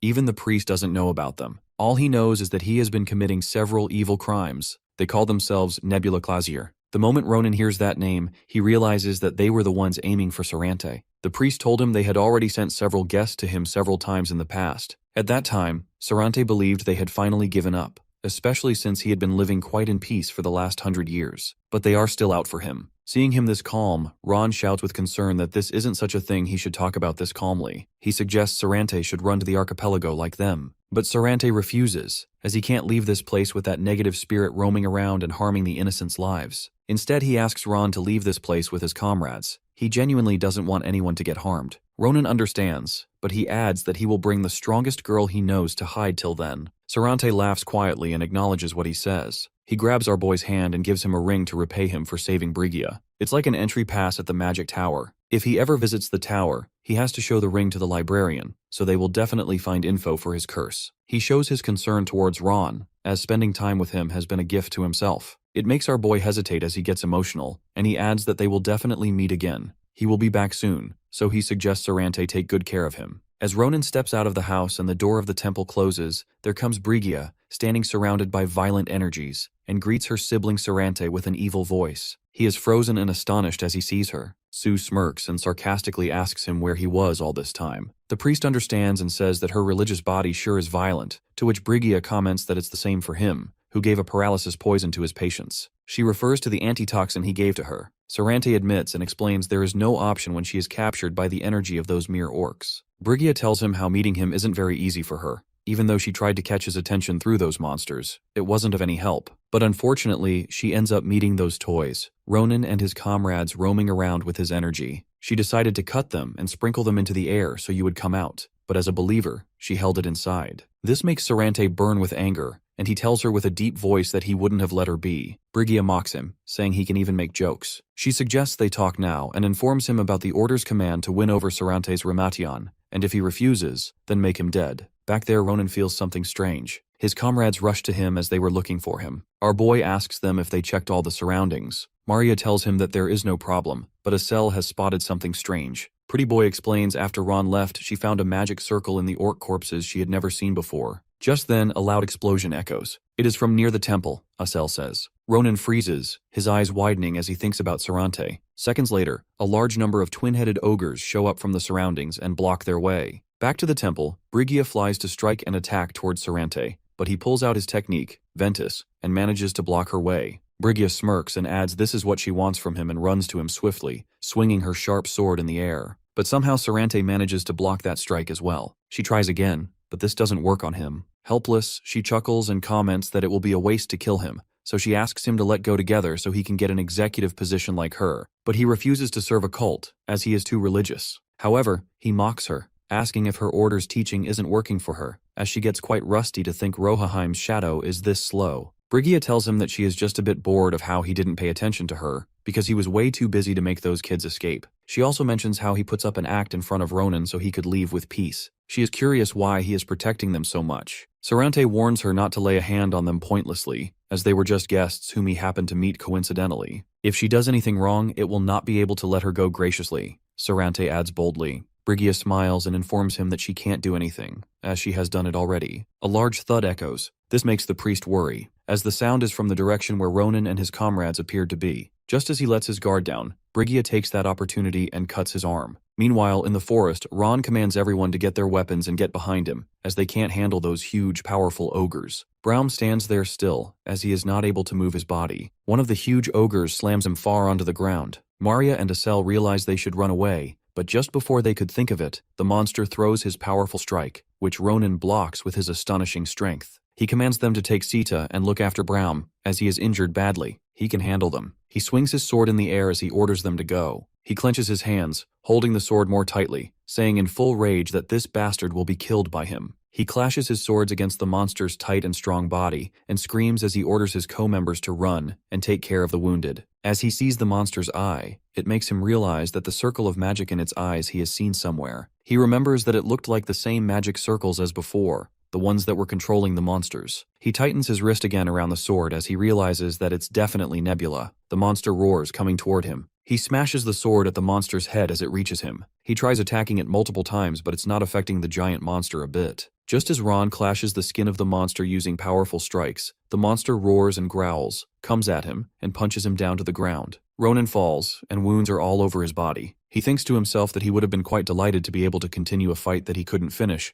but that monster hurt his comrade in front of him, which is unforgivable. Rage fills his body, and he curses that monster, warning that he is dead now. With that, Ron flew towards him to give him a good strike. The reason that he couldn't defeat those monsters in his past is because he didn't have a way to pierce his head with a fatal hit. But things have changed now, as he has learnt techniques from his instructor, and he can slice through him. He uses his Navaros-style fourth form technique, and with a revolving sword, he just slices every corner of that monster's body. Ronan lands onto the ground and asks the monster to die already. 1 minute of silence, and then huge thuds are heard throughout the area as the monster falls, breaking down in small pieces. As he puts his sword back, Ron realizes that he still has a lot to learn, as it takes him way too long just to defeat that monster. Later, he rushes towards Asel and Mariah, asking about Braum and if he is fine. They tell him not to worry, as Sita helped him and gave him basic medication, but he still needs a proper checkup. For now he is better, Senpai says. Ron sighs as he feels relief hearing that. Just then, Femboy asks him about what he will do now, to which Ronan replies that he is going to Sarante.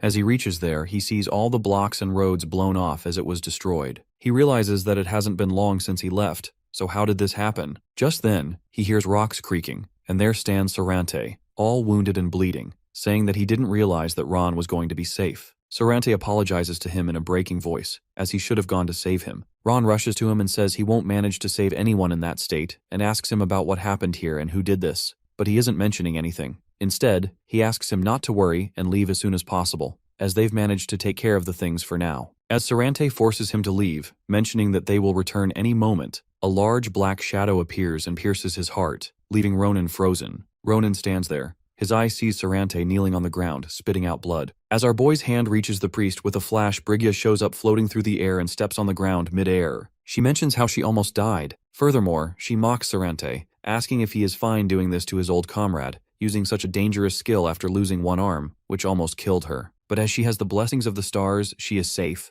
Then she speaks to Ronan, telling him that she didn't think she'd meet him again. It's impressive how he survived the twin-headed ogre. Ron angrily asks her to introduce herself, to which she adds that she forgot that he didn't see her with that face, so she shapeshifted herself into an elf, and with a smirk, she thanked him for saving her. Seeing that face, Ron remembers that she is an elf who was captured at the orc village. Brigida thanks him again that she was able to cross the barrier because of him, and as a reward, she will kill him painlessly. With that, she teleports instantly and approaches Ron to strike an attack, but unfortunately, he manages to dodge that. Ron asks Sita to heal Sarante and save him. Brigia realizes that he is no ordinary kid. Out of rage, Ronan clenches his teeth with anger and says that she did not only destroy someone else's smithy, but she also spied on the duchy, and now she shows up here and calls herself Nebula Clazer. She smiles, asking if he has met her babies, orcs. Sarcastically, she asks him if he is the one who was going around killing those who were only doing their tasks. Just then, Ron charges at her with his sword, which she dodges smoothly. She admires his wonderful movements at that very young age.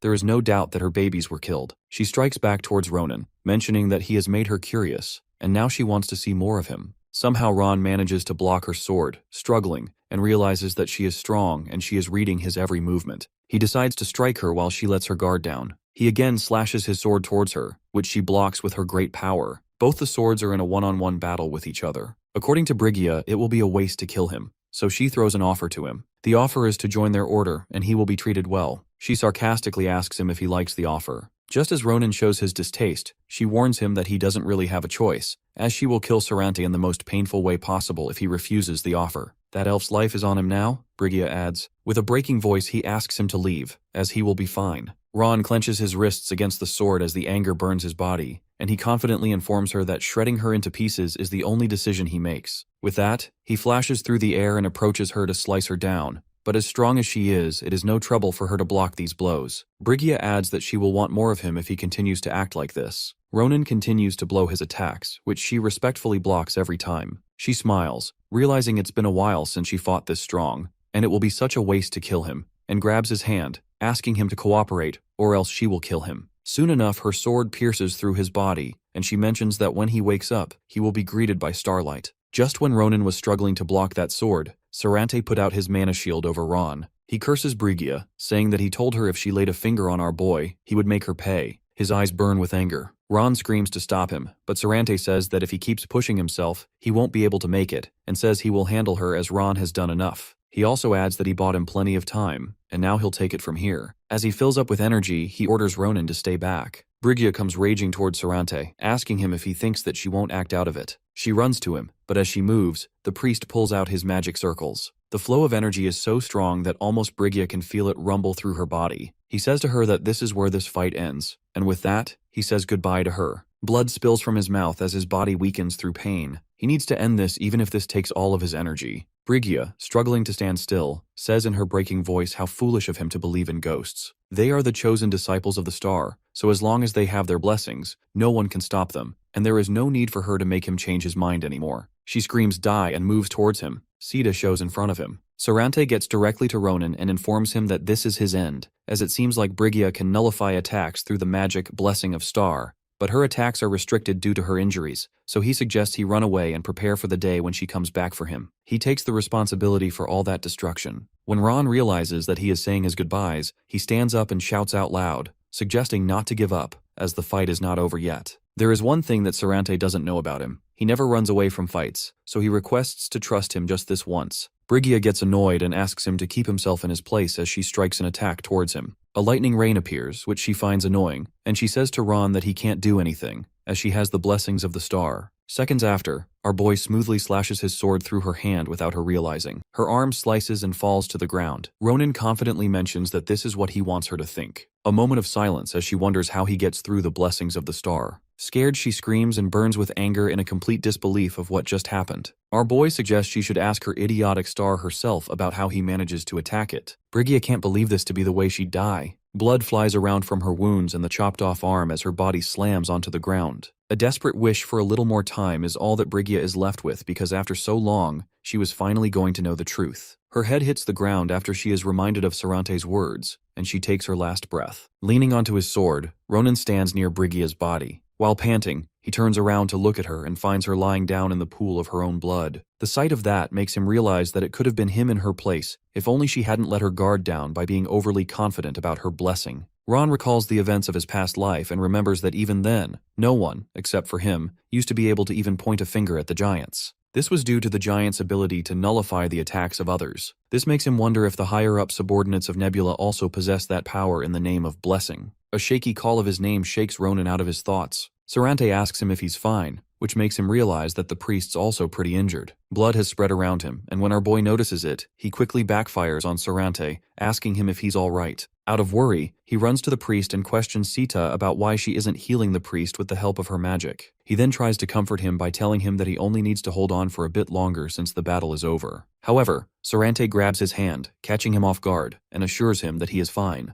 With an exhausted look on his face, he apologizes to Ronan before asking for a favor, remarking that it'd be the last one. Sarante's condition worsens, and he coughs up some blood, which panics Ronan even more. Thus, when he apologizes to Ron for having Prince Charm see him like this, Prince Charm immediately starts apologizing too. With shaking hands, he blames himself for Sarante's condition, but the priest asks him to stop, stating that it was all about timing and not his fault. After a pause, Sarante calls out Ronan's name once again and forewarns him about this being a long fight in which he would have a lot to lose. Not just that, it will also result in many injuries that he has to face. Thus, with a heavy heart, Sarante requests him not to give up. He keeps his grip on Ronan's hand until a green light suddenly flashes out from his chest. Due to the sharp light, Ron had covered his eyes, but when he looked back at him, he noticed that Sarante's body had started turning into stone. The horrifying sight is too unbelievable and painful for Ronan, and he tries to alarm Sarante about his worsening condition. However, instead of panicking, the priest accepts his end and places his hand affectionately on Ron's cheek. By the time he manages to express his gratitude to Ronan for becoming his answer, his entire body has turned into a rock except for his mouth and hand. His last words turn out to be that of assurance when he says to Ron that he'll continue watching over him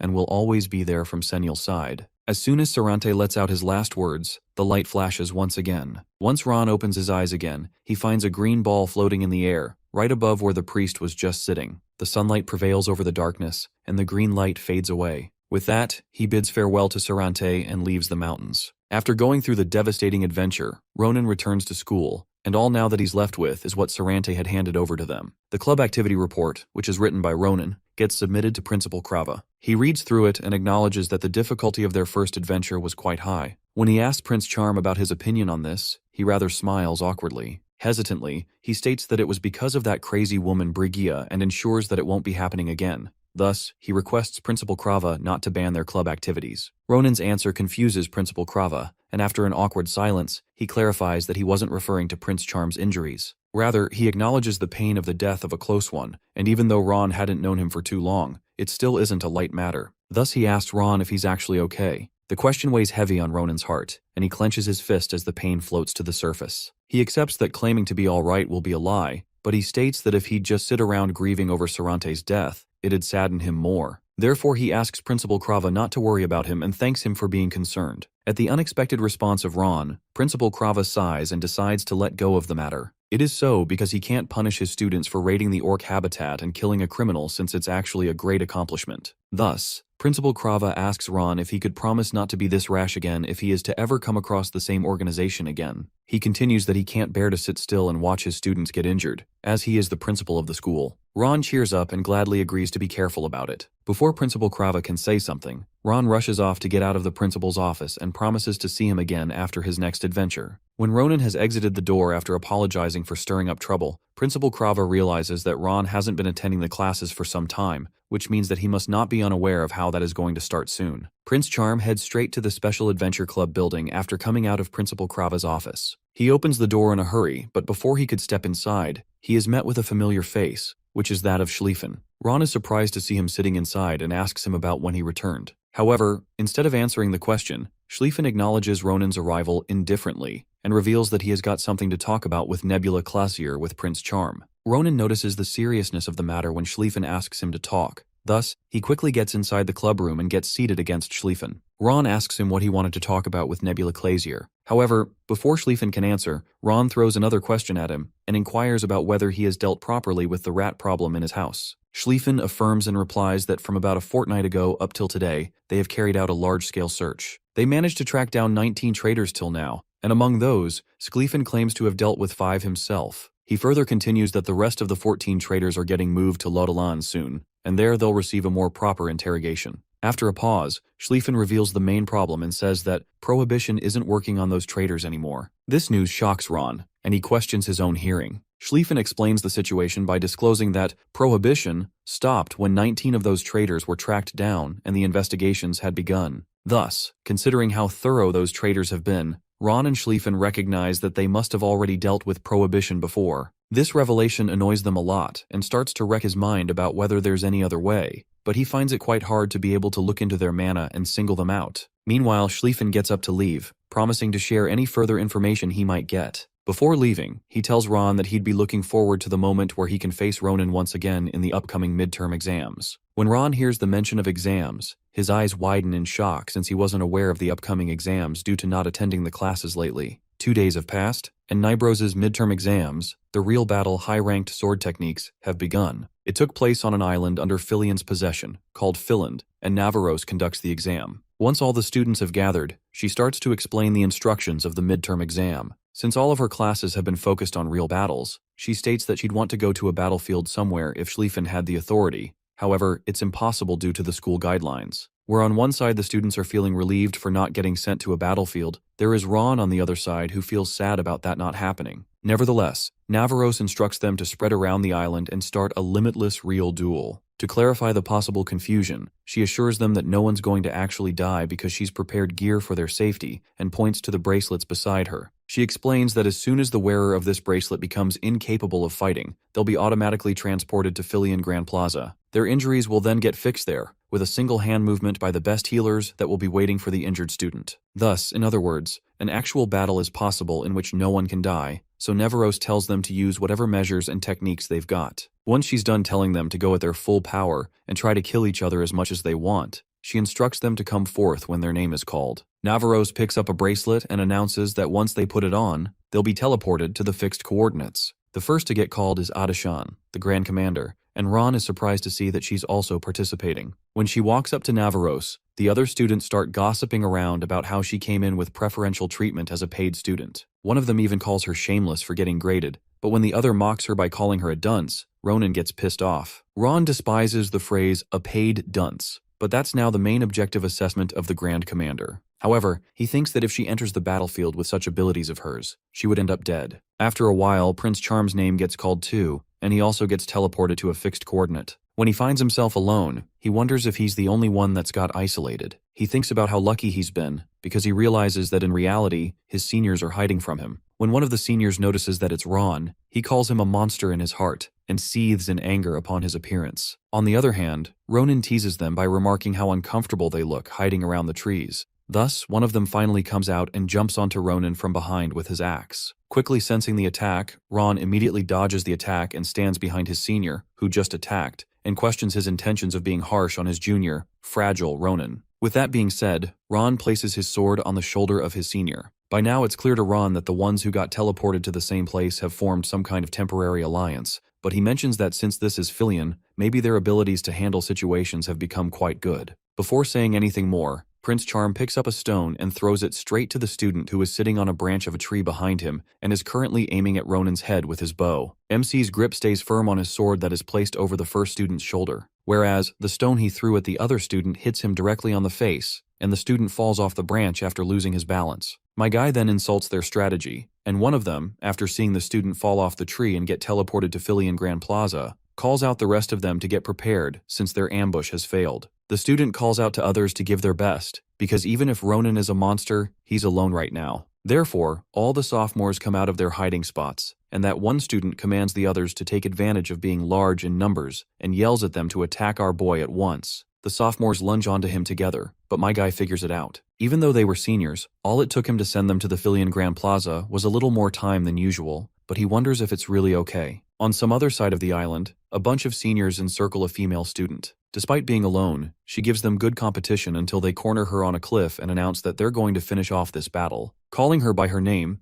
Adashan, they demand her to give up, but her confidence doesn't budge. The three boys corner Adashan to a cliff and demand she give up. Despite being in a disadvantageous situation, she glared into their eyes while holding her sword straight. Analyzing the situation, Iron Rose looks at two of them and notices that they've let their guard down because of her being past her limits, and also because they think that the third guy, a third-year top student, Aayut, is going to have their back so they won't lose against this woman. Thus, thanks to the carelessness of the two boys, she can clearly spot openings on them where she can attack. Adashan musters up the courage to attack and pulls up the sword at once from the ground, hoping that she won't miss this opportunity. Before the two of them can wrap their heads around what's just happened, she's jumped on them. Giving her best not to fail at this opportunity, she slices the throats of them and then runs towards Aayut. While continuously reminding herself not to stop and lose her momentum, Adashan decides to run towards Aayut in a single go. However, unexpectedly, Aayut swings around his weapon and strikes it on her chest as soon as she comes closer to him. She can't believe what she just faced and is sent flying back. Once Adashan has landed onto the ground, Aayut confesses to being confused earlier about what tactics she was using. He claims that it all turned out to be some cheap and childish tricks. After calling her pathetic, he says to her that even though she's smart, she must be well aware that there's no way she can beat him. He walks closer to her and after giving a terrifying glare then puts things to an end. All of this is witnessed by Ronin, who silently sits on a branch of a nearby tree, enjoying their fight. He recalls the Grand Commander's fight and judges it to be her best strategy to exploit geographical features for confusing her opponents. Moreover, he acknowledges how she didn't miss the chance to strike and displayed her strong basics. Nevertheless, my guy still finds a gap in her fight, which can't be exceeded by the Grand Commander right now. He is about to deduce something he's certain of about post-midterm exams, but he gets distracted when he witnesses Adashan blocking Aayut's attack when he tries to end the battle. Their weapons clank against each other when Aayut confusedly questions Adashan's sudden defense, asking her if she wants to end up in a worse condition than she already is in. However, she just smugly reminds him that the exam isn't over yet, and she hasn't either. With that being said,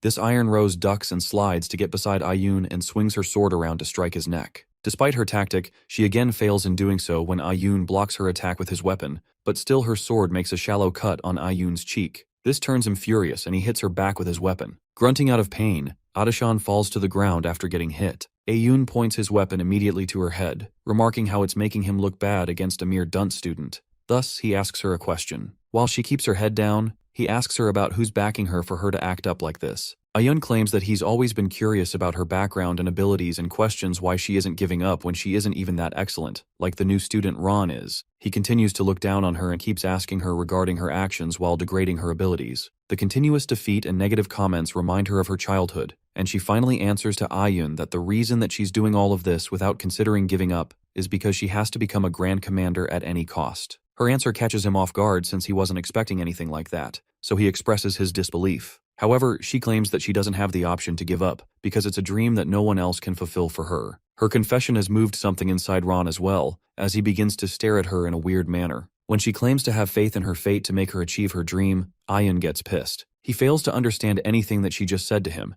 and he states that she isn't the type to even try to understand anything. Out of frustration and anger, Aayut swings his weapon around, telling her how she should get lost for not knowing her place and talking about dreams. When his weapon is too close to hitting her, he states that he can't hear her further. Nevertheless, his weapon fails to reach her because a sudden roar of voice commands him to stop and slices his weapon's head in two. At this sudden happening, both Aayut's and Adashan's eyes widened in confusion and disbelief. After apologizing for intervening in their battle, Ronin instructs Aayut to stop at that. He then mockingly compliments him for doing good, and with a swift motion of his sword, Ron slices Aayut's body in half. The scene leaves Iron Rose in shock, and she can't believe that Ron is standing in front of her. Hesitantly, she calls out MC's name, and he turns around to look at her. Ronin saves Adashan, and he asks her for some of her time because he is curious to know about her reasoning for becoming a Grand Commander. She tells him the reasoning and her grim past, which has encouraged her to choose the path to become a Grand Commander. She says that she used to have a family who was sent out to fight the werehumans when the humans and werehumans had land disputes. It was a failed strategy by the higher-ups which sent her family to their deaths. In the end, we're humans, and humans came to a peace agreement, and all the lives were lost in vain. She wants to become a Grand Commander so no one else has to be sacrificed meaninglessly. Suddenly, both of them feel pressure increase in the atmosphere. It seems like someone is heading towards them. Ronin tells Adashan that he is short on time and tells her that she looks like a person who named an ability called Shadow Mana. This ability is quite tricky to achieve, but once someone meets the requirements, they are most likely to obtain immense power. He tells her that with some effort she would be able to use the same ability, and he will aid her in her journey. Afterwards, he pushes her off of the cliff and eliminates her. Just then,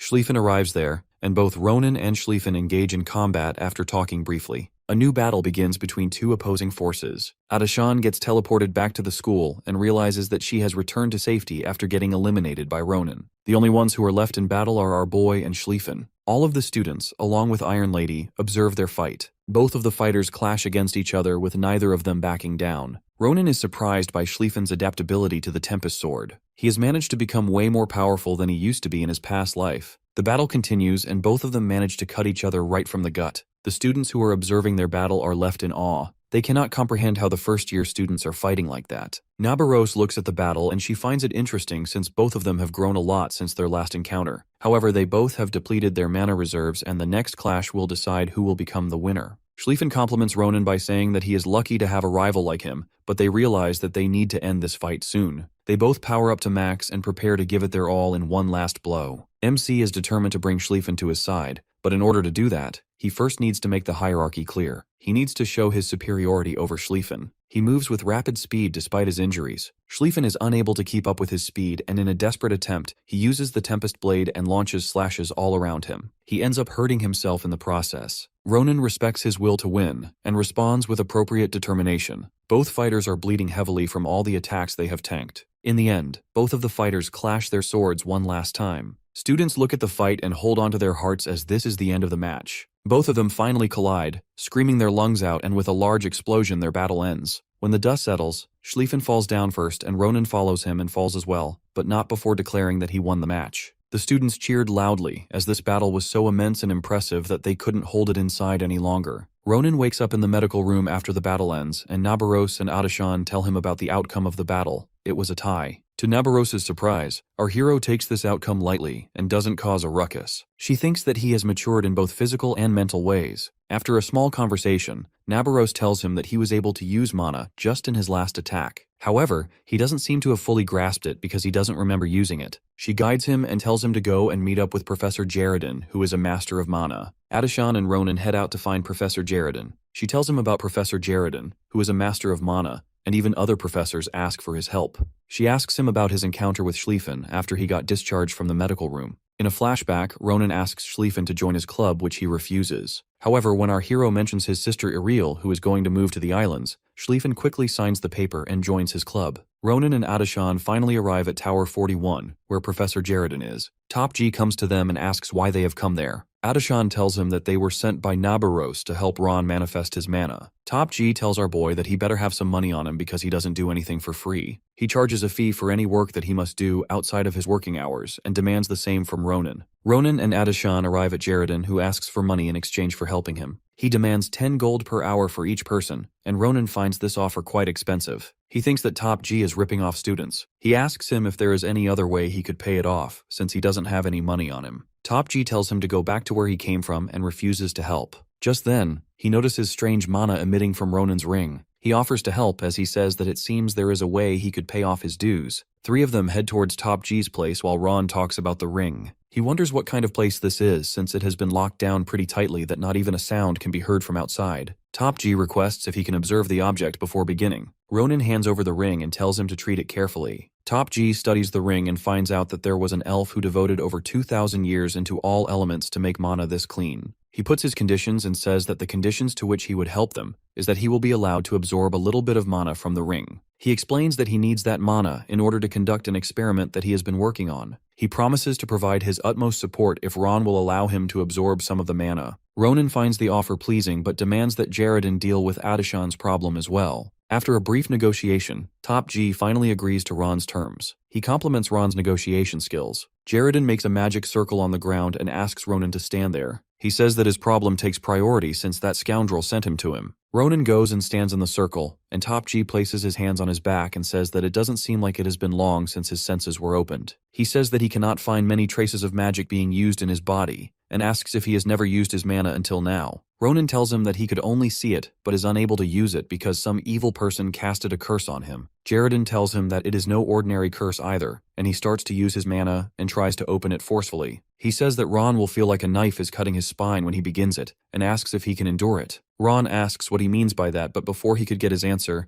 a sudden pain flows through Ron's body and he screams in pain. Top G uses his mana to get inside his body and travels to his curse. He looks at the curse and finds it quite easy to eliminate it. However, this confidence is shattered when he comes face to face with the curse. His entire mana body turns into bones and disintegrates in an instant, and Jaredin is startled when he realizes that the curse is trying to flow inside him as well. He gets pushed back instantly and screams in pain. His condition starts to get worse as he pukes blood out. He quickly starts to chant a spell. Ronan realizes that this is the same spell that Eli memorized back then. A mouth appears under them all and swallows them whole. Just then, Professor Secret arrives there. She asks them to move aside because she needs to help Top G first. She asks Ron if Top G tried to channel his mana into his body. Ron tells her that he certainly did that, and that he wanted to widen the blocked mana path in his body. Sekret tells him that the extreme curse that he carries around, a part of it has ridden the mana and moved to Jaredon. This curse is something that only he can handle easily and no one else. She warns them that if it continues like this, then Top G is surely going to meet his end really soon. Ronan is worried that the professor is going to die because of his curse. However, Sekret tells him that he will be fine since the curse isn't deeply rooted. She uses his magic power and draws the curse out from Jaredon's mouth. A Grosteka creature comes out from his mouth. Sekret grabs the curse and throws it towards Ronan, who slashes it into tiny pieces and puts an end to that curse. Top G finally feels a bit relieved after getting rid of that curse. He thanks Sekret for saving him. She tells him that Ron is the same person she told him about before. Jaredon tells Ron that he kept his promise and his mana channels must be open now. Sekret observes him and finds that there is surely mana flowing throughout his body now. She cannot understand the reason, but says that the curse blocking his mana meridians has been weakened. However, the curse is still trying to close his mana meridians, but it is better than before. Ronan asks her excitedly if he can use mana now. She tells him that he can, but it will take him about 20 years of training to be able to use his mana freely. Jaredon tells him that he can shorten that time span if he uses the mana practice method he invented. He sits down with Ron and places his hands on his back. He asks him to listen carefully and guides him through the process of mana handling. He creates a mana path inside Ronan and asks him to use his mana to follow the path. Ron quickly adapts to his ways and memorizes the path. Jaredon is surprised that he was able to memorize it that fast. He tells him to repeat it daily whenever he has time. Ron looks at his hand and thinks that he is changing from the past when he couldn't even imagine having mana. He turns around and thanks Top G for helping him out. Just then, Jaredon falls on the ground out of exhaustion. He grabs Ronan by the sleeve and says that he kept his promise and solved his problem and demands that he does the same now. Ron tells him to take care of himself first and then he can have the ring. However, Top G tells him that his body isn't important right now. There is something much more important to him. Something that he needs to save even if he has to sacrifice lives. He looks at him and requests to let him have the ring now. Ronan carries him on his back and Adashan tells him that the nearest clinic is at the Lexian Hall. They all start to move out. However, the gate's locks are tightened by Jaredon. Top G opens another door which leads to some secret underground room. He tells Ron that he needs to get down there before her rose withers. 3 of them head inside the door and go deeper inside.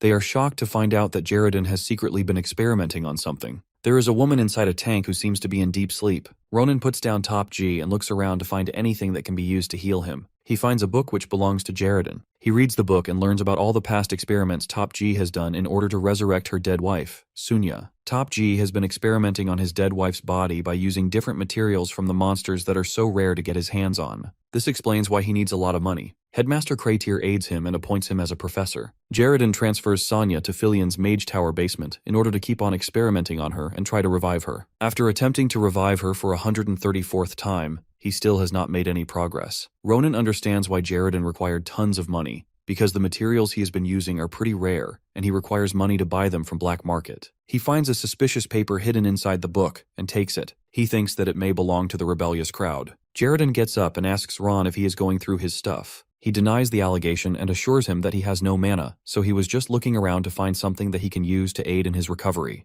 Elsewhere, a shady mage bows down to a vampire and tells her that Top G will be desperate for the essence of fresh blood that only she can provide. She plans to capture Jaredon and says that Top G is going to get in her bait because he desperately needs the blood and that humans are quite stupid to fall into her traps. Back at Jaredon's place, Top G gives back the ring to Ronan after taking some of its mana. He thanks him for letting him take some of its mana. He asks Ron to keep what he saw inside the lab a secret. He tells Adashan that he will look into her problems tomorrow. Iron Lady and Ronan depart from there and head out on their ways. Ron takes out the letter he stole from Top G's book. To his surprise, it turns out to be a blood letter. Ophelia arrives there and meets up with him. They both head towards the Special Adventure Club and have a conversation. Ophelia asks him how he got his hands on the blood letter. She tells him what that letter is. After explaining how it is used, she uses her abilities to decrypt the letter. In the letter, there are instructions to come to the blood hook if one wants to get their hands on the essence of fresh blood. This letter was meant for Jaredon, who is looking for the essence of fresh blood which is needed for his next experiment. Ophelia tells Ronan that the blood hook is an organization based on young, immature vampire children who are not older than 200 years.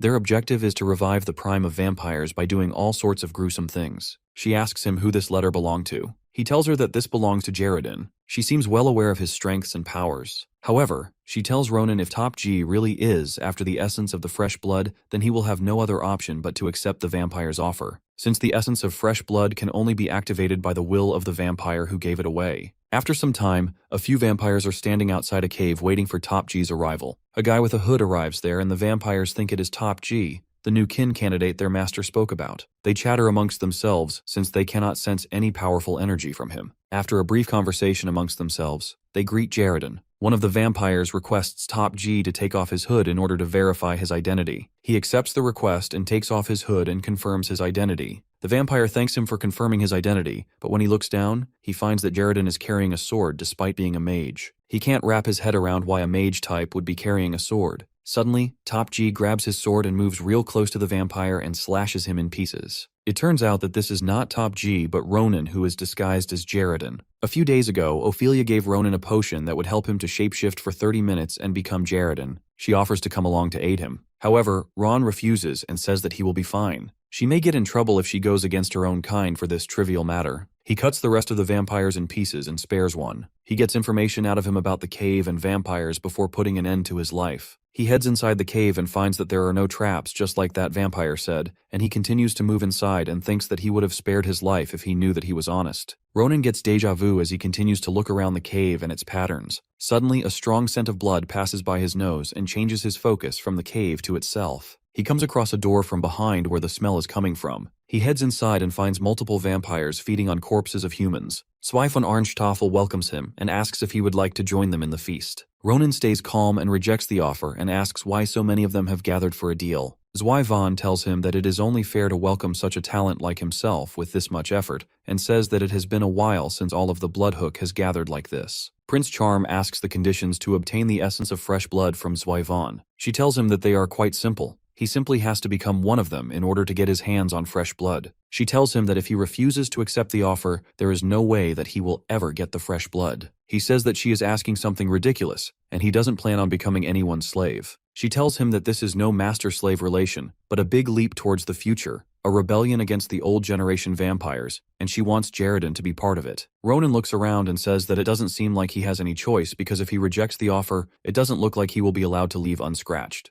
Zwei von compliments him for his sharp observation and tells him that he doesn't really have a choice, as no matter how skilled he may be, the magic tools installed here are going to cause trouble for him to use any sort of magic. Even if Jaredon were to push himself to the limit and use mana, he would only end up rupturing his mana core and won't be able to use the magic ever again. Zwei von warns Roran to accept the pact if he doesn't want to see his beloved wife turned into a blood bag like those corpses lying nearby. Roran takes off his hood and compliments them for their preparation. He says that it was a good decision by him to come by himself. If Jaredon would have come there, then surely he must have faced some issues. His disguise finally wears off and his real face comes forward. The vampires wonder how a mere human made his way inside there. However, their conversation is cut short, just like their limbs after Roran raises his sword and cuts them all into tiny pieces in an instant. He takes off his cloak and puts it aside and prepares to exterminate the rest of the blood mosquitoes. Ronan takes off his cloak and says that today is the day of extermination. The Blood King looks at him and asks who he is. He says how dare a pathetic human like himself not know his place. However, Prince Charm disappears from his place within an instant and reappears before her. He can't read his movements at all since he moved so fast. He starts to cast her blood ability. However, before he could do that, Ronan swings his sword and slashes off her hand. His rampage doesn't end there. He continues to deliver swift cuts and gets rid of all her limbs in an instant. It happens so fast he barely gets any time to react. He is left with only screams of pain as he loses all her limbs in an instant. He says that how can a damned human do something like this? He asks him if he thinks he is going to survive after what he just did.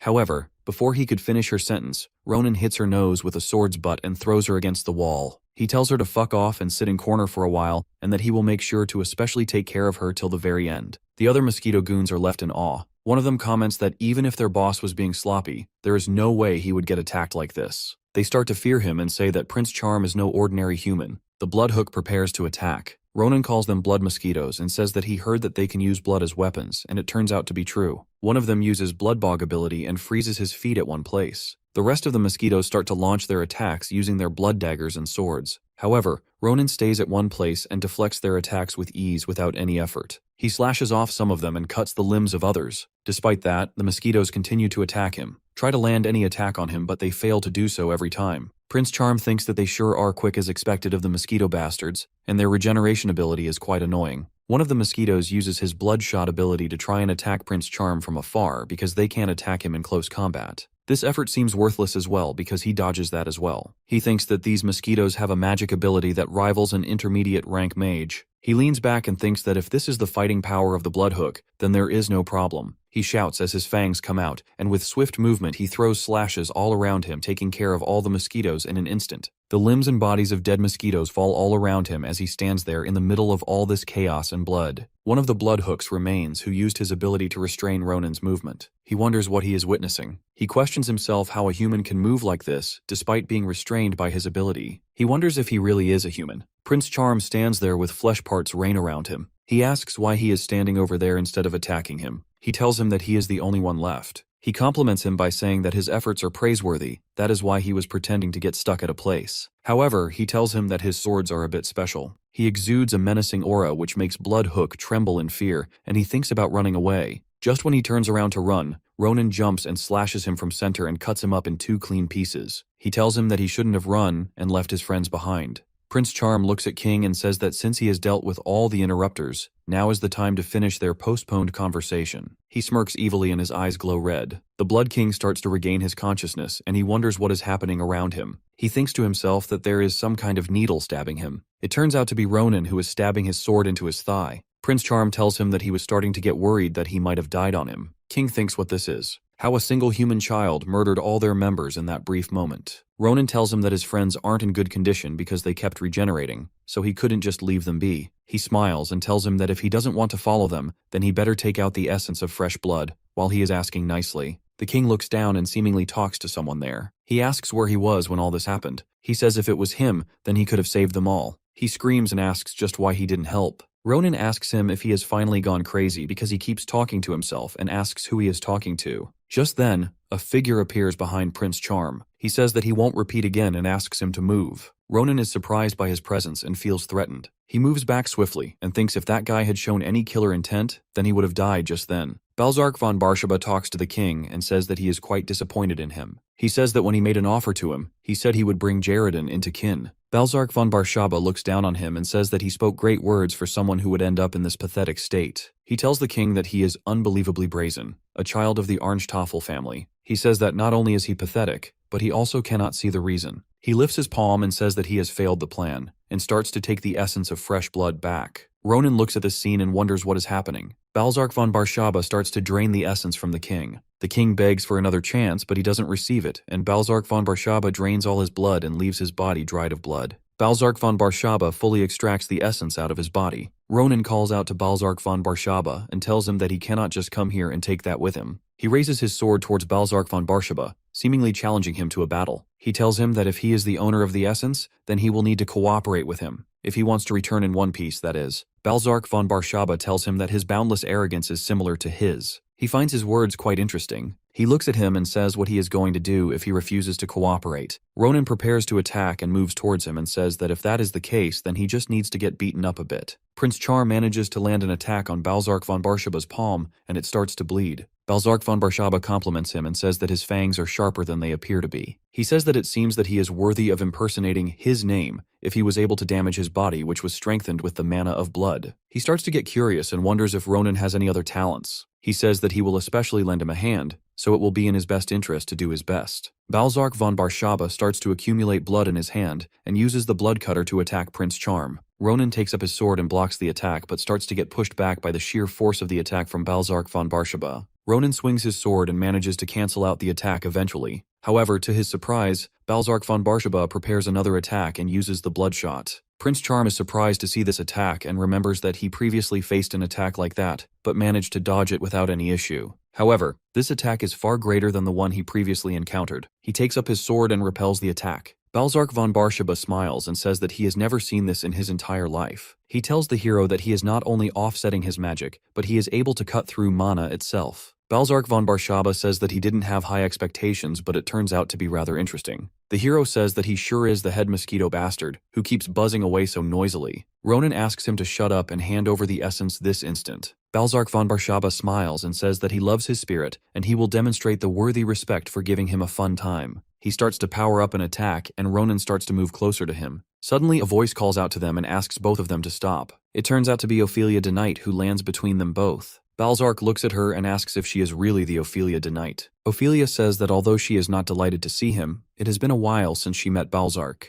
Ronan asks Ophelia why she came there even when he asked her not to come. He asks if she knows this mosquito head. She tells the hero that she surely knows him. She tells him that his name is Balzark von Barshaba, the relative of the Shadow Duke who rules the vampire world, and the strongest second-in-command who supports him. Balzark says that he never imagined that he would meet her there and tells her that he really missed her. He starts to move towards her while asking her well-being and says that it has been over 83 years since he last saw her. He asks why she is interfering in that brat's business. He says that these trivial things do not matter. What matters is that they both are together. However, before he could finish his sentence, Ophelia asks him to stop right there and not come any closer. Balzark closes his eyes and thinks back to that incident long ago. He says that it seems more time is required till he is forgiven by her. Ophelia says that she is aware that it was an inevitable thing. He had no choice but to block her sister from hurting the Duke. She says that if she thinks back now, her younger sister wasn't in her right mind back then, as if she was entranced by something. She says that he must know as well that he cannot take back what happened that day. Balzark says that he understands her feelings, so she doesn't have to worry, and that he was prepared for it. Ronan stands there and wonders if things are over. Ophelia asks Balzark how come he is working with the Bloodhook. She says that the person she knew wouldn't have worked with those kids. She asks if he has some business with Jared and Stonestong too. Balzark says that the man she knew would have only one reason,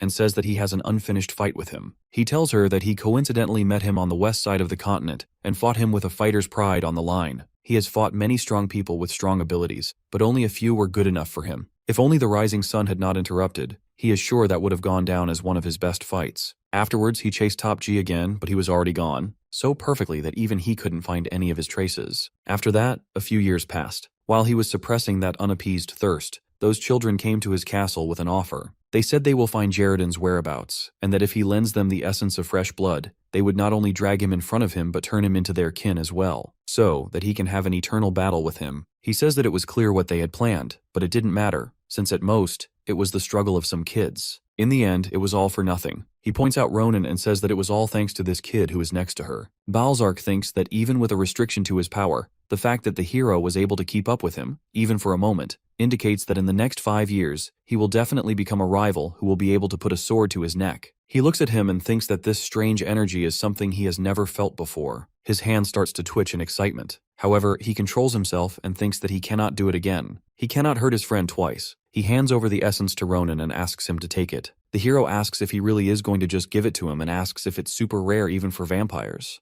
Balzark tells him that it is true that it is quite rare since most vampires won't be able to get it even if they were to work their entire life. He says that, however, he needs to give that much to the future prey he has his eye on, and for it to be a deserving present, for a friend he hasn't seen in the last 80 years. He uses his bloodshot ability and destroys a wall nearby. He asks Ronan to look over there and says that it won't do him any harm to look over there. He tells him that he sensed the same strange energy from there. He tells him that it has been coming from that past wall since earlier. He starts to disappear and says that he will take his leave now and vanishes from there. The hero returns back and hands over the essence to Jaredon. He asks Ronan how he managed to obtain the essence of fresh blood and asks if he is really giving it to him. The hero smiles and says that of course he is handing it over to him since he worked so hard to get it. Top G holds his hand and thanks him sincerely while sitting on his knee. Jaredon remembers about his wife who has been in a coma for a long time. His eyes begin to tear as he trembles with emotions and tears roll down on his face. Ronan sits down at him and smiles and says that he didn't even let him boast a bit. Meanwhile, Balzark observes them both from a distance. Balzark says that there is no fight more boring than one with someone who has lost their fighting spirit. He said that he only came there today because he was curious about how his old rival was doing. It turns out that he was talking to Ophelia, who is standing behind him. He tells her not to worry as he won't do anything further. Ophelia closes her eyes and says that she is aware that he won't do something so dishonorable as this. She says that she just wanted to thank him for helping his friend. Balzark smiles and says that this is a huge advancement in only 83 years and asks if he should thank Ronan. He says that he wishes to stay forever, but he deplores the fact that he cannot stay any longer. Balzark tells Ophelia that even among the vampires, there is an evil group making quite the trouble. To his understanding, it is them who stripped up the Bloodhook. He tells Ophelia if she ever needs him, she can contact him. He tells her that he always looks forward to her calls. With a beautiful exit, he calls her his eternal rose and disappears from there. Afterwards, Professor Jaredon executed his 144th experiment using Sarante's mana and the essence of fresh blood. Considering the circumstances of the experiment, it'll take a while for the results to be released. but that waiting seems like a hope for Top G to continue living. Top G tells Ronan that he has changed since he last saw him. That mysterious energy that was cutting away at the curse in his body has gotten way stronger. He asks him if something happened during his battle with the Bloodhook. Ronan says that a lot happened, but in essence, he just got lucky. He remembers back to the time when Balzark told him about mysterious energy coming from the wall. He ventures inside the broken wall where he finds an idol of Seniel. Seeing as how it was hidden, he determines that even the Bloodhook bastards were unaware of its existence. He wonders if these old grounds are of an abandoned shrine. Just then, the idol starts to shine bright. The green energy from the idol starts to get absorbed in Ronan's hands. Back in the present, Jaredin doesn't understand what exactly happened, but he says that Ronan sure is incredibly lucky. Thanks to the energy getting stronger, his mana meridians have also gotten larger. However, it still needs to be tidied up, but with this much, you may be able to wield mana to quite the considerable range. He says that he doesn't need to tell this to him since he must be feeling it himself. Ronan says that he definitely feels it way better than he did last time. He wonders if this means that he will be able to use proper sword chi, and not just an imitation of it. 4 days later, Romera Mountain's front city, Marbas. Ronan appears there and says that it is just as Schlieffen said. A wyvern must have appeared there. The hero says that the reason they randomly came to his hometown, the Romera Mountains, is because he received unexpected news from Schlieffen. He said that the monsters surrounding the Romera Mountains were in a state of frenzy for an unknown reason. Schlieffen says that they are lucky that the damage hasn't reached Nimbutin yet, and some of the Grantia family's knights have been dispatched, but that's not enough for them to be at ease. He continues and tells Roran that there were even a few witnesses who said that they saw a wyvern in the skies. He says that due to their ability to fly as well as their possession of deadly poison on their fangs and claws, even the top mercenaries are afraid of them. He warns him if a whole pack of them gather, then they cannot give 100% surety that they will be able to protect Iriel. This was the opinion of Schlieffen. That is why they decided to prepare soon. In the present, Schlieffen mumbles to himself that he cannot forgive them for completely ruining Iriel's plans to move that has been set up perfectly. He swears to end the bloodlines of all the monsters in the mountains once they get Iriel to safety. Ronan asks him to stop mumbling to himself and go ahead and command the knights who have been dispatched. He tells him that Asel and he will quickly follow from behind. Schlieffen asks why he wants to split up. The hero tells him that he wants to take a look around the area because something seems off, and it is making him uncomfortable. He tells him not to hit on her just because he is not there if he doesn't want to die today. Schlieffen questions him how he can say something so absurd to the Knight of Grantia. However, he says since there is something he has to check, there is no helping it. The longer he delays this, the longer Iriel's safety will be put to risk. As a knight, he cannot accept that and heads out first. The cutie asks Ronan what was the thing that is making him feel uncomfortable. The hero tells him that the monsters that were peaceful suddenly started acting up, and large-size monsters have begun revealing themselves. He finds this pattern similar. He says that back in Grand Carpadoki and Vadian Mountains, this is exactly what happened because of the actions of those bastards. Asel asks if he thinks that the masterminds behind this incident are also Nebula Clazier. Ronan says that it is just a guess for now, and says to investigate the area that contains the main cause of this incident. The hero thinks that since prohibition isn't working, the one who can find them with that special mana is only him. Meanwhile, a large number of monsters and goblins start to gather up in some places. The redhead says that it seems that they have subjugated all of the ground monsters in the area for now. He sits on a monster's shoulder and says that it was a shame if it weren't for Lord Varen's order, he would have passed severe punishment upon the non-believers of this area. Suddenly all the monsters start to tremble and make weird sounds. The redhead wonders what is wrong with them and why they are acting as if they were terrified. He says that they shouldn't be able to feel any emotion since they are in a state of brainwashing. Suddenly, a menacing-looking beast appears in the dark. Its eyes glow and it exudes an overwhelming aura. The redhead looks there and starts to lose his marbles. He looks at the huge scimitar and the pitch-black tiger that seems to be wrapped in shadows. He is surprised how it can be possible. The beast looks at Redhead with a wrathful expression and says that this is where he seems to be hiding. With an instance, he appears before the Redhead and grabs him by the face. Before he could say anything else, the beast rips his head clean off from his lifeless body. The monsters try to attack the beast out of fear, but he makes quick work of them with a single slash from his scimitar. The beast stands there and says that the hunt has just begun. This menacing-looking tiger turns out to be Sword Saint Jaipa Turgung. Ronan and Asel arrive at a checkpoint and find that it has already been taken under control. The people who have taken over it aren't even normal soldiers. They were humans. One of the soldiers shouted and asked everyone to stop. He tells everyone that there will be no entry through this castle gate other than related parties today. He asks them to wait or take another route. He tells them that these are the orders of the Imperial Army's elite forces commander, who has currently entered the monster conquest,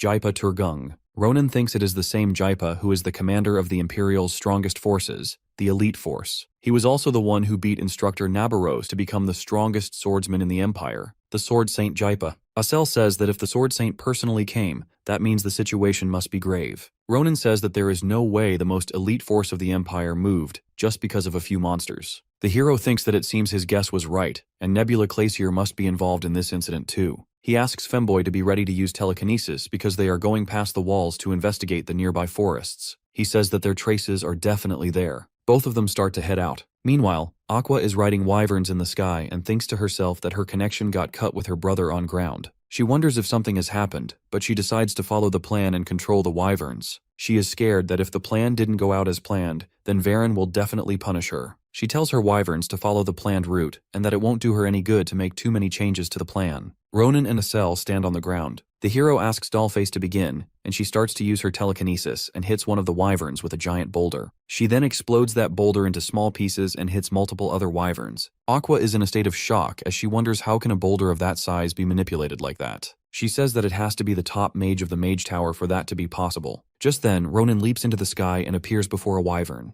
He says that this wyvern, who is soon to be his scapegoat, is the perfect size to test out his real sword chi. His body starts to glow red as he powers up his attack, and with a single swing he cuts off Wyvern's head clean off from his body. He says that this turned out to be way stronger than what he had expected. The current range and force are incomparable to when he didn't channel mana into it. Aqua falls on her knees and says, "How did something like this happen?" Ronan lands on her wyvern and says that it was obvious where guys this big can go without being seen in the area. He tells her that he is native of this neighborhood and calls them idiot bastards. Aqua is pissed and starts to power up to launch an attack on him. However, her arm gets cut off by Ronan before she could pull up any tricks. He apologizes to Aqua and tells her that he is kind of new to this, and he was just trying to cut off her hand, but it seems that he had cut it all off. Aqua looks down at her missing arm and shrieks in pain, and tears begin to roll from her eyes. Ronan moves closer to her and says that she is just a low-ranking pawn, and she couldn't have planned all this. He asks her if there are more of them. Aqua cries and says that it hurts, and she needs treatment. Ronan asks her to remain silent, and says that there are countless villages that got wrecked because of them, but she is complaining over something like this. He tells her to stop crying and demands to know just what they are up to. Ronan points the sword at the woman, demanding to know what they are up to. He states how countless villages got wrecked because of them, and it irritates him that she is just whining. The woman is terrified, but she answers back with arrogance that she, the torch, is chosen to bear the light of stars, and she won't let him stand in her grand mission. Ronan gets surprised when the woman emits a yellow glow as if she is burning. Before the hero could figure out what is going on, a wyvern appears in the sky, having sharp claws, and is directly focused on its target. The hero couldn't see it but could sense it, so he looked back. While he tenses up, the woman laughs. However, the hero realizes that the wyvern was so high up in the air that he couldn't sense it. Even though he wouldn't give up, the woman is so full of herself that she reminds him that it is too late since the wyvern is the most powerful one she caught here, and it would be swallowing up the likes of him in one gulp. Unexpectedly, the wyvern was sliced in half as something pierced through it. It happened so fast that both Ronan and the woman were shocked. As the body of the wyvern fell on each side, it revealed the shadow of the one who slashed it. It looked a white tiger with a weapon in his hand. The woman on the ground grunts with frustration, not understanding how this happened. However, she screamed at the tiger, Zifa, since she didn't want him there. Gritting his teeth, Ronan realizes that it is the Swordmaster. Zifa notices the hero standing dumbfoundedly before him. Instantly, he let out claw-like air blades from his hand. Seeing the blades, the hero is stunned, being nervous as the blades come towards them. However, those blades were for the wyvern, as the blades slice the wyvern's head as well. Ronan is amazed and scared at how the Lion King has handled the wyvern without even having the need to draw his hand. He tore right through that wyvern with his bare hands. The hero wonders how all of this is possible. However, just then an explosion occurred, and the area was destroyed by Zifa. Now that bastard stands on the woman while he grabs Ronan from his throat, raising him higher in the air. His big feet were crushing the woman while he choked our boy. He then demands from the hero to answer who he is. He is asking this because he doesn't sense the wild-eyed obsessiveness of those fanatics in him. Gasping for air and struggling, the hero insults Zifa, calling him a cat, and threatens to kill him for comparing him to those dirty freaks. The hero's anger was very evident, and because of that, he grips his sword and tells Zifa to shut up and get his paw off him. Suddenly, without letting him know, Ronan swings his sword, but the Lion King dodges the attack. Even after that, the hero attacks one more time and stumbles on the ground, when Zifa stands there, letting the attack hit him. The hero is groaning in frustration because the opponent is so powerful. The hero knew this attack was going to be blocked anyway, but the annoying part is that he just stood right there and let the hero hit him like it was nothing. He realizes that the Lion King didn't take the title of Swordmaster from Professor Navaros for nothing, and he is pretty sure that he cannot beat this guy, no matter how hard he tries. Though Ronan is sure of one thing, he can't just stand around and wait for him to attack. Thus, Rana decides to attack now while his guard is down. Zifa notices Ronan's determination in his eyes and acknowledges how true of a warrior he is. Hearing this, the hero is surprised, but the Lion King suggests that they should introduce themselves more officially. Stepping forward, towering over the hero, he orders him to raise his blade. Not understanding anything, Tiger Eyes stands there puzzled. With that, Zifa holds the spear from the front SSE and dead center, and reveals that he is going for the vertical slash. Instantly, he lunges the spear towards Ronan, challenging him to block it. Just as Tiger Eyes deflects the assault, a powerful explosion rocks the area, sending shockwaves everywhere. Debris flows in the area. The Lion King is impressed even though Ronan still lacks strength. However, Rana still defended the blow flawlessly. Zifa also notices that Tiger Eyes' movements are familiar. Out of curiosity, he asks if by any chance Ronan is one of Navaros' students. Upon hearing this, sweat trickles down Tiger Eyes' forehead, but he reveals that he is the student at Fyian Academy. Sarcastically, he questions if Zifa is planning to take admission there. As their swords clash, Ronan clarifies that they would never accept someone like you, and more importantly, he would personally refuse to allow someone who picks on weak, innocent students into the academy. The Lion King scoffs, commenting on how bold Tiger Eyes is, just like his teacher probably, as he is sure now that Tiger Eyes is lying about Fyian Academy. Standing there, Zifa apologizes for the unpleasant greeting, clarifying that sometimes even a brief duel can tell him more about someone than many words. He assumes that Tiger Eyes could understand, as he is a warrior too.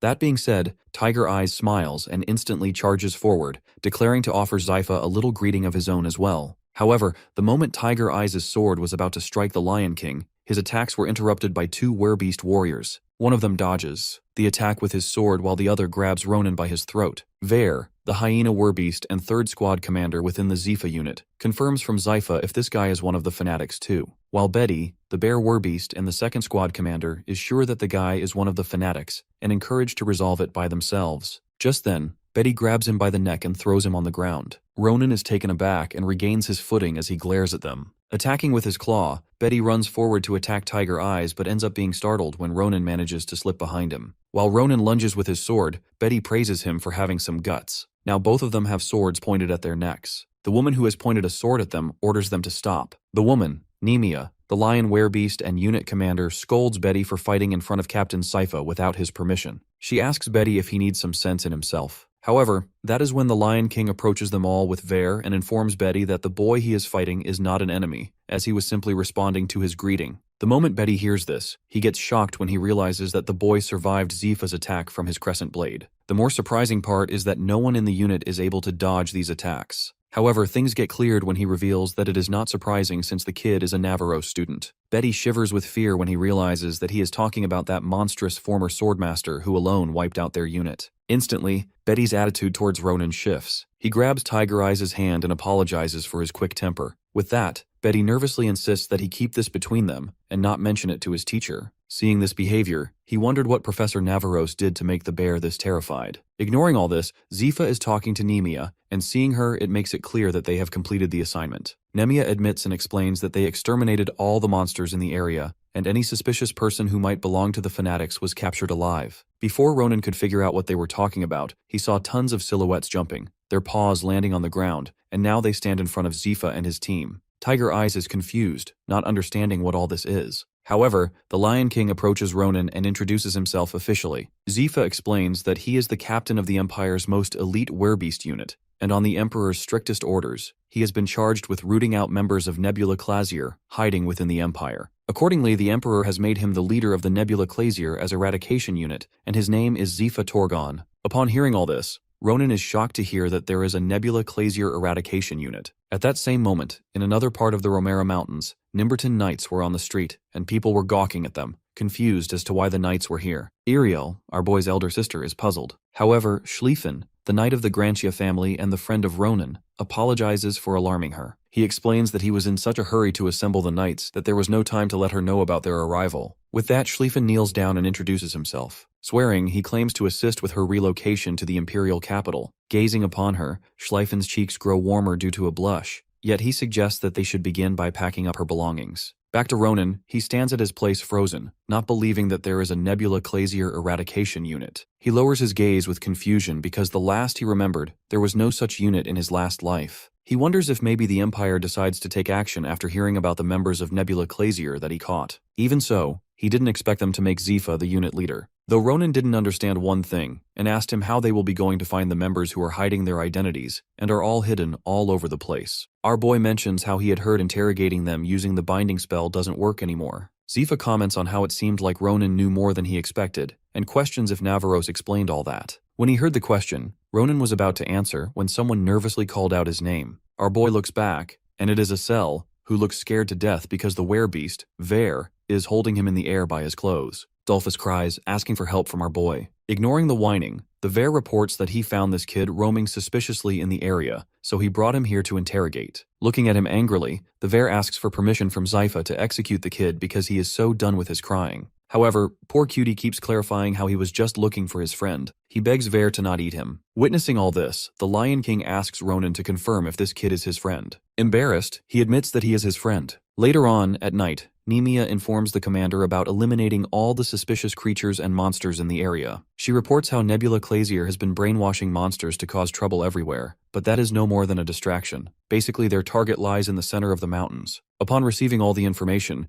Zifa confirms if by the center of the mountains, Nemia means the mountain pass in the Romera Mountains. The mountain pass in the Romera Mountains is one of the Empire's main trade routes, and a third of all the trade in the Empire passed through here. Probably Nebula Clasier is trying to bring down one of the main pillars of the imperial economy since the effects would be disastrous. This is the reason it is not strange that those fanatics would use monsters to target the mountain pass. But Ronan wondered how. The woman with the other fanatics is captured and asks what he would do. Ignoring that, he explains that the mountain is very important, and it has harsh security measures. He adds that it is not an easy place that they can destroy just from causing chaos through a few monsters. Just then, Ronan points the blade at the woman's neck and threatens them that if they want to go out alive, they should spill whatever they are hiding. The woman gets nervous. Sweat coats her face, but then a smirk appears on her face. She challenges him to guess if something like that would be scaring them. Instantly, she calls him a filthy non-believer, and abruptly, a bright light is being emitted, enveloping the surroundings. All those fanatics gather their mana together in one place. Moreover, they start chanting some spell, acknowledging they couldn't finish their mission, and blaming themselves for failing. But they're not giving up. They beg for every bit of strength left in their spirit to keep fighting. They want to use their power to burn away their enemies, who stand in the way of their goals. As the incantation spell completes, a fireball appears, shines brightly, and then explodes. Its intensity was so much that it reached the farthest part of the forest. Some fanatics of the Nebula feel it through the air. They understood that their companions have already had to make a noble sacrifice, and that is when they realized that normal believers are not enough to buy time against the Zifa force. An old man, Baron expresses how unfortunate it is to witness the sacrifice of such precious believers. However, one of the members suggests Baron try catching Zifa another day, as holding him back is difficult. Though, he knows that if they do this, then it will give him and his team more time to prepare, and it would be more difficult to accomplish the grand mission. Thus he declares no more delays. Acknowledging that this is not the center of the mountain, Baron places a detonator on the ground, deciding to begin their plan right here on the side of the Romera Mountains. He announces to strike at the infidels with the full force of their anger and rage. Just as he places the object, a magic circle appears on the ground, while the object stays in the middle. It's a detonator made by the great inventor Alabrige, consisting of 30 handcrafted spells all stacked upon one another. After absorbing the mana from the vein, the 30 layers of amplification spells will act as a detonator and will burn the area into ashes. Baron knows that the enemy is sure to sense an unusual change in the nearby mana flow, so they just have to protect the device from them until it has absorbed enough mana. Evan, the former captain of the Siren Knights, and Brua, the former senior mage of the Green Magic Tower, take Baron's commands, assuring him they will not let him down. Evan communicated to Baron that he heard that after this mission, he will be taking over as the branch leader since the mighty Brigia fell in battle. He wonders if the old man has received the blessing by any chance. Chuckling, the old man admits that he has, and usually the blessing is granted only after the official completion of one's mission. However, this mission required them to protect themselves from an extremely powerful explosion. Accordingly, the Great Leaf has already blessed Baron in advance. Obviously his power is nothing compared to that of the Great Brigia, but as long as he has this blessing, nothing will be able to harm them. The moment he was about to talk more, a paw stomped and a blast occurred out of nowhere. Baron is caught off guard, but before he or his team gets injured, he creates a shield around Evan, Brua, and himself to be saved from the sudden strikes that are being done by Zifa. The old man expresses how shocked he is, as it is impossible to do so soon after they began absorbing mana to detect a change in the mana flow and to track them down here. Zifa stood there firm, reminding them that there is nothing that can protect them from him, and he was aware of where these pathetic wretches were, since he was just waiting for them to reveal their true intentions. While wearing an intimidating look, he told them they are merely prey, blinded by pride, and felt thrilled to see how long they could resist his power. 10 minutes before the encounter, Zifa sees how the captured fanatics are using some sort of mana spell to blow themselves up. Tightening his grip on the spear, he orders Nemia to stand back with the other unit members, and he will take care of it, but Ronan has already made a move, leaving everyone surprised. Leaping higher into the air, Ronan charges forward, cutting through and swinging his sword. Yet eventually he steps away on the ground. The captured enemies are stunned. They couldn't believe that their dying flame was extinguished. Out of the blue, Ronan uses his sword. The woman's head was cut off from behind, and the other men experience the same. Blood gushes out of their bodies as their bodies lie on the ground. Our boy looks back, being glad that they are all dead for messing around like that. In his head, Zifa is surprised. He is aware that this was not a simple power that offset the magic. Looking at Ronan, he is certain that our boy cut through the mana itself. Right then, our boy calls for him, being sure that he knows how these people are. They are as slippery as a bunch of eels, so if he would have let them go, they would have come back with some more shitty plan, and judging by how hard they tried to cover everything up, he is certain that this is not the last of them. He is damn sure that at least one of their leaders is somewhere around as well. Approaching Zifa, Ronan questions him if he has a way to hunt the head of the Nebula Clasier eradication unit, and if it is the case, then he will help him, no matter what happens. He promises to make sure the Lion King will be rewarded by the Emperor. Back to the present, Baron and his men are facing the Lion King. The old man is scared. He didn't sense any mana nearby until the moment Zifa attacked them. In other words, the Lion King didn't even use mana just now. That blast was created by a purely physical attack. Baron had heard a lot about Swordmaster Sypha,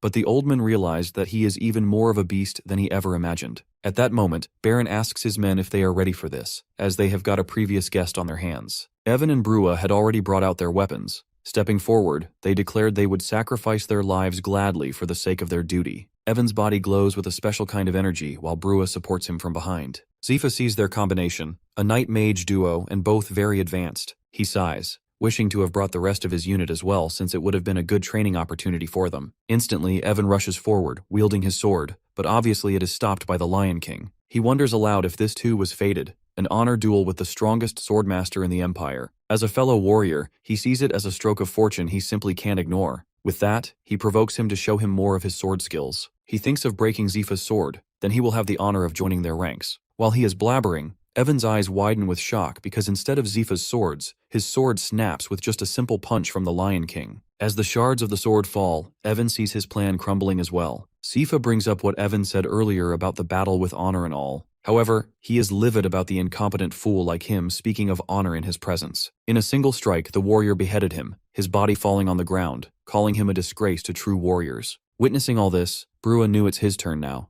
but before he could activate the mana shield, his body was cut in half. In addition to that, he tries kicking the old man, but the old man has activated his own shield, blocking all the attacks. Seeing his face, Zifa found him familiar, realizing he had been hiding behind his small fries. More than 10 years ago, in the village of Arden in the west, over 1,000 innocent people were dead in a black magic experiment. Then, the culprit who did all of this vanishes as if he never existed. It is Baron, the evil of Arden. Smiling, Baron feels honored since the mighty Swordmaster recognized him. He shares how he has long abandoned his past disgrace, and now is a servant of the stars. Ignoring all that bullshit, Zifa claws at the shield, crushing it while clarifying he doesn't care who he is now because it doesn't change the fact that he must be punished for his crimes. Though Baron stands there smirking as he activates the Blessing of the Stars spell. As some weird kind of energy envelops around them, Baron praises how he certainly made quick work of those two boys, and not even his finest warriors could hold him back for 1 second. He reveals that he is now understanding how exceptionally skilled of a swordmaster he is, but Baron knows that there is a limit even to his powers. He claims that Zifa must be mighty, but he is not strong enough to stand in the way of the celestial power granted to him. Maniacally laughing, he makes fun of him for being a mere mortal after all, living out his trivial existence under the light of the stars. After that, Baron wanted to hear how he feels after meeting the power of heavens. He was curious to hear Zifa's remarks. Yet, the warrior utters how foolish this is. Even in his final moments, Baron is still trapped in his mistaken beliefs. Approaching him slowly, the warrior calls him foolish, and this is why he will die because he is also prey blinded by pride and delusions. Zifa's spear glows as he swings it fiercely. That is when Baron attempts to shield himself, but at the same time, he can't help but notice how amazing and truly incredible Swordmaster Zifa is since he generated such great power. Baron tries to attack his ground, but the attack is so powerful that it is impossible to withstand it even with the shield. However, when the spell settles down, Zifa's weapon is still glowing after finishing his attack. Even after not being harmed, the old man is still surprised and anxious because of the warrior's performance. Even when he just used sword aura alone, he admitted to himself that he possesses great power and compares his abilities to them. However, Baron utters that it is unfortunate for Zifa, as the blessing of the stars is too much even in front of the great Swordmaster. The moment these words leave Baron's mouth, he activates the detonator while challenging Zifa's abilities. As he speaks, he reveals to the warrior about the magic bomb absorbing mana from the mountains. With that, the old man advises him to retreat now and try again some other time. Perhaps if he runs now and saves himself, he might be able to escape the blast radius. And as for the weak ones, Baron states that they would turn into ashes on the mountains. Zifa stands there, understands that power allows them to neutralize attacks,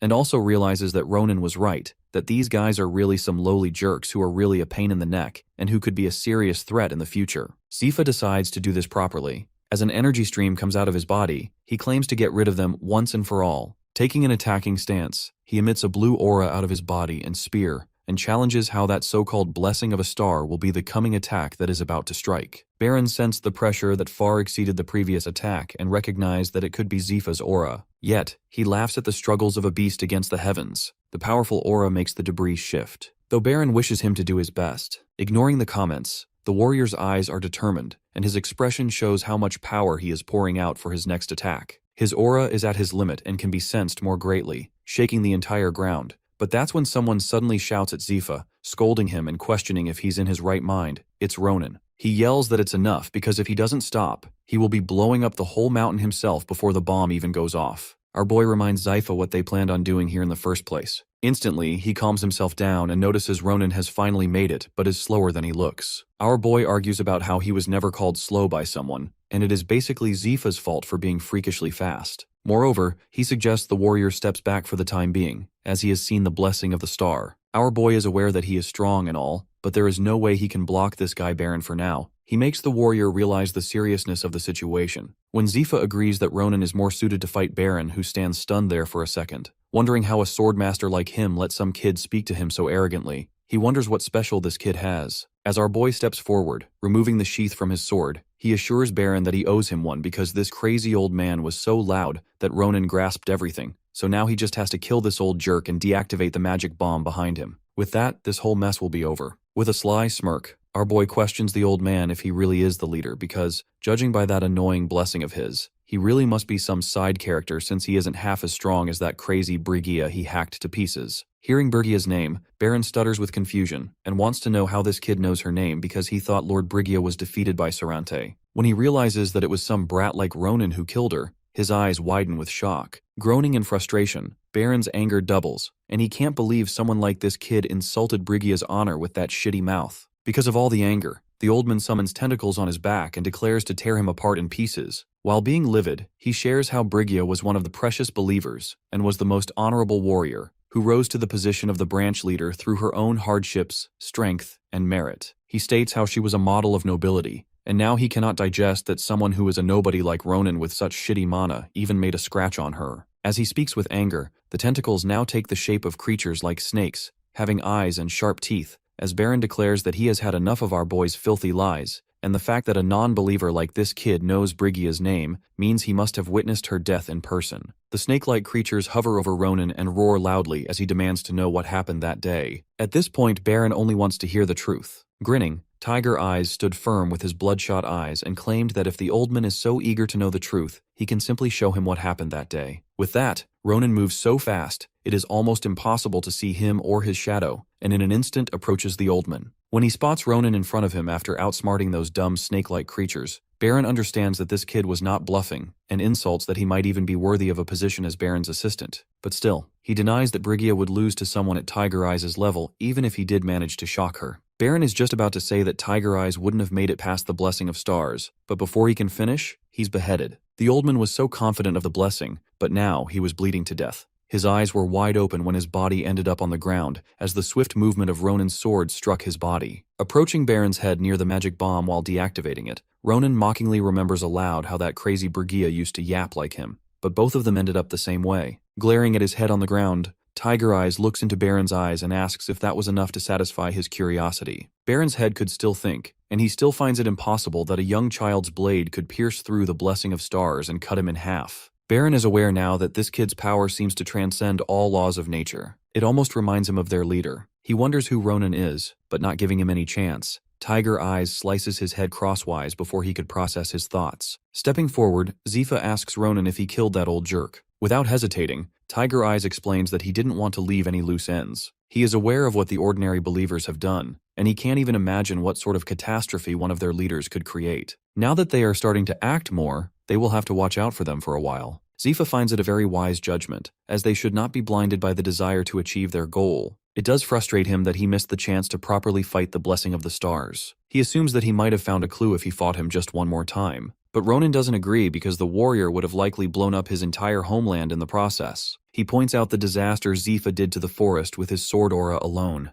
Thus, things would have gone extremely worse if he had used his full aura. Witnessing all this, Zifa puts away his weapon, thanking Ronan for ending things easily. At the same time, he decides to save his curiosity to know about the blessing of stars for next time. Additionally, the warrior tells Tiger Eyes to let him know if he needs anything. Confused, Tiger Eyes wonders what this means, and obviously his confusion is evident on his face. Thus, Zifa explains that the Emperor has offered a reward to anyone who contributes to slaying members of Nebula Clazier, so he should tell him what he wants, and he will get Ronan anything he likes within the limits of the Imperial budget and his own influence. Upon receiving this information, Tiger Eyes smiles widely because the timing is great, and he actually needed some strong helpers like Zifa for something, because very soon he will be escorting someone important to the Imperial capital, the most important person in the world, as a matter of fact. Little does he know that someone important is already being escorted to the Imperial capital by Schlieffen. It was late at night, and one night expressed how much calmer the area is than they expected. However, the other night informs them of the reason.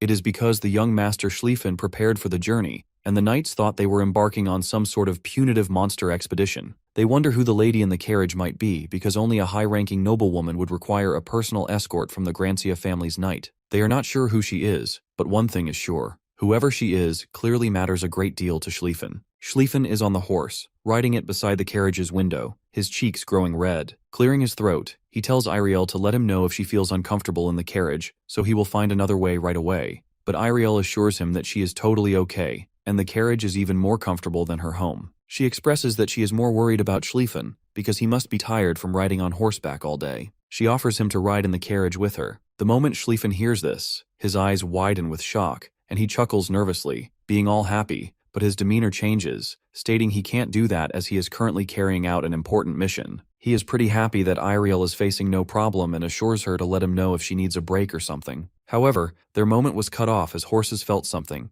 panicking and being out of control. Schlieffen gets on high alert, being aware that there is something alarming approaching him. He can sense something coming their way, and it is bringing a massive wave of energy with it. Having the feeling of threat, Schlieffen orders everyone to prepare for battle, commanding them to not let anything happen to Iriel, since she is their first priority. All the knights draw their weapons while Schlieffen is scared to death for the safety of Iriel, being aware it is not a threat on the level of a wyvern to possess such an overwhelming force. It feels like a tidal wave of energy is rushing towards them. This makes Schlieffen wonder what this creature is. Even knowing danger can kill him, Schlieffen lunges forward with his sword, but the creature in front of him launches an attack, and the force is so massive that it shatters the ground beneath them, but still Schlieffen blocks the attack with his power. Whoever the creature is spills how today is full of surprises since the creature heard rumors about Schlieffen, but not even they do him justice. The creature is none other than Zifa. He smirks, remarking how excellent the defense of Schlieffen is. He declares if the next generation Swordmaster ends up being human, then it will definitely be Schlieffen or Ronan.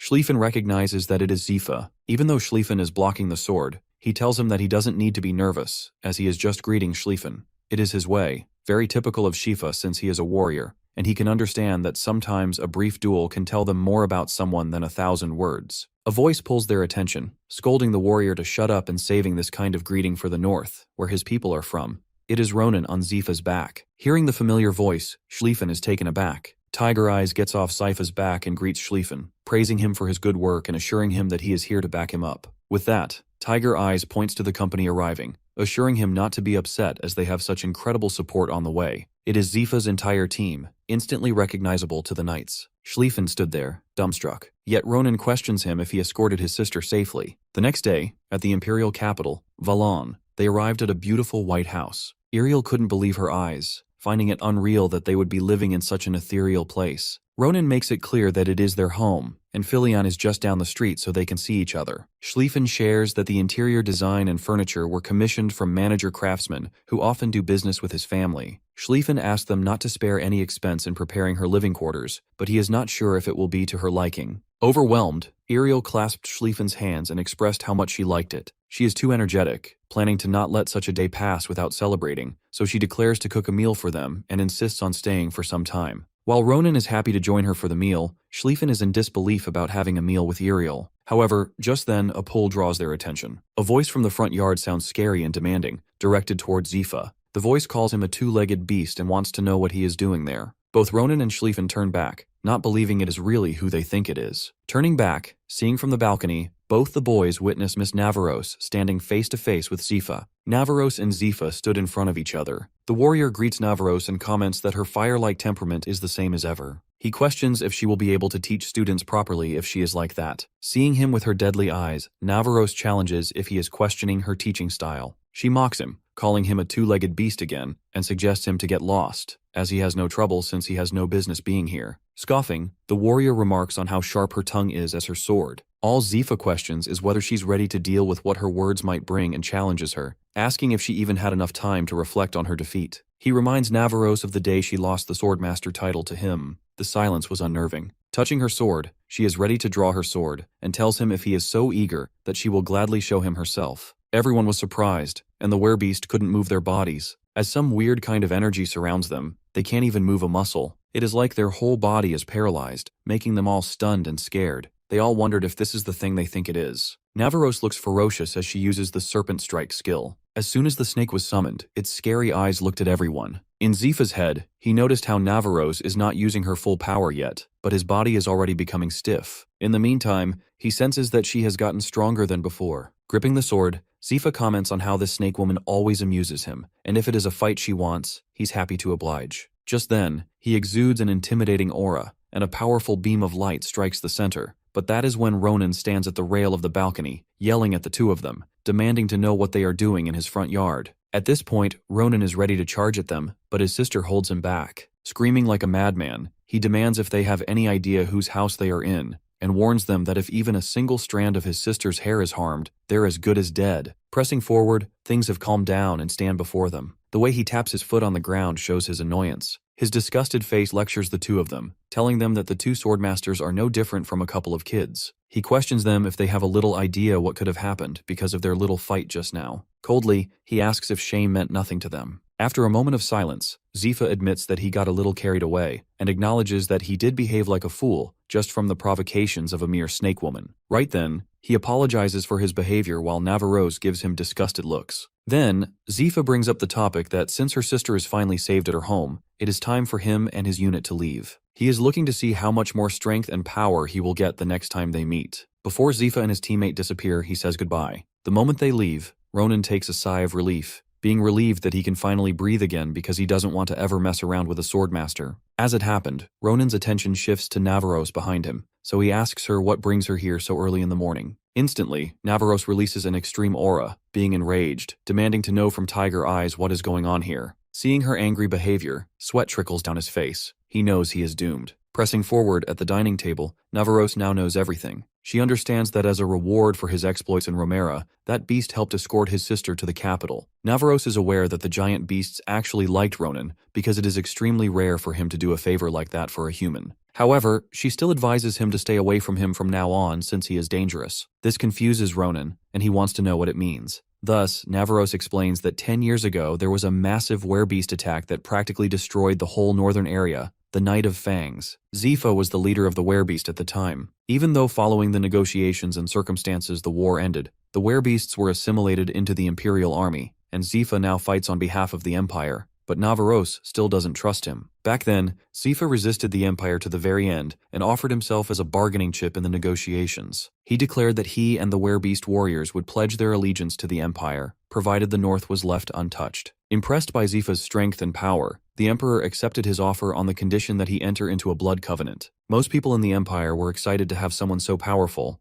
but when it comes to Navaros, she thinks that Zifa is hiding his claws for the time being in order to protect his own species. If the warrior ever decides to break the blood covenant, he might prove to be an even greater threat than Nebula Clazier, and this is the sort of person that Zifa Torgon is. Ronan surely didn't expect that and is lost in thoughts. He remembers he didn't see him during the war with Aayut. Like the Empire's other elite warriors, it is possible that he was already eliminated by Nebula Clazier, yet Ronan can't rule out other possibilities as well. Changing the subject, Navaros informs Tiger Eyes how this was not the reason she came here, and she came here to confirm if he actually learned to activate his aura whenever he likes. Smirking, Ronan confirms that it is true. Navaros looks proud and can't help but praise Jaredon for doing something good after all. Standing up, she tells him to follow her since they have to begin with the lessons right away. In front of the dummy knights, Navaros orders him to show her how much he has grown in the meantime. Removing the sheath from his sword, Ronan takes an attacking stance. Meanwhile, Schlieffen is busy eating the food Iriel prepared for Tiger Eyes and him. Back to Navaros and Ronan, Navaros explains that the method to confirm his growth is easy. All he needs to do is show her his sword aura, but he cannot really rely on physical force to perform the attack. Thus, the sword aura must consist primarily of mana itself. As Ronan lets Navaros know that he is already aware, a red aura envelops the hero's body and sword. Taking an attacking stance, he swings his sword and targets the dummies. It is like his sword released an airblade. Instantly, the sword approached the dummies but didn't cut them at all. Startled, Ronan stood there frozen, not understanding where that blade power disappeared. This is nearly impossible because his mana was flying out his sword a few days ago, so he takes the initiative to try again, yet Navaros tells him to stop, as it was just the way Navaros expected. She acknowledges that it is a big achievement to infuse his sword with mana, but at the same time, he has not even reached the level of a true sword aura yet. She explains that he has just added a little bit of mana to those unusually powerful sword strikes of his. But of course, Navaros is certain that that alone gave him great power. Otherwise, she finds it hard to believe that someone in their first year could slay a wyvern so easily, just like before. Ronan is confused and doesn't understand, so he asks if it is different. To him, there is much difference when it comes to increasing the force through mana. That being said, Navaros nods. She expected him to think this way. She elaborates that he seems to consider sword auras to be no more than a sort of compressed mana blast that deals a bit more damage to enemies, but they are much more than that. If he views sword auras only as a tool for enhancing mana damage, then his understanding of them is bound to be extremely limited. Basically, the true power of mana is the ability to show the way to higher levels, and this is the reason Navaros asked Ronan what sword auras meant to him. She wants to know his understanding of mana to figure out what to work on next. She is aware that what she is about to say is not going to make sense right now, but luck is not always on their side, and there will come a day when his ability to understand the difference may save his life. Ronan flinches at Navaros's words. He is aware that those he had fought recently are all stronger than him. However, Navaros pats him on his shoulder, assuring him that he has a long way ahead, so he will pick up what he needs to learn along the way, and that is what she is here to help him with. As she passes by him, she grabs the La Mancha, explaining to him that it is important to focus on mastering the basics. Turning to her, Ronan notices that she took his La Mancha and asks her the reason. Her hand and the weapon glow, making it difficult for the hero to keep his eyes open. Ignoring all this, Navaros commands Ronan to watch carefully the true potential of his sword. Seeing all this, Ronan is taken aback. He notices how the La Mancha is glowing with red wavy stuff, and this is how it is supposed to glow while attacking. Navaros teaches him how she activated some of the weapon's hidden power by infusing it with her mana. She elaborates further that weapons like her Ursa or Duke Grancia's Palarod, which are created by master craftsmen, keep their power hidden, and when a weapon reveals that power, it becomes unimaginably strong and deadlier. Swinging the sword, she shows this is how deadly it becomes. It was evident from the damage the swing caused. For once, she thought maybe Duram was exaggerating when he called this sword his masterpiece, but after using it, Navaros understood that he was right and truthful. Ronan stands frozen in disbelief to see the impact of his sword on the training ground. It is nearly destroyed even after it was reinforced with mana. He groans in frustration because the sword didn't even do shit when he tried to run his mana through it. Handing the weapon back to Ronan, Navaros explains that it was only because his mana level is too low for La Mancha to resonate with it. She adds that the sword knows best of its master's limitations. The hero pouts, expressing that it feels more like an insult, but thanks to that because he now knows what his next goal is. Stepping forward, he asks his master from where to begin because he wants to show this scumbag who his master really is. The way he is being right now makes Navaros smile, and she was waiting for this behavior because she likes this kind of spirit. With that, they start training to maintain his mana since it is his weakest spot. Standing with his sword, Ronan was shivering after 48 seconds and couldn't endure any longer. Just like that, mana endurance on day 3 of training gets to 1 minute and 32 seconds, but the hero was still struggling. However, as time passed by, he was able to endure the mana more calmly and efficiently, and the timing got a lot better. So now, at the 14th day, it got to 13 minutes, and Ronan has already surpassed his initial goal since most people take years to reach this timing and level. While he is enduring the mana, Navaros from behind orders him to try to activate his sword aura in that state and reminds him what needs to be done. The hero's sword glows in red, and then he performs a quick slash by standing there pointing the sword forward. Just then, he placed it back in the sheath while focusing on the dummies before him. He even looks at the one at the very back on the training ground. He swung his sword and in just a single strike he cut most of the dummies in half. With a proud smile, Ronan glances back at Navaros, admitting he learned from the best. A head rolled towards Navaros, and she praises the hero and asks him if he is understanding why he needed all that training. Studying his own hands, the hero could really feel it while he was practicing. The very act of concentrating to maintain his mana flow heightens his awareness of all his senses, and that is not all. It even taught him the enormous potential of the mana within the body. Looking at him, Navaros understands that the hero has finally grasped the basics of mana. Just then, a voice breaks in, praising Navaros for not losing her zeal and still tormenting students after school hours. It is Jaredin. Stepping forward, Joradin apologizes for interrupting them, but he has something important to inform her. It is about that dear student of Navaros. The hero was surprised. He wondered what Professor Jaredin was doing here. When he notices him, he realizes that Top G looks better than he has ever seen him before. Navaros approaches Jaredin and confirms if this is about her student's mana. Top G explains that due to the hero's highly unusual constitution, he needs to be checked regularly. Navaros looks at him, thinking it was just Top G's excuse to use the hero unfairly and extort him. In an instant, she starts grabbing her weapon, but Top G steps back, nervous but yet assures her that it is not what he means, and they are not mercenaries anymore, so she should not just come at him with his sword, and he is simply here to keep his promise. He explains further that because of Ronan, Suna, who experienced no improvements in a long time, is starting to show hope. At those words, Navaros immediately asks if Suna is awake, but Jaredin reveals that there is still a long way to go, but he would appreciate it if she stopped by to see her sometime since she has already loved hearing tales of Navaros's adventures. However, Jaredin tells her that what is important is not Ronan but Navaros's teaching assistant. He means Adashan. Top G explains that at the hero's request, he has been studying Adashan recently, and it is too soon to come to any conclusion. But if her theory is correct, she could be in deadly danger since she has powers too great even for herself to handle. Top G guesses that maybe Navaros has noticed the danger of power. That is probably why she has been keeping her near her. Jaredin tries to explain how everyone could be in danger because of that girl. Hearing all this, Navaros clenches her fists, warning Top G to hold his tongue because her teaching assistant is not as weak as he thinks. He warns Top G to not even dare to decide her future without even knowing her. Hearing all the warnings, Jaredin turns pale, being speechless, and leaving it up to her to decide the matter. A few minutes later, the dummies' heads have been cut off while Ronan and Top G watch Navaros, realizing how angry she looks. Just then,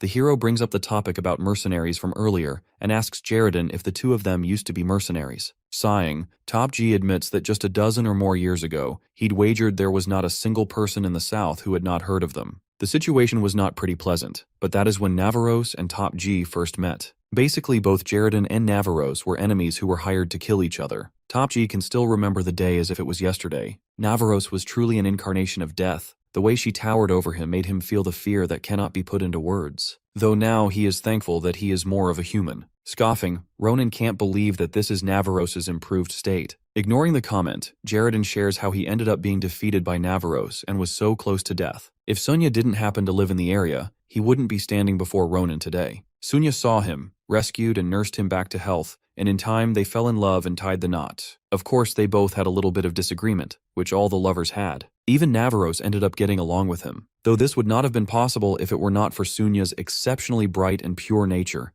and he admits that it is his fault that Navaros came to hate him so much. Navaros was disappointed and angry that Jaredin was not strong enough to protect Suna and his stupidity for clinging to Suna after there seemed to be no hope of saving her, and yet she never told this secret to anyone. And the major credit goes to Navaros that he is able to continue Suna's treatment. This is why he has always believed if he can cure Suna, then maybe Navaros will open up to him again someday because he is aware that she looks all tough, but she has a kind heart. The next day, in the Hall of Truth located in the Magic Department's main building, inside the Black Magic territory, there are specimens on the capsules. Seeing them, Ronan expresses how he never thought there would be a gloomier place than the professor's laboratory. He confirms with Jaredon if it is safe for them to be here. Top G tells him and Adashan to ignore the gloom because they need the high-power machine, and it can be used only here. The machine is called a mana extractor, a powerful magic item capable of extracting mana from living creatures. Looking at Adashan, he explains how most people would give up everything for a chance to use this. It is for the people who are struggling to understand their own mana. Pointing at the magic circle, he guides the Iron Lady to stand on it and face the truth of her hidden powers. Before doing anything,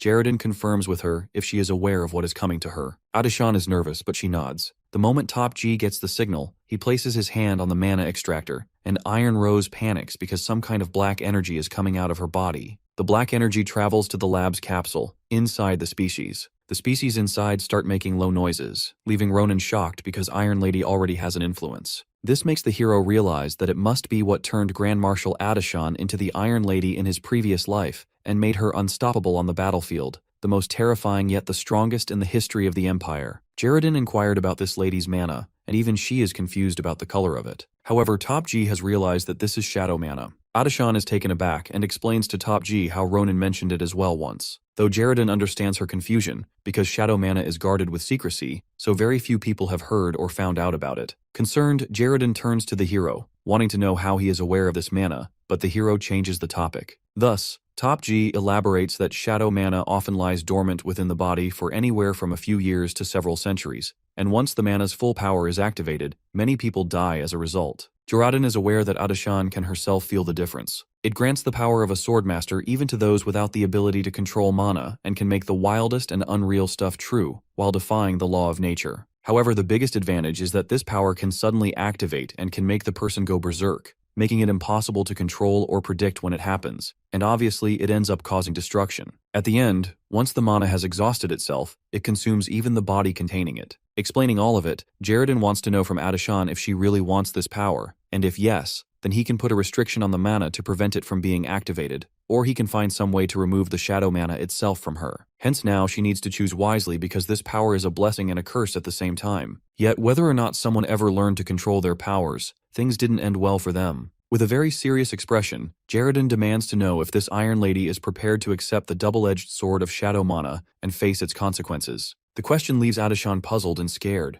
Jaredon advises Adashan to think about it and then come to a decision carefully. Adashan is puzzled, but at the same time, she recalls the moments with the people who supported her. She recalls how she wants to be the Grand Marshal. She admits to Top G that she is scared, but she also remembers some words of encouragement that someone told her. She is indirectly talking about Ronan and how he told her not to worry and give her best shot. Thus, now is not the time to shy away from danger, and she gladly accepts the consequences of this power. Proudly, Jaredon praises Iron Rose, stating how he wouldn't expect anything less from Navaros's teaching assistant. Since she had come to a decision, Top G announces that they will start right away, holding the mana extractor machine and placing his palm on it. Blue streams envelop the ball and Adashan's body glows red. A ball of energy in the structure of reddish light is formed now. Worried, she turned to the professor, asking about this familiar energy. Jaredon explains that it is the mana being extracted by him that she has accumulated so far. Before giving his explanation, he attempts to guess her experience, asking if she had no talent for mana. No matter how hard she tried, she never made any progress. Hearing this, the Iron Lady is surprised, wondering aloud how Jaredon is aware of all this. But for Jaredon, it is evident. Like he said earlier, shadow mana breaks the law of nature, and power like that cannot stay hidden inside someone for long. There is a constant battle between shadow mana and the mana she had gathered within her, and that is what is holding her back. But the fact that she has still collected that much mana, Jaredon finds it truly shocking. He acknowledges her efforts, but at the same time, he advises her to part ways with her old self. His words left her puzzled, yet Jaredon explains that the solution is simple. If the battle between the two types of mana is the issue, she needs to get rid of the unnecessary mana, and that way, only shadow mana will be left in her body. Looking at Ronan, Jaredon couldn't help but say how the hero and Adashan make a perfect pair. One is having a hard time gathering mana, and the other is desperate to get rid of it. Ronan can't help but feel uneasy with the familiarity of the situation, but he guesses it will take another 5 years to fix the problem. Jaredon praises him for being so bright and elaborate that once mana takes root in a person, it is rather difficult to erase it. Thus, the extractor only gives the illusion of the mana being removed. Once it is turned off, the mana will go back to the body. Curious, Ronan wants to know the side effects of removing the mana all at once. However, Top G isn't aware of it, but the mana would be simply lost by the person who does this. Before Top G could ask the reason behind the hero's question, the hero cut through the red ball of mana that appeared in front of Adashan, leaving Top G and her shocked. With that, Ronan declares Adashan's mana to be gone. He did it because he couldn't wait for the next 5 years, and they have a lot to do. Without any warning, Iron Woman emits strong shadow mana out of her. The shadow mana has fully enveloped her. Looking at her, Ronan can't help but call her Grand Marshal. In a few seconds, everything goes hazy, and when Iron Lady opens her eyes, she is in the hero's lap.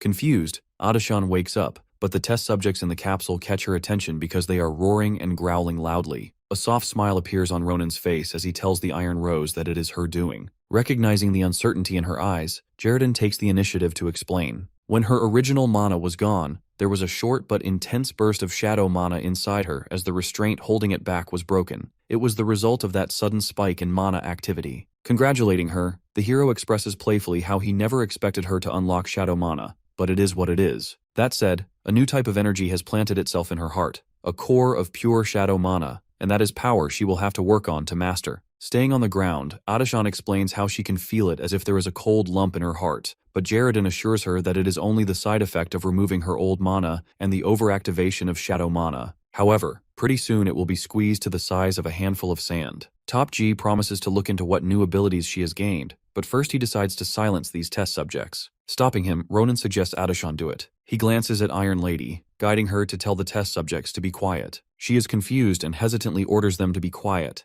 and in an instant all the test subjects literally sleep as if they never woke up. This is impressive and crazy because it looked like a brain control skill, but even the simplest brainwashing requires a huge amount of mana and advanced items, so Jaredin is in awe that Adashan did it so easily. He guesses that maybe they have unleashed deadlier power than they expected. The new power that the Grand Marshal has gained is mind control. This ability can force one's own will on another living being. If mind control only changed how people saw things, it would just be a faster way to give commands. But if someone used it only on a small group, like a military unit, the power could turn them into puppets who don't care about dying, and in the case of the Grand Marshal, she never ever hesitated to use her ability. In the past life, at the war with Aayut, Adashan watched the battle, and Ronan observed her. Hesitantly, he questioned her if this was really the only option. But without having any guilt, she explained how there was another way to ensure victory, so they have to stay focused and keep their wits about them until they have finished the very last battle because that is the only reason both of them are still alive. It was destiny that turned Adashan into the Iron Lady in her previous life. Clenching his fist, Ronan looks at the present Adashan.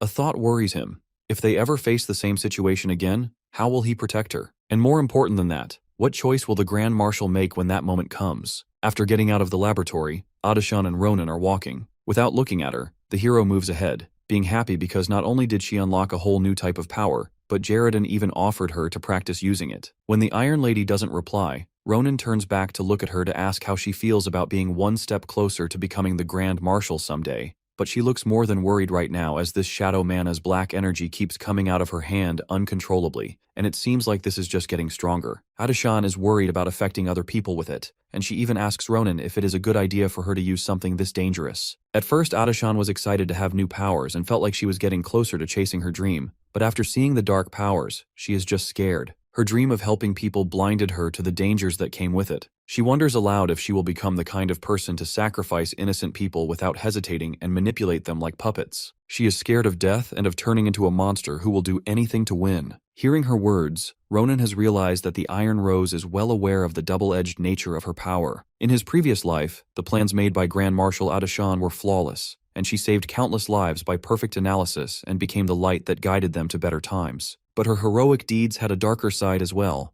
and it can never be ignored that many soldiers sacrificed their lives because of mind control of hers. The hero's thoughts are interrupted when Adashan requests him to stop her if she ever becomes like that. Smiling, she declares how she will be able to get through stuff if he will be by her side. Chuckling, Ronan agrees, but only on one condition. She must promise she won't resent him later because if stopping her means pushing her off a cliff, he won't hold back. Hearing this, Adashan ends up being startled. Since that day, life at Fyian has been peaceful for the first time in ages. Under the guidance of Professor Jaredin, she has begun shadow mana training. Firstly, she had trouble holding even a single bird in place, but now she has already learned to control up to 5 birds at once, and very soon practice with large animals will be started. Like always, Barum is training hard on his own, and Ronan doesn't get to see Ophelia during the day. but she has been enjoying teaching the blood demon technique to Sita. As they train, Ophelia has been pretty proud because Sita has been performing perfect blood shots on his first try. As Sita is a fast learner, it makes Ophelia happy, and she thinks of new training stuff for him. She might be a little over-enthusiastic, but at least Sita's learning from her. And as for Ronan, he has been enjoying a period of peace too. The hero has been training with his friend too, where both of them mock each other and fight to prove they are better than one another. Maria and Asel look from afar, wondering when they will stop, as they have been doing this for hours. Senpai is upset, wanting them to go and fight monsters at this point. However, Senpai enjoys seeing Ronan's charm. Turning back to Pretty Boy, she calls him a cutie and asks if she is right, and Asel can't help but blush and agree. Seeing him uneasy, Maria grabs him by the shoulder, assuring him that he will always be her favorite, and then they leave for their training, Senpai declaring she will kick Ronan's butt the next time they spar with him. Later on, Professor Baron Panichir, supervisor of the Extra Special Adventure Club, called the hero to his office. Confused, Ronan sits at the office as he holds a tea, knowing his prediction was right. Even from the scent, it feels like his senses are opening. It is very similar to what he had back in Sarante's temple, so he recalls how Baron said that he wouldn't waste a single leaf until he managed to successfully cultivate the herb. Hearing this, Baron laughs delightedly because he actually achieved it, and thanks Ronan. After the hero's last adventure in the Vidian Mountains, he was kind enough to present Batten with the gift he received from Sarante. Without that, Baron would have never known how to use this herb or where to find it. It was not easy, but Baron figured out how to grow the herb. The happiest Baron is to help many people with it. Roman is sure that it has not been easy for Baron to cover up all the trouble their club has caused during each of their adventures, so obviously he had to make it up to Baron. Thus, now he hopes this covers up for the mishaps. Still, Baron suggests Ronan stay out of trouble. Just then, Baron informs the hero about finally receiving a reply. Baron reminds the hero about the place he wanted to visit to learn more about his curse, the Tower of Dawn. They have approved his request to visit the tower. Taking the approval scroll from Baron, Ronan smiles because he has been dying to visit there. However, Baron warns him to not get distracted since the world out there has not been safe ever since that unfortunate thing happened recently. Baron also mentions that Rana won't go alone since Baron has been waiting for a chance to send the magic department's top students on the field trip, and this seems to be a good opportunity. He informs us that one of Ronan's classmates in the same year will be joining him as well. Meanwhile, in a dark room, a girl is writing her and Adashan's name in her notebook, with a heart in the center, chuckling, zoned out in her own world. After some time, the flying ship is bound for the Tower of Dawn, called West Wing. Erzsébet, also known as Eerie, the same girl writing her and Adashan's name in the notebook, is having her tea. That is when Ronan approaches her and greets her. The hero is pleased to meet Elizabeth after so long, and playfully asks if he can call her Eerie, but she gets annoyed, stating that only Adashan is allowed to use that nickname. Now, angrily, she demands to know the reason behind the hero being there. The hero found this question pretty dumb because everyone aboard the flying ship is heading for the same destination. He informs her that he has some business to take care of at the Tower of Dawn. Being nosy, Eli wants to know what business he has at the tower and is confused because he is from the martial arts department. It would make a lot more sense if his friend Asel were here. Ronan is aware that the princess knows about this bit of a situation on his hands. He was hoping to bring Asel with him too, but Femboy said no, as he would like to focus on training with Maria for now. With that, seeing Elizabeth sitting by herself, Ronan wonders where the other first years are. Professor Baron did say some magic department students would be on board too. With a scoff, Eli snaps back, asking why he's even asking. Everyone knows the Tower of Dawn is wrapped in magical fire, and among the students taking the applied fire magic, only the top 10 were given a chance to visit the tower. Yet she is an unusual case, being the highest-ranking student in the department and all. At first she couldn't even dream of such an opportunity, so she was just enjoying a quiet moment to herself. It was pretty evident that Rai has no friends, and this is why she is here. So Ronan offers to keep her company until they arrive at the tower, because he is alone too, and feeling generous. That being said, Princess is flushed with embarrassment, not wanting his charity. Pressing forward, after the situation gets lightened up, Eli explains how she can't stand ordinary people who are sitting in the ship, talking and playing, even though they have the opportunity to ask stuff about the magic tower. However, she compliments Ronan that he is the only person in the academy aside from Adashan who deserved to be called a prodigy. She talks about how he humiliated that guy from the Granizia family and helped Sifa too. Because of all this, even the royal palace has heard about them. Just then, Eli remembers about her invitation given to Ronan. It has been months since she gave it to him. She screams at him, wanting to know if he is playing hard to get with the Akalusia family. This is when her yapping starts about the advantages of getting along with her family. The hero can't help but notice how much of a yapper she is, even though she is alone most of the time, and because it won't be right to shut her up, he changes the subject. Ronan questions her about her interest in the Iron Lady, and this is the first time Eli is nervous and stuttering, and she doesn't understand why he is asking. So the hero explains that he is just curious, since Iron Rose's potential is finally showing, though Eli never saw her as exceptional before. Still, the trust she now places in the Iron Rose makes the hero wonder if she had seen something in her all along. For a moment, Princess stays quiet,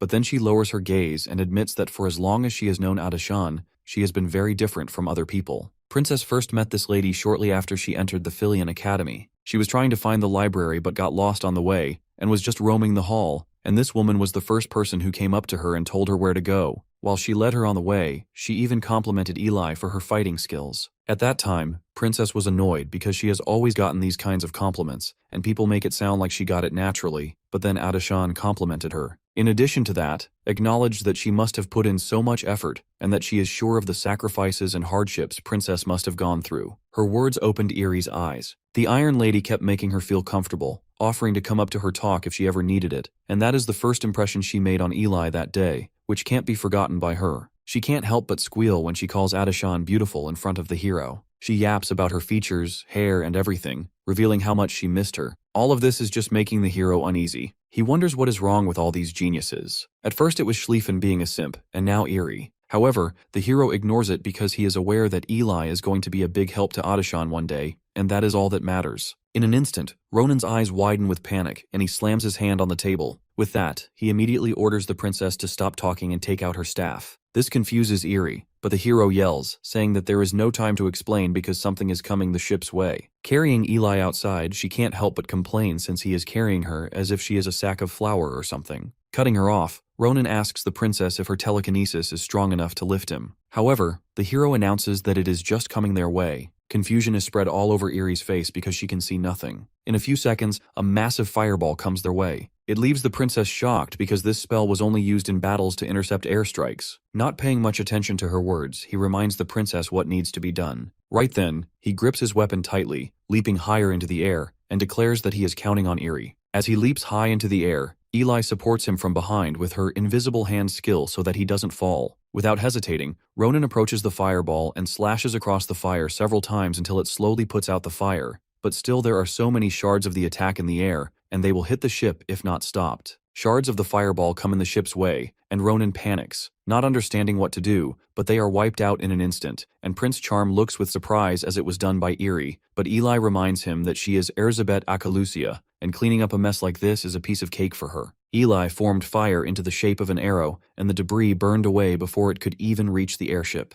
Ronan praises her, realizing that Akalusians surely don't mess around in battle. It is funny how he is leaping into the air and keeps calling her Erie, which she hates. Upon landing on the airship, Ronan is relieved that managed to survive somehow while she's quietly cursing him out, using every foul word in her vocabulary. In the meantime, Prince Charm's not sure if that was supposed to be a welcome, because it sure felt like things got out of hand. Just then, they see the dawn of the magic tower, and they communicate with the people in the airship. They announce that they have just confirmed that a spell was just fired at their flying ship from the magic tower. Ronan notices how they used a wide area of communication magic. The Mage Tower of Dawn informs them that it was not their intention to attack, and it was just as much of a surprise to them. They have taken the necessary safety precautions to ensure it doesn't happen again. Thus, they should be able to land the flying ship without any further incident. They announce about waiting until they have landed to offer them a personal apology and explanation. Finally, the airship has landed, yet the students are scared about the earlier incident, wondering where that fireball came from. Some wonder who blocked the fireball and if it is really safe for them to visit the tower. Eli expresses how disgraceful a mistake it is because how could one of the 5 great magic towers allow something like this to happen? She wants a proper explanation, or else they will be receiving a formal complaint from her family. It is understandable that it is not right, but Ronan suggests they should hear the explanation because he has a feeling he knows what is going on here. Memory from the last meeting with Baron comes in Prince Charm's mind when Baron told him about no visitors being allowed at the magic tower recently because of Nebula Clazier. Baron reminds Ronan, ever since their order infiltrated the Grancia family and attacked the academy,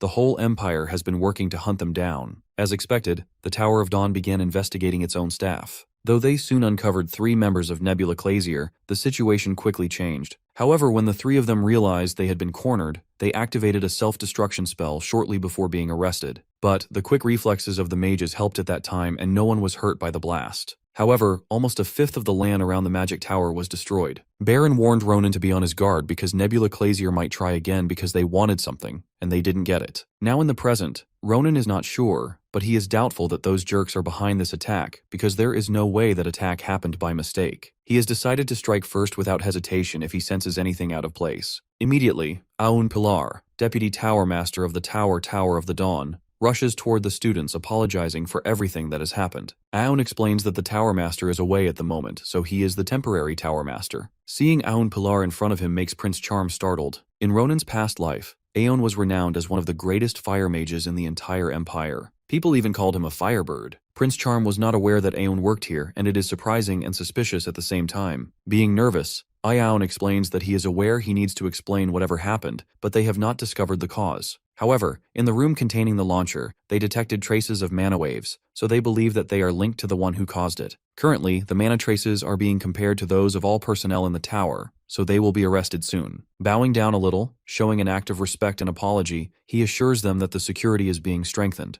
Thus, he assures them that they all should feel relaxed because nothing like this will ever happen again during their visit. The others, including Eerie, think that Aayut's apology is sincere, and the apology coming from Aayut is a big thing, so they let it go, and even Ronan trusts him completely, because in the war against Aayut, Aayut practically threw himself into the battle to buy them all time, and he was literally one of the first people to jump into the fray to stop Aayut. Aayut set himself on fire many times to save the lives of his fellow comrades, and even when his body was reduced to ashes, this guy showed no hesitation, so Ronan is very well aware that there is no way he belongs to Nebula Clazier. Just as Prince Charm is thinking all that, Aayut notices Ronan and Eerie. Knowing they saved the airship, he states how the Tower of Dawn owes them a big debt of gratitude since they reacted to the danger with a maturity and confidence well beyond their years. Additionally, he addressed them with their names and thanked them for what they did. The moment Aayut says his name, Ronan freezes, shocked, and demands to know how he knows him. He is aware that Eerie is a member of the Akalusia family, so he is not surprised that Aayut is familiar with her, but him knowing Prince Charm's name is surprising. Chuckling, Aayut explains that it is not a mystery, as the Fyian Academy has already informed Aayut about Ronan's previous activities. Immediately after that, Aayut suggests they follow him for the reward of their act of bravery. He also mentions discussing something with them in private. Both Eli and Prince Charm follow Aayut, and Aayut reveals that they are right at the very heart of the Tower of Dawn, where the bulk of their magic research is done. He welcomes them both to the main magic research department. The mages at the magic department are running around performing their magic and stuff, and it is definitely a little chaotic. Though Eli notices how most of the people are at least 4th circle mages or higher, and this is really why the Tower of Dawn is considered one of the 5 greatest magic towers in the world. Even Ronan notices the same thing as Eli, but he also notices how these mages don't seem very happy to see them. Prince Charm could hear mages whispering among themselves. They're questioning whether it's wise to allow outsiders into the tower, especially since they're still recovering from a recent disappearance, though they instantly stop talking about that disappearance, fearing the consequences if news of it leaks. Hearing all this, Ronan understands that something very suspicious is going on here, and wonders if he will ever be able to lift this curse. On the flip side, someone is hiding behind a pillar with a stuffed toy, muttering a reply to a master who doesn't even seem to exist. The hidden mage speaks as if she's talking to herself. She assures her so-called master that she will carry out the command and gladly makes the way for him by killing the Akalusian. At Aayut's office, Ronan acknowledges that there is some confusion within the tower at the moment, and based on what Aayut has told them, Prince Charm has realized that it was an accident, but mentions that there is something he doesn't understand. Instantly, Renan demands to know from Aayut why he did not do anything to stop that fireball attack. Because Prince Charm is sure someone as capable as Aayut could have easily dodged the fireball before it reached the airship. Hearing the questions makes Aayut nervous, but he agrees with what Ronan is saying and adds that any mages in the Tower of Dawn, including him, could have stopped the attack as soon as they saw it, but that is if they had seen it. Upon hearing this, Prince Charm and Eli flinch because they understand what Aayut is saying. The tower was not aware of the fireball, and no one had noticed until it had already reached the flying ship. This seems pretty impossible to the princess because how can no one detect such a power strike? Turning to Ronan,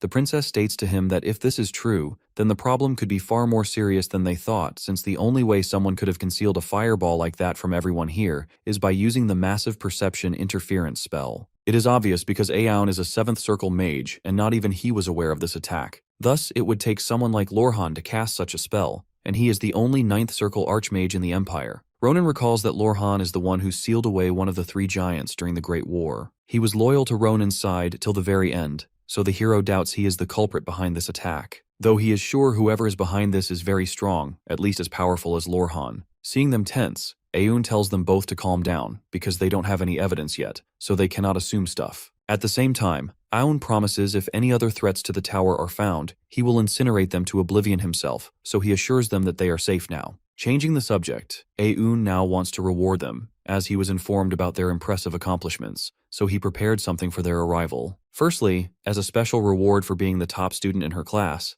the princess will be rewarded by personally instructing her in the art of fire magic. He will be teaching her spells so hard that no one in Fyian knows. This makes Eli excited. As for Ronan, since his club goes on adventures, Aayut has prepared something more practical for him. Right then, Aayut hands him a scroll, which is enchanted with a high circle fire spell. It will help them a lot in terms of emergencies. Seeing the item, Ronan is very delighted and expresses his gratitude, as he was actually looking for such an item. With that, Aayut mentions something that he has been told about. The reason the hero came here, in the hope of finding books that may help him lift a certain curse. Thus, Aayut informs him about the Tower of Dawn having the largest library in the whole empire. Obviously, it would be hard for the hero to find what he is looking for on his own, so he has asked the library to help the hero in every possible way. He assures the hero that the librarian will be more than happy to assist him. Upon arriving at the library, Ronan stops fidgeting with the ring. He is finally going to meet the librarian, wondering what this person is like. Although he is aware that Sarante would not have recommended that he seek them out for no reason,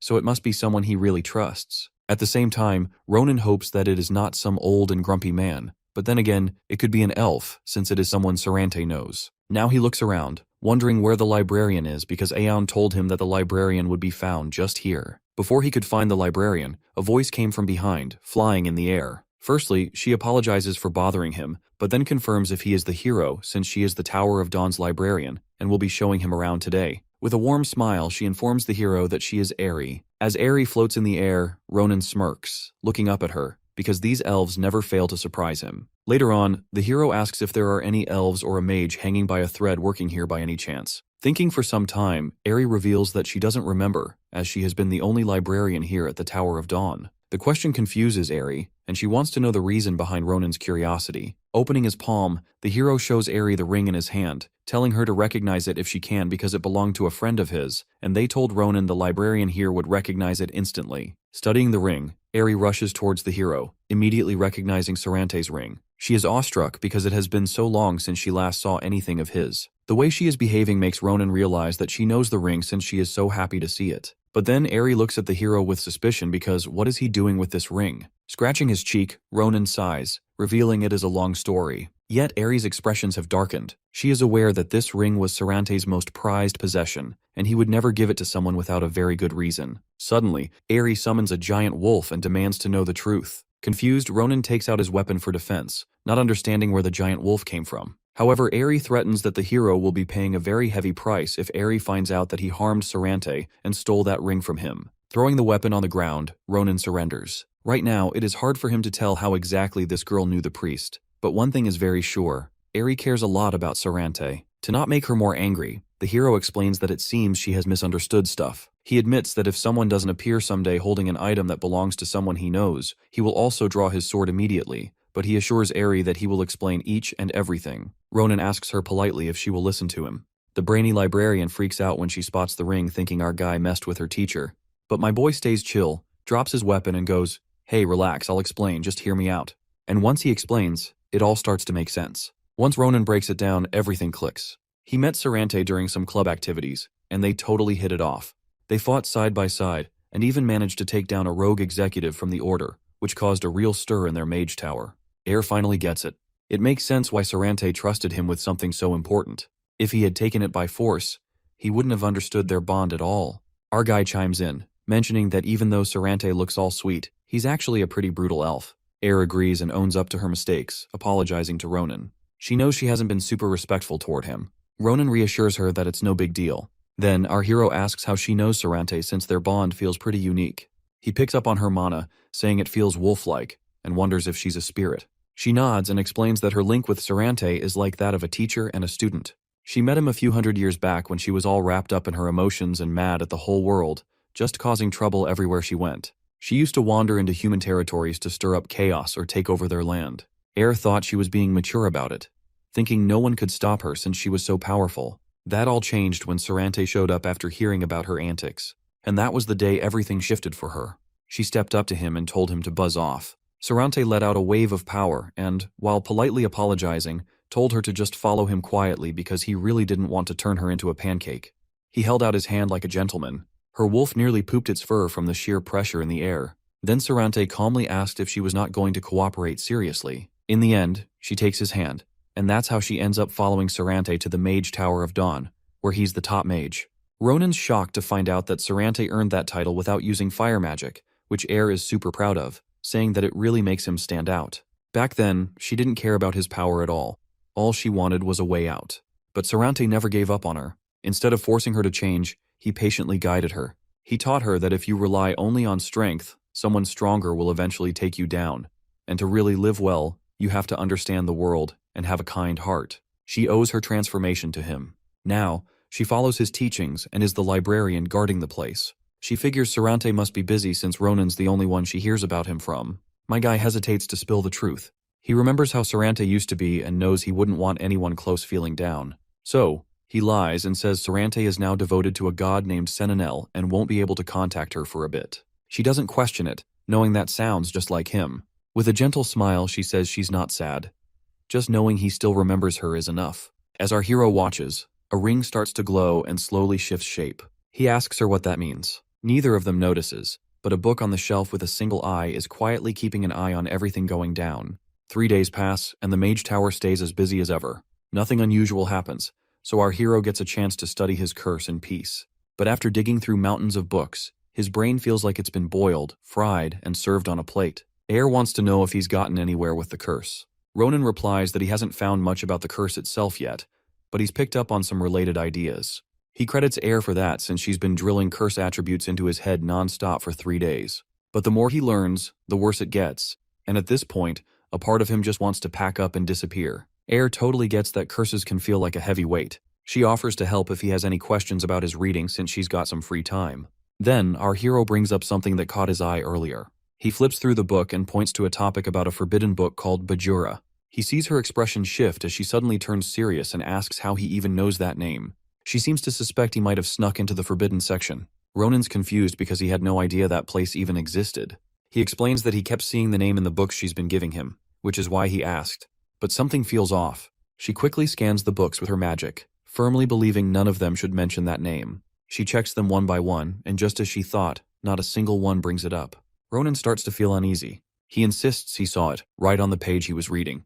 He flips back to show her, only to find the name has completely vanished. She says Sarante wouldn't have sent him just because she's the librarian, and there has to be more to it. The Mage Tower of Dawn is famous for having the biggest collection of curse-related books, and is known for its deep knowledge on the subject. But even in a place like this, no one mentions Bajura lightly. It's the most dangerous of forbidden books, rumored to be written by a demon. It looks like the one with a single eye he saw earlier. Anyone who touches it gets crazy powerful, but also feels a wild urge to destroy everything. Ages ago, during a time of peace, it was responsible for taking down an entire kingdom. That cursed artifact is known as the Bajura of Destruction. Aayut glares at the chained-up old man in front of him and says, "The decision is in the hands of the dawn of tomorrow." He assumes the old man knows what that means. The man in chains is none other than the Tower Master himself, Larden. Back with Ronan, the books are floating around as Air explains that the forbidden section of the Dawn's library is there to keep Bajura and other dangerous texts under wraps. Sarante picked her to be the librarian because a spirit can guard it better than a human who might get tempted by the power in those books. When our hero mentions Bajura, Air is taken aback and disappointed. It's the most dangerous forbidden book out there, and she starts making connections to the disappearances that started after Nebula collapsed. Ronan asks if the disappearances happened after the terror attack, and Air nods since that event was impossible to forget. Everyone who went missing had been helping her in the library, and when they vanished, she searched the whole Mage Tower but didn't find a single clue. It felt like they disappeared into thin air. Ronan wonders if it's even possible for people to vanish without a trace. He starts to think there's a pattern, as it seems like things disappear right after that big incident, almost like something's waiting for that moment. He begins to suspect that the whole event might have been a trap to fool everyone. Later that night, smoke fills the room where a bunch of magic circles are glowing on the floor. Elizabeth is standing in the center, lost in thought. She realizes that Awen's flame magic relies on bold ideas and methods that most mages wouldn't dare to try. It's on a whole different level. Even just applying his theory a bit, her mana waste drops significantly. She's blown away that someone could come up with such a refined magic formula. She wishes she could bring him to Akalusia, but knows it won't be easy since Aayut has put everything on the line for his magic path. Determined to soak up as much as she could for the rest of the field trip, Elizabeth suddenly felt something off. Without thinking, she reached out with her magic and wrapped it around whoever was spying on her. The figure floated up by the ceiling, hidden under a robe. She pulled the figure down, anger boiling inside her for having someone sneak around using invisibility magic. But then she paused as she recognized him. He was one of the missing people she'd seen on the tower's bulletin board, smiling brightly. Now, though, his eyes were totally empty, like he was just a shell of himself. Before she could ask him anything, a loud explosion rocked the place. Flames spiraled into a tornado as smoke filled the air. Out of the haze, a cloaked figure walked forward and raised a hand. He seemed to be in charge, with 2 others following him, all hidden under their hoods. He shot a glare at Elizabeth. Flames shot toward them, but the leader blocked it with a magic barrier. The smoke was thick, making it hard to see anything. When it cleared a bit, Elizabeth stepped forward calmly. She said if they came to rescue their friend, they could take him back, even though she had already hit him, and judging by their faces, they weren't too happy to see him. The cloaked figure didn't say a word. Elizabeth reminded them that they were the ones who started this mess by attacking her first. Still trying to make sense of it all, she demanded to know what was up with the people who had vanished suddenly turning up to attack her. Among them was the 3rd daughter of the Scion family, called Sion Grancia. Just like the others, her eyes were vacant, and she looked totally lifeless. Seeing that blank stare, Elizabeth knew Sion wasn't going to say anything. That was fine by her, though. She'd been itching to try out the formula she picked up from Aayut in a real fight and test some of the new moves she had been practicing. With a smirk, she warns them not to turn to ashes too soon. Then, she unleashes this massive flame, twisting and swirling like a tornado as it rushes toward them. The 3 of them watch in shock. 2 of them slam their hands into the ground, raising a wall of earth that protects them from the blaze. The strength of Elizabeth's attack catches them off guard. They realize her claim of becoming a new pillar of Acalusia isn't just hot air. Her power goes way beyond what a 4th circle mage should have, and they know they won't last long if they don't act fast. They turn to Sion, asking if she's ready and telling her to take down Elizabeth. Sion creates a flaming arrow, locking on to Elizabeth's position. She fires and the spear zooms forward with intense heat. But Elizabeth doesn't flinch. The flame charges toward her and stops just inches from her face. She watches it coolly and mocks it, calling it a weak little fire toothpick. Sion's caught off guard by this. Elizabeth bursts out laughing, making fun of her for using such a mediocre spell. Then she sends the spear back and follows up with multiple spears, making them large to show what it really means to stand against someone from Acalusia. Elizabeth isn't holding back at all. She unleashes a crazy barrage of fire needles aimed right at Sion. The enemy quickly throws up a fire shield, causing the needles to scatter on impact. But Elizabeth doesn't let up. She keeps firing needle after needle. The enemies realize that just playing defense won't cut it. If they stick around like that, they'll be overwhelmed. One of them decides to charge forward while the other hangs back to protect Sion, reminding themselves that she's crucial to their master's plan. She's the one meant to take down Acalusia. Out of nowhere, Elizabeth fires a bigger, faster needle that catches them off guard. They don't even have a chance to react, and one of them yells out in pain as the needle pierces right through a 4th circle magic firewall. Elizabeth keeps the pressure on, showering them with endless needles, and one by one, her enemies start to drop. The mage watching can hardly believe how ridiculous Elizabeth's skills are, but he spots an opening. She's so focused on attacking that he figures she won't bother with defense. He shouts to Acalusia, questioning whether Elizabeth even thinks her opponent might try to dodge. Smart or not, being so full of herself in a life-or-death situation shows she's still just a kid. He grips his flaming sword and swings it toward her, warning her that her careless attitude will come back to haunt her. But Elizabeth is way ahead of him. Spikes shoot up from the ground and hit him before he even has a chance to strike back. He yelps in pain, completely stopped in his tracks. Elizabeth laughs, finding it hilarious that he thought he could take advantage of the opening she left. She calls him a moth drawn to a flame. The stunned mage demands to know how she pulled that off, convinced she didn't have enough time to cast a new spell. Elizabeth smirks and asks why she'd need to cast something new. She explains that she just redirected a spell that was already underway. Then she strikes from behind, sending a bunch of needles flying at him, piercing his body. With her telekinesis, she makes the spikes grow and push deeper. The mage screams in agony. He finally realizes she can use 2 types of magic at once, and it's absolutely mind-blowing. Elizabeth sets him straight, saying she can actually manage 3 kinds. But for someone like him, she finds it's just not worth the effort. After all, he's just a simple moth. Then he gets caught in a whirlwind of flames, and once he's dealt with, Elizabeth turns back to Sion, who's glaring at her. The mages are badly burned, but Elizabeth reassures them they won't kick the bucket that easily. Fire mages are tough and can take the heat, but that doesn't mean it doesn't hurt like hell. She advises Sion to speak up now while she's still being merciful. It doesn't matter how young she is. She should realize that if the Akalusias and Scions go to war, it'll drag the whole empire into chaos. In the end, no matter who wins, both sides will end up in ruins. Elizabeth doesn't buy this lame plan as something Scion came up with all on her own. She wonders if their leader is in on it, but quickly brushes the thought aside. Someone with that much to lose wouldn't start something as reckless as a war. Plus, when it comes to assassination attempts, this one is just way too messy. As much as it pains her to say it, Elizabeth knows the Scion family isn't silly enough to treat this like a real strategy. If this is all they can pull off, they never had a shot at being Akalusha's equal. Piecing everything together, Elizabeth comes to the only conclusion that makes sense. Scion is being played by someone hiding in the shadows. Someone dangerous enough to kick off a war between the families. She keeps a close eye on Scion, who's staring back at her with empty eyes. Elizabeth asks who's really inside her. Scion smiles and a different voice pipes up saying it was smart of Elizabeth to catch on. The atmosphere in the room shifts as a dark vibe fills the air. The voice continues, lamenting how it's a shame to take someone like her out just for kicks. Elizabeth is caught off guard as an overwhelming pressure hits her, dropping her to her knees. A strange energy envelops her like a thick fog, paralyzing her with fear. She's stuck, unable to move. As this shadow creeps closer to her hand on the ground, Elizabeth desperately tries to figure out who she's dealing with. The aura expands even further, and a hand reaches out from the darkness. The voice calls her a lamb intoxicated by power and tells her to lift her head. Frozen in terror, Elizabeth watches as the figure tells her to etch his message deep into her mind. Dark, menacing wings stretch wide behind him as he declares the name of the one meant to rule the world, Bajura.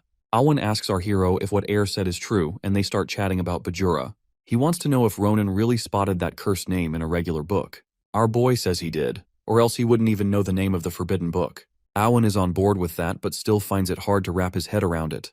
They start worrying that the seal might be weakening. Air suggests they check it out right away, but Aayut stops her. He mentions he checked the seal just yesterday and everything was alright. Still, he looks pretty shaken up and unsure. Air, getting frustrated, slams the table and demands to know if he went into the forbidden section alone. She reminds him that nobody is allowed in there without her or the Tower Master. Not even Aayut is safe if those books try to tempt him.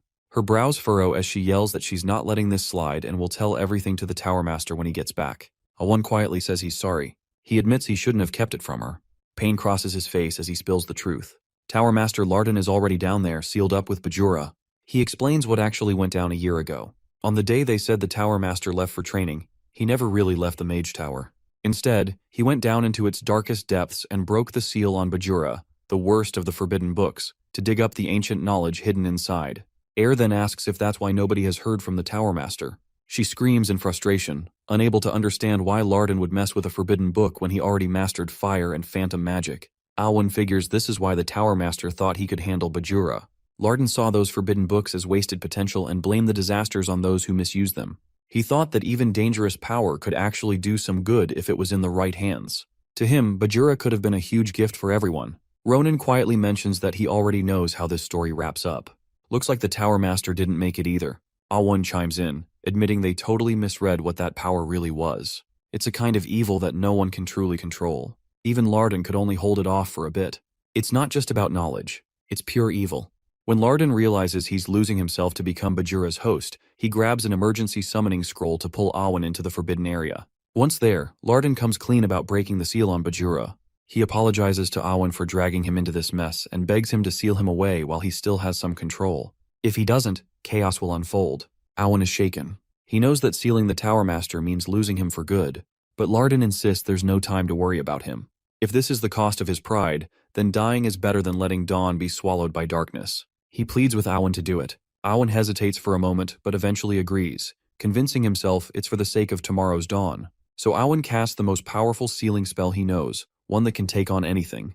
He traps both Bajura and the Tower Master together. Aayut admits this is the truth he's been hiding. He knows he should say something, but he just can't. He respects the quest for knowledge and believes Larden acted for the greater good of the world. He can't bring himself to tarnish the Tower Master's name. Ronan stands there, speechless. Everything has turned out darker than he expected.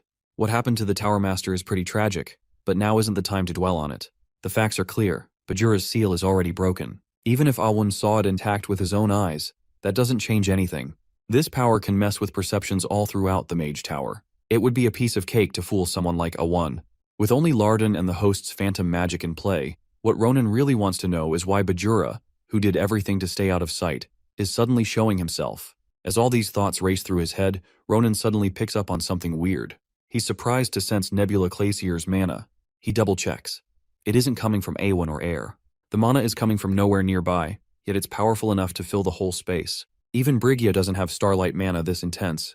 Ronan is totally confused, unable to figure things out. What he doesn't realize is that the mana belongs to the devilish being who's already on the scene. Elizabeth stands in front of Bajura, mulling over the name she just heard. She knows it's linked to a forbidden book packed with so much dangerous info that even the Akalusias need the Patriarch's go-ahead to study it. She wonders why he's even here. But more than that, she's puzzled. She recognizes his face. It looks a bit different, but she's certain it's Tower Master Larden.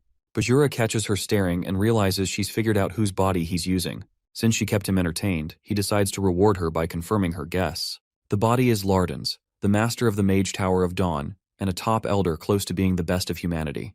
But he tried to grab Bajura's power without knowing his place, and ended up losing everything. Bajura smirks and says he was fun to mess with, just like Akalusia. With her face squished like a sponge ball, Elizabeth mutters that she never thought she'd hear manners from an old, forbidden book. She rolls her eyes and says everything he's talking about is total nonsense. But she manages not to snap. If this really is the Bajura she knows, then not even the whole Mage Tower could hold him back. But something feels off. If he's that powerful, why hide? The more she thinks about it, the clearer it gets. A grin spreads across her face. She scoffs, saying it's pretty sad for someone so strong to hide behind a 10-year-old and get her to do all the dirty work. If he really had all his power, he wouldn't need to play sneaky. It's obvious he's still too weak to show himself without falling apart. Bajura bursts out laughing, saying she's only half right. In that moment, a dark, heavy vibe hits Elizabeth, making it hard for her to breathe. Just like she figured, he still needs more time. Bajura explains that the old man's mind is still fighting back, and merging their bodies has been a real challenge. Every time he tries, Larden fights back from the inside. Bajura shrugs it off, calling it pointless, but he claims it won't matter soon. A way better vessel than Larden has just shown up, walking in on his own. Elizabeth narrows her eyes and asks what he means. Bajura just drops one name, Ronan. Her eyes go wide in shock as Bajura coolly states that Ronan is both his true starting point and his ultimate form. Bajura lifts Elizabeth's chin with his finger, but she doesn't flinch. Instead, she demands to know what he means by calling our boy both his start and his finish. Bajura says Larden's mind is too tough and exhausting to keep down, but it'll fade eventually. What really gets to him is being stuck in this old, weak body. Then he explains how things shifted. One day while messing around and trying to wipe Larden's mind out of boredom, he fired a flare at an aircraft, and by pure luck discovered our hero a massive, untapped source of potential that made Larden look ancient. At first, Bajura couldn't believe his eyes. He hadn't seen anyone like Ronan in ages, but after a few days of watching him, he was convinced. This kid could be his next vessel. The family feud means nothing to him. It's just a stepping stone to something much bigger. When he glances at Elizabeth, he senses something else. Another potential vessel, one that's definitely worth keeping around. With a smug grin, he tells her she's too valuable to just kill for kicks. Suddenly, rotting hands burst from the ground and crawled over her, grabbing her tight. With a wicked smile, he gives her a choice. Pledge loyalty and serve him, or die by Cyan's blade and watch the Empire go up in flames. He tells her to decide. Elizabeth trembles. Her teeth clench so hard that blood stains her lips. But she throws back a mocking comment, saying anyone that is old is boring if he thinks she'd hesitate. With cold fury, she spits at him and tells him to cut the talk and just kill her. If she was scared of death, she wouldn't be worthy of the Akalusia name. Bajura sighs and calls her a boring bitch. He tells her to suit herself, sure nothing will go her way. Bajura rolls his eyes, calling Elizabeth a disappointment. At his cue, Cyan lifts her sword ready to strike. Suddenly the air around them starts to crack, and the distortion spreads into the sword until it shatters completely. Just like you thought, our hero bursts through the messed up dimension, pushing his way in with his own weapon. Without thinking twice, he grabs Cyan's wrist right in the middle of her swing and stops her. Elizabeth just stares at him, completely stunned. Ronan looks at her for a moment before turning his attention to Cyan, the strange but familiar girl, and calmly says they both owe him now. Even Bajura is momentarily speechless, trying to wrap his head around what just went down. But our hero isn't waiting around. He goes on the offensive, unleashing a flurry of slashes that tear through Bajura's confused form. His body falls apart and disappears, leaving just his head behind, his face stuck in disbelief. He can't figure out how Ronan managed to see through Larden's strong illusions so easily, with no hints to help him. Meanwhile, my guy stands there with Cyan draped over his shoulder, looking down at Bajura. But Bajura just grins. Our hero has blown away even his wildest expectations. It's confirmation of what he suspected. Ronan is turning into a perfect vessel. Moments later, the illusion fades away. Aayut looks around in shock, finally realizing that the whole training site was hidden under layers of spells designed to block every single sense. Now she gets that Ronan was right all along. Aayut checks the remaining mana and sees it belongs to Tower Master Larden. Then she drops the bombshell. Bajura's seal has been broken. Elizabeth, lying on the ground, lets out a shaky breath and starts laughing. She mutters about how ridiculous she must look, but she can't stop. Even though it was just phantom pain, her mind treated it like the end of a season finale. Still chuckling, she shoots our hero a glare and tells him not to say a word to Adashan.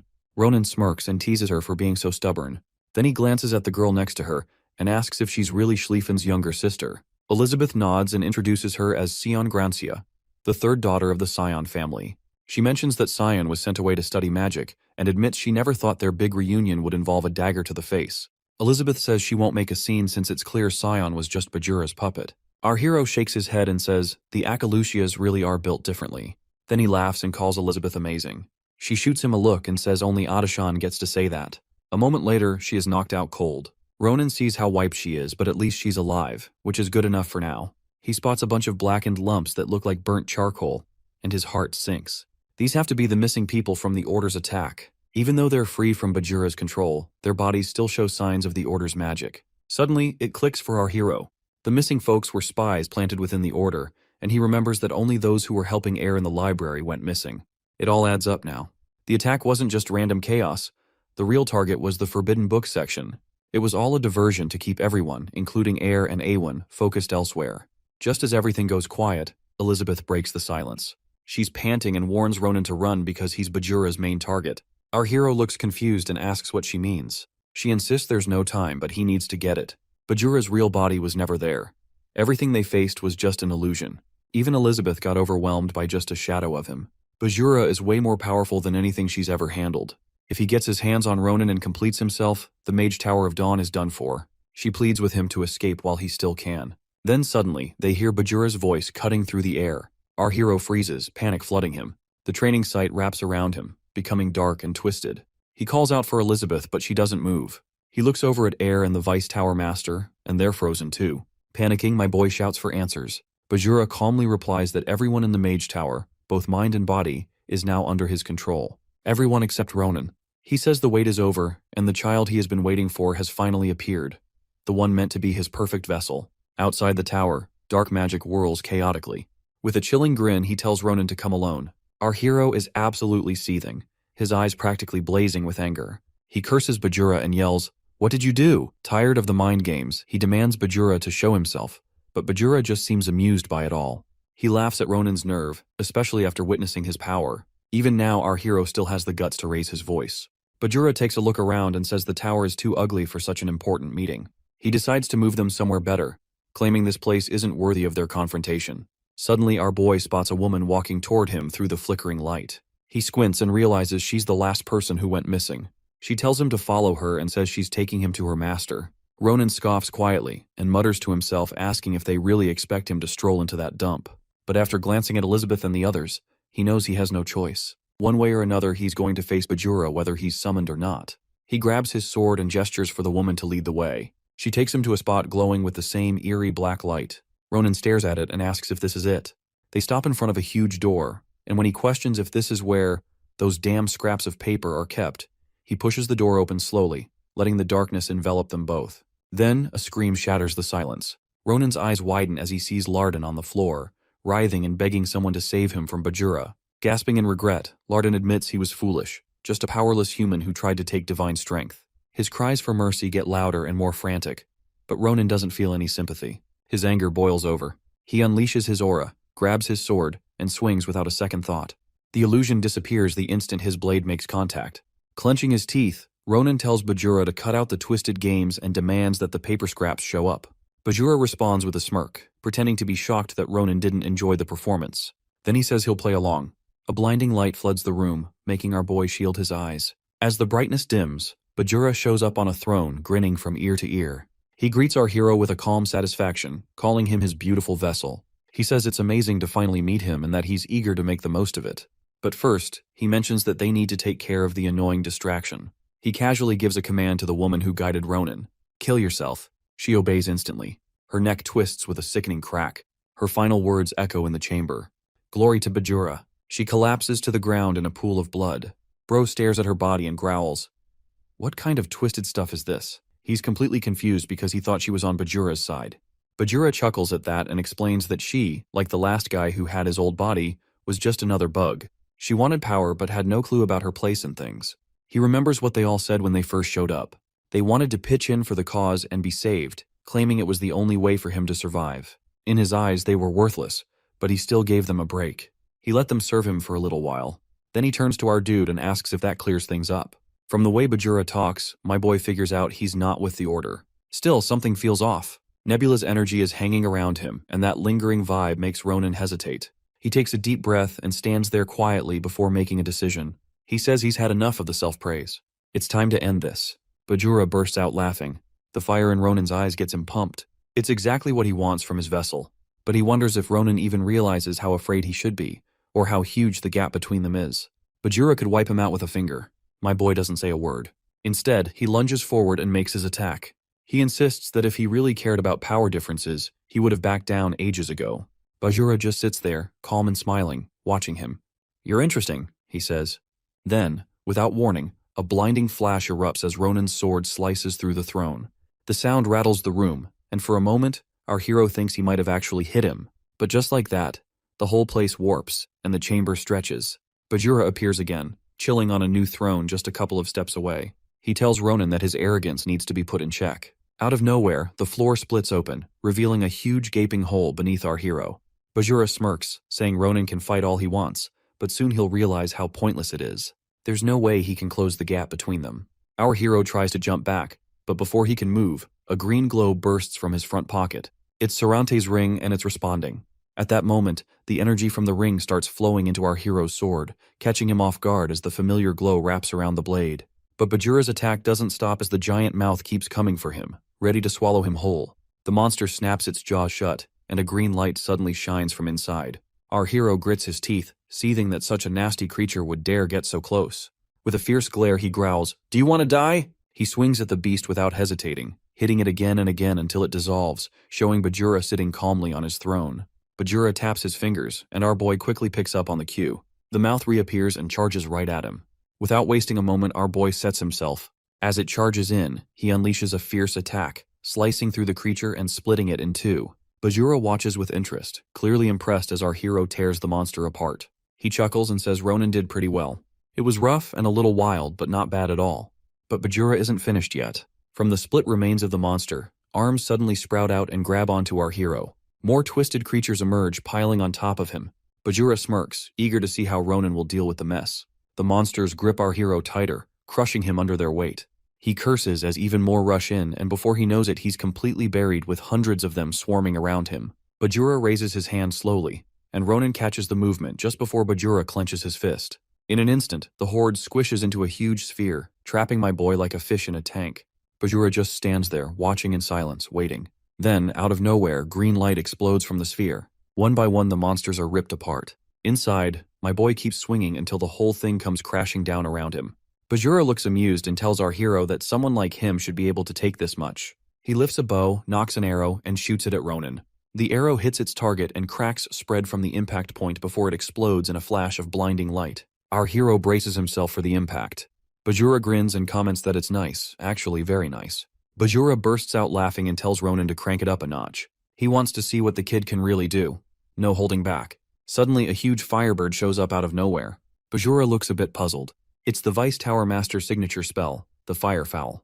He's surprised that a kid can pull off such a powerful trick, but he reminds himself that the old man behind the magic is a top-tier pro when it comes to fire spells. So to him, a stunt like that doesn't really mean much. With just a flick of his finger, the firebird goes poof.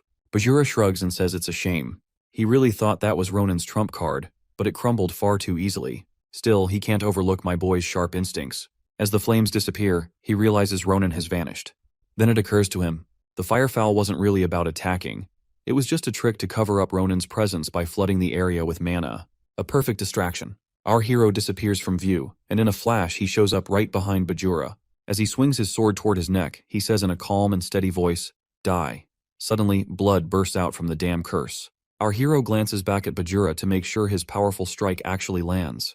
Blood pours from Bajura's neck, staining the floor beneath him. Even with a nasty wound, he keeps his footing and manages to spit out some words. He mutters that even with his messed up timing, our hero still managed to land a hit. The cut gets worse, stretching the flesh even more, while Ronan watches closely, ready for whatever's coming next. Bajura lets out a low chuckle, clearly amused. Portals start popping open around him, and huge worm-like creatures with big, toothy mouths start slithering out. He tells our boy to go all out, to show what he's really made of. The creatures charge at him, and Bro braces himself. He dodges as best as he can, taking down as many as he can reach. He thinks he hit Bajura's essence, but it feels pointless. The wound just isn't deep enough. He considers using the forbidden book that controls Tower Master Larden, but the thought ticks him off. With a growl, he tightens his grip and tears through the monsters like a wild animal. My boy knows he can't take Bajura head-on, especially since the scrolls that Awun gave him are useless now. Larden is as strong as Instructor Navaros, and the only reason this fight is dragging on is that Bajura wants to keep the body intact for his plans. If not, it would have been over by now. As Bajura gathers energy in his hand, it forms into a huge, sharp weapon. With a quick flick, he sends it flying at Ronan with crazy speed. Our boy clutches his sword tight but doesn't budge. Bajura's caught off guard, but Ronan just waits for the hit. The weapon almost grazes his neck before vanishing into thin air. Ronan watches it dissolve calmly, thinking about his last option while Bajura angrily snaps at him, asking if he realizes the disaster his recklessness almost caused. Bajura needed that body to kick off his big plans, and it was nearly wrecked. Ronan shoots him a glare and calls him out for being shameless. Anyone looking in would think the body belongs to Bajura, but our hero knows better. Bajura doesn't really want him dead. Ronan raises his weapon and presses it against his own wrist. If he's going to lose his body, he'd rather do it on his own terms. He plunges the blade into his wrist, and blood pours out as the room falls silent. Bajura scoffs, asking if Ronan seriously thinks he's trying to die, accusing him of bluffing in a weak attempt to outsmart him. He claims our hero is mixing up a moment of mercy with the chance to come back completely. Bajura knows that any injury Ronan gives himself can be healed. Our hero cuts him off, irritated by his endless chatter. Bajura's not convincing him at all. When Bajura suddenly cancels his spell, as if afraid something might mess up, Ronan figures there must be some hard limits he's trying to stick to. Our hero's pretty sure of one thing. Bajura can't take over a messed up body, and that gives him an edge. Bajura hesitates for a moment, looking a bit rattled, and then reminds Ronan that everyone in the Mage Tower is basically helpless against his magic. He makes it clear he could wipe them all out in the blink of an eye if he wanted to. If Ronan doesn't want to see his friends turned into corpses, he should cut out the empty threats. But Bro just laughs. He finds Bajura way more entertaining than he thought he would. Bajura looks puzzled by his reaction. My guy calls him nothing but paper scraps and wonders how dumb he thinks Ronan is. Does he really think this is the first time Ronan has faced someone like Bajura? From that smug look to the way he talks, our hero can tell he has already made up his mind. Whether he gives up his body or not, Bajura has no plan to let him live. Bajura stutters out a confused "what" as Ronan throws down the challenge. Our hero tells him to go ahead and try it, and he'll make sure there are no doubts. Then, without missing a beat, he slashes his wrist, blood pouring out. He declares that even if it takes his own life, he'll take Bajura down with him. Our hero stands tall, totally convinced this plan will work. He dares Bajura to watch and see if he's just bluffing. Because no matter how it goes down, my guy promises to leave him with a memory he won't forget. Bajura watches him, utterly shocked. To Bajura, my guy looks like just a talented kid, but he never expected to see that kind of defiance in his eyes. Our dude breaks the silence, asking if Bajura still doesn't buy it. He grips the sharp shard and makes sure Bajura sees exactly what he's doing. Without any hesitation, he drives it into his own neck, blood spraying everywhere. Bajura freezes in shock and grabs Ronan's arm to stop him, but Bro just grins back. Bajura demands to know what Ronan is trying to achieve with this death threat. He insists that Ronan has to explain himself right now. Our hero's grin widens. The real conversation is finally starting. He calls Bajura paper scraps again and suggests they make a life or death bet. They lock eyes, and our hero tells him to enjoy the game. Bajura questions if Ronan is actually willing to make a bet, and Bro says he's all in.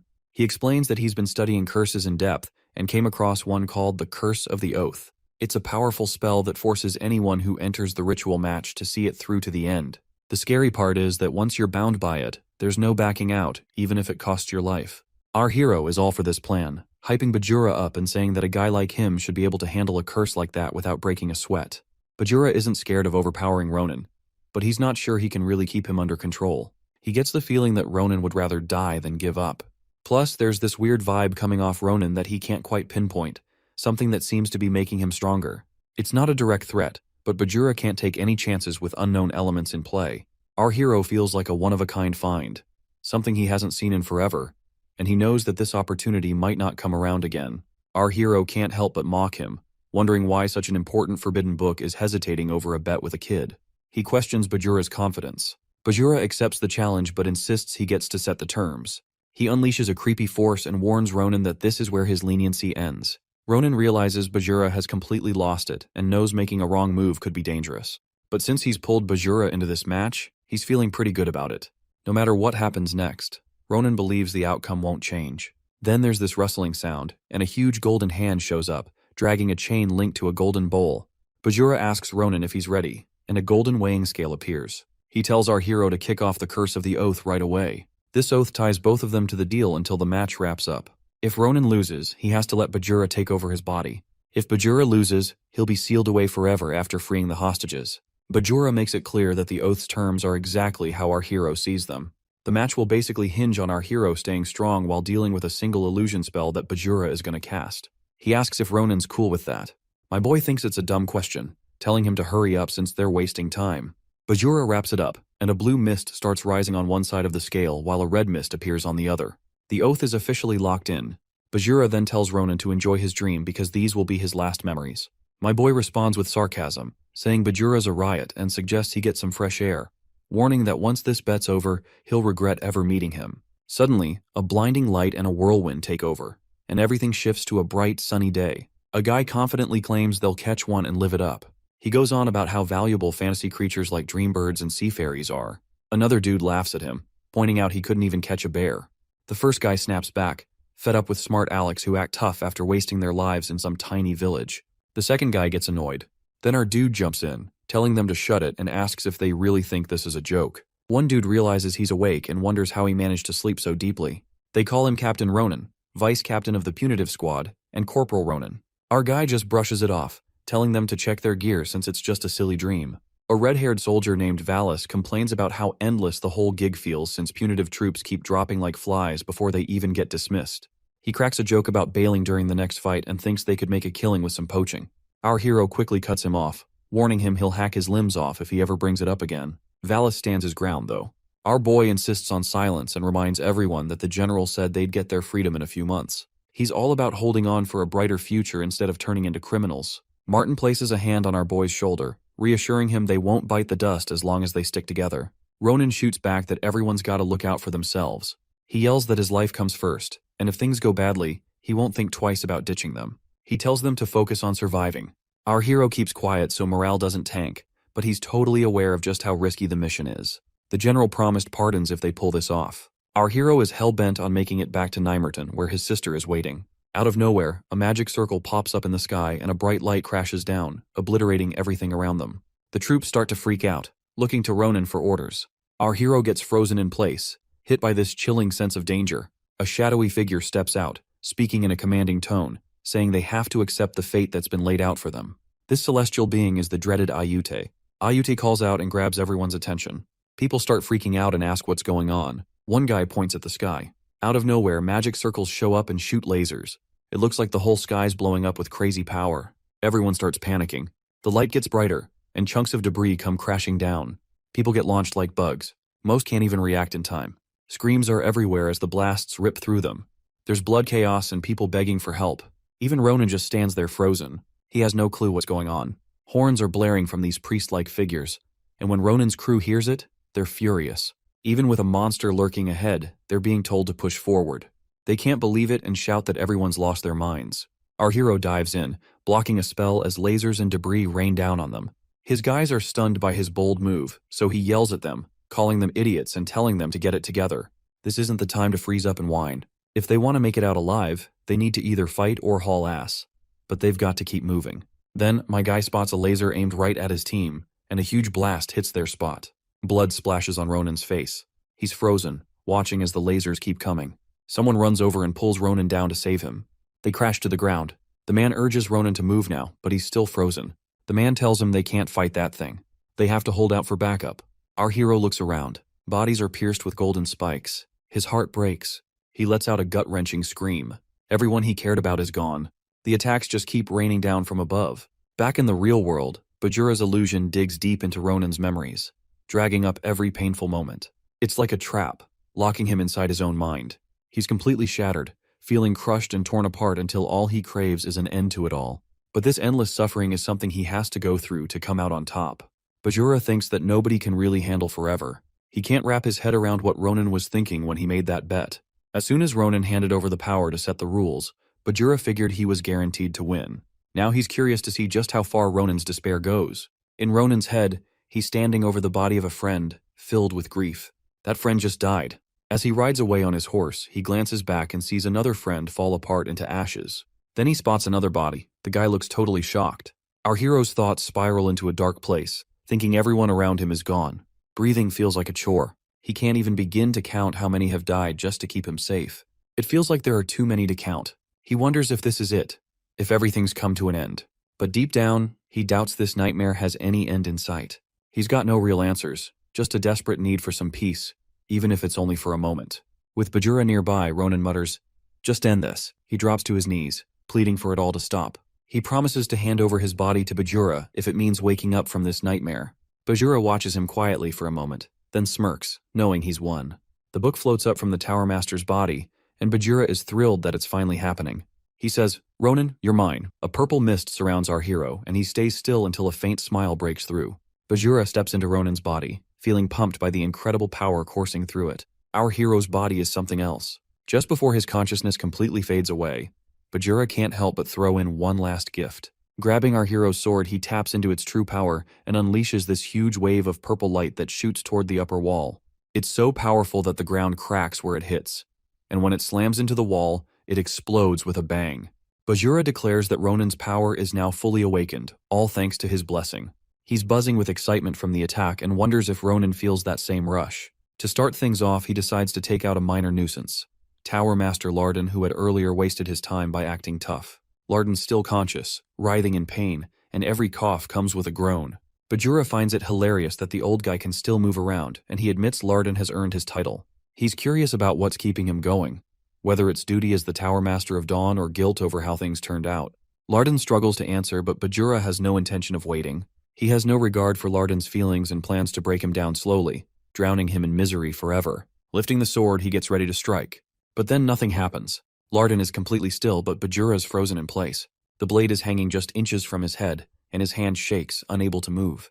Everything starts to blur around him, and before he knows it, the sword slips from his fingers. He drops to his knees, screaming in frustration, totally lost as to what's going on. Out of nowhere, black vines covered in eyes creep towards him and wrap around his body. Bajura stands stunned, unable to understand how someone like him could contain such overwhelming dark energy. Meanwhile, our hero stands firm with a confident grin, making it clear he's not just some ordinary fighter. He tells Bajura that a sick professor almost bit the dust just by touching the curse, while Bajura totally tackled it and tried to take a swing at it. Our hero admits he can't overlook Bajura's power, but that realization horrifies Bajura because Ronan's mind is still intact. Our hero says the illusion Bajura created was way too detailed, and because of it, he remembers every awful part of that day. He admits that if even a few things had gone wrong, whether because of Bajura's plan or plain bad luck, his mind would have completely shattered if not for Sarante's ring. Back then, the ring lit up out of nowhere and caught Ronan off guard. He was confused and had no idea what was going on. But now it makes sense. It only reveals its true form when it reacts to a specific type of mana. He fills air in on all this, making her realize that Sarante must have given him the ring on purpose, knowing Ronan was cursed. The ring is packed with strong anti-demonic energy and shines with pure light. Air hands the ring back to Ronan and tells him to keep it safe. She mentions that if he ever hits rock bottom again, the ring will come back to him, and that's exactly what happens during Bajura's illusion. As Ronan sinks into despair, the ring lights up again, cutting through the nightmare to reveal Sarante, who pulls him out. Air knows this ring is going to be a huge help for Ronan down the line.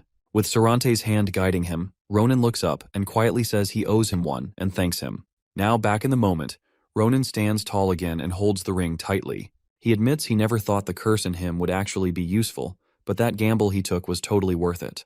Meanwhile, Bajura still can't wrap his head around what's going on. He's stunned that this kind of power even exists. But Ronan isn't surprised at all since he's heard it too many times by now. He reminds Bajura of his own words, letting him know he's going to regret trying to take his body. The curse starts to take over Bajura, and he yells in denial as it wraps around him, but he still can't bring himself to believe it. He fights back, shouting that he's the forbidden book of destruction, that he is destruction itself, meant to rule the world. He refuses to accept that he'll just vanish. But then Ronan swings his weapon and chops off Bajura's arm. Blood spurts out, and the arm drops to the ground. Ronan tells him to stop being clingy and to quit whining. Looking at the squirming remains, he scoffs and tells the damn curse that if it's done playing their game, they can piss off already. The dark energy surrounding the tower breaks apart and crashes to the ground. Elizabeth, Air, and Awen regain their consciousness. The dust starts to settle slowly, and eventually, it shows our boy lying on the ground. Letting out a tired sigh, he mutters about how he was almost a goner. My guy wonders why he always has to deal with that cursed book and if it's finally over. The dark energy that was hanging around is gone, but he notices that the star's mana is still lingering. Now he can't help but think if that has to do with those jerks. Out of the blue, a voice chimes in and sounds shocked that my boy beat Bajura all by himself. It's Tower Master Larden, and our dude checks in to see if he's alright. Larden apologizes and feels pretty embarrassed for putting our hero in such a dangerous spot. Even though they just met, he can tell how strong and determined my guy is, especially against Bajura. He's seen bro's solid willpower, even when he was about to pass out. It's a sight he's never seen before. Our hero gives a tired grin and admits it's been one tough ride. He then asks Larden if he's fine after losing his mana. Larden calmly replies that compared to how close Bajura was to wiping out Dawn and putting innocent lives at risk, losing his mana doesn't feel like a big deal. He adds that at least he got a chance to make things right, and that's something to be thankful for. Bro chuckles and says Tower Masters really are something else, with their crazy will to keep pushing through. Just then, Air and Awen come running up and ask if they're okay. Ronan tells them they fought not just for themselves but to protect what matters most to them. As Awen and Air rush over, Ronan's eyelids start to feel heavy. He whispers that he can finally get some rest and flops down onto the ground. It's been an incredibly long day, but at least they've managed to dodge another disaster. The next morning, Ronan wakes up in bed and next to him are Tower Master Larden and Awen. He asks how long he's been out, feeling like he's been lying there forever. Larden tells him he's been asleep for a whole day, but since he looked so peaceful, they figured it was best not to wake him. Bro glances over and says their presence probably means everything's under control now. Awen confirms it, saying it's all thanks to Ronan for taking down Bajura. The magic that had been messing with people seems to have disappeared along with Bajura. They've been keeping an eye on things, and thankfully, nobody seems to have any weird side effects or anything like that. Meanwhile, Elizabeth has finished her treatment and is diving right into helping fix the messed up mage tower. Even though everyone tells her to take it easy, she flat out refuses. She insists that as Akalucius priestess, she must guide people during chaos. Oddly enough, Cyan just woke up, but she's been acting kind of weird. From the moment she wakes up, she's been following Elizabeth around like a shadow. My guy is curious about how the two families are getting along despite some rising tensions. Just knowing they're managing brings him relief because it means he can go back without worries. Then he half jokes that they are planning a cheesy farewell party. Tower Master Larden and Awen look startled and quickly say, no such thing is happening. But secretly, both stash away their farewell plans for later. Then Larden says they can't possibly send their savior off empty-handed. Even though their gift can't really compare to what Ronan did for them, he hopes Ronan will take it as a thank you. When they open the box, it reveals the first rank Mage Tower badge since it will prove that Ronan's now a VIP of Dawn. With it, he gets full access to all the Mage Tower's facilities and perks that only high-ranking mages can enjoy. That includes entry to harem and the exclusive business exchange for mages. Along with the earlier scrolls, they've also written down a few useful spells and hope they'll come in handy down the road. These gifts are their way of declaring that the Mage Tower of Dawn will always be allied with Ronan. They bow their heads respectfully, thanking him again for bringing the light of dawn back to their tower. Feeling overwhelmed, Ronan tries to stop them and says he gets it and they don't need to bow. He insists he's fine, but before he can finish, Awen steps forward. He conjures fire and creates a barrier, impressing Ronan. They say it's time to talk about the forbidden book. Time goes by and Air is standing quietly by the ocean, looking pretty down. Ronan shows up and her face lights up when she sees him. She asks how he's doing and why he's already out and about when he should be resting. Ronan brushes it off, saying that Bajura took such good care of him that he didn't really get hurt. But he needs to get back to Fyian soon and has something on his mind before he goes. He has a tough time bringing up Sarante, but unexpectedly, Air tells him he doesn't have to explain anything. He asks if she already knows what happened to Sarante and her face falls. Earlier, when she met Ronan, Sarante had shown up out of nowhere. In this mystical way, the old elf apologized for leaving so abruptly. He thanked her for keeping him in her heart as a nice memory. Air was taken aback by his sudden appearance. Still, before he vanished, Sarante wished her peaceful days ahead and called her his dear friend. Thinking back, Air realizes Sarante was definitely a bit odd, but he had a warmth about him. Her voice shakes as she talks about him, admitting he was strange but also caring in his own unique way. Tears stream down her face as she remembers him. With that last chat behind them, it's time for Ronan to head back to the academy. Back at Fyian in the training area, Ronan is standing around trying to focus while gripping his sword. The wind swirls around him, but everything feels pretty normal. He's thinking about the mana flowing through him and the sword QI that's coming off his blade. But then he spots this weird sparkly thing and he just can't figure it out. No matter how hard he looks, he recognizes that it's the mana of the stars that those annoying cultists use. He can't help but curse Bajura under his breath. Inside him, there's a solid circle of mana, and he wonders what Bajura has done to him. A few days ago, it was sunny under the flame barrier created by Aayut. Ronan asked the Tower Master and Aayut if they were really serious about handing him the forbidden book, Bajura. He admits he's curious about the book, but questions if it's really a good idea to give it to him. He's worried something might go wrong if he takes it. Aayut tells him not to sweat it. Aayut explains that they've confirmed the demon in the book is totally gone, meaning it's just a treasure trove of knowledge now. If anyone found out, the magic tower might get slammed with criticism. Still, they've decided to give it to Ronan since he seems to carry some of Bajura's energy in him. My guy is left puzzled, and Larden mentions they think our dude's body actually absorbed Bajura instead of the other way around. He reassures Bro that if that wasn't true, they would have sensed bad energy from the book. Larden insists our hero shouldn't see it as a bad thing, since this was just their solution to the Bajura issue. In the present, Ronan mutters and grumbles to himself, but he can see what's ahead. Thinking about Japa, he knows he'll take him down if they cross paths again. He's glad nobody else can see the star mana, because if anyone did and misunderstood it, they will get the wrong idea about it. Suddenly, someone asks my guy about the wrong idea. It's Nabaros, and she pops up behind him, catching our dude off guard. Bro yells in shock and instinctively attacks while shouting at her. Nabaros notices that my boy's sword game has stepped up and asks if he found some sort of enlightenment while they were apart. Finally realizing it's Nabaros who startled him, our hero steps back and hides his sword. He tries to explain that it's not his fault she shows up looking all menacing. Nabaros walks closer, asking what went down at the Mage Tower of Dawn and how he managed to get a core. A bit confused, Ronan wonders if what's inside him is actually a core and not something worse like a tumor. Nabaros is pretty annoyed because Ronan compared a sacred core to a tumor. She thinks she already went over this in class. She asks if he dozed off and Ronan quickly apologizes. She lets out a sigh and explains that the core is earned by someone who puts in endless training with mana and has fought in tons of battles. It's like a special blessing for a true swordsman. Basically, it's a heart that's been filled with mana so many times that it can now hold mana directly. Developing a core is a big deal and marks a shift in someone's life. The mana in the core is super dense, way thicker than the regular mana around. This packed power is what lets someone unlock their aura, making core cultivation a significant milestone. For a swordsman, having a core means they've leveled up and stepped into a new realm where their skills will never be the same. Nabaros knows it usually takes decades of practice to get a core, yet Ronan has one, with just a few months of experience. What's weirder is that it's not even in his heart, but in some unknown form, suggesting he might actually have two cores. Ronan is surprised to learn it's such a big deal. Nabaros doesn't dig deeper, knowing she'll hear more about what's going on at the Mage Tower of Dawn later, so she tells him to duel her. Ronan's taken aback and wonders how they got to that point. Nabaros explains that a swordsman needs to test out their new powers. Even though it's a hassle for her as his instructor, she's willing to deal with it. She believes Ronan learns better by doing rather than just thinking. Ronan turns a bit pale and points out that she doesn't seem bothered by it at all. When Nabaros charges at him, Ronan takes up a combat stance. She encourages him and they clash swords, causing a huge mess around them. Ronan gets pushed back and can't help but think that it feels like she's actually trying to take him out. Nabaros charges at him again and he raises his sword just in time to block her attack, sending shockwaves through the ground. Ronan realizes that going toe-to-toe with her strength would be pointless, as his body just couldn't take it. But if he can throw her off balance for a moment, he might just get a shot in. Thinking back to how Grantius Rat managed to do it, he feels the purple orb of light inside him pulse with energy. Suddenly, his foot is glowing like it's covered in stars. He unleashes a burst of power, wrapping Nabaros's legs with a shimmering string.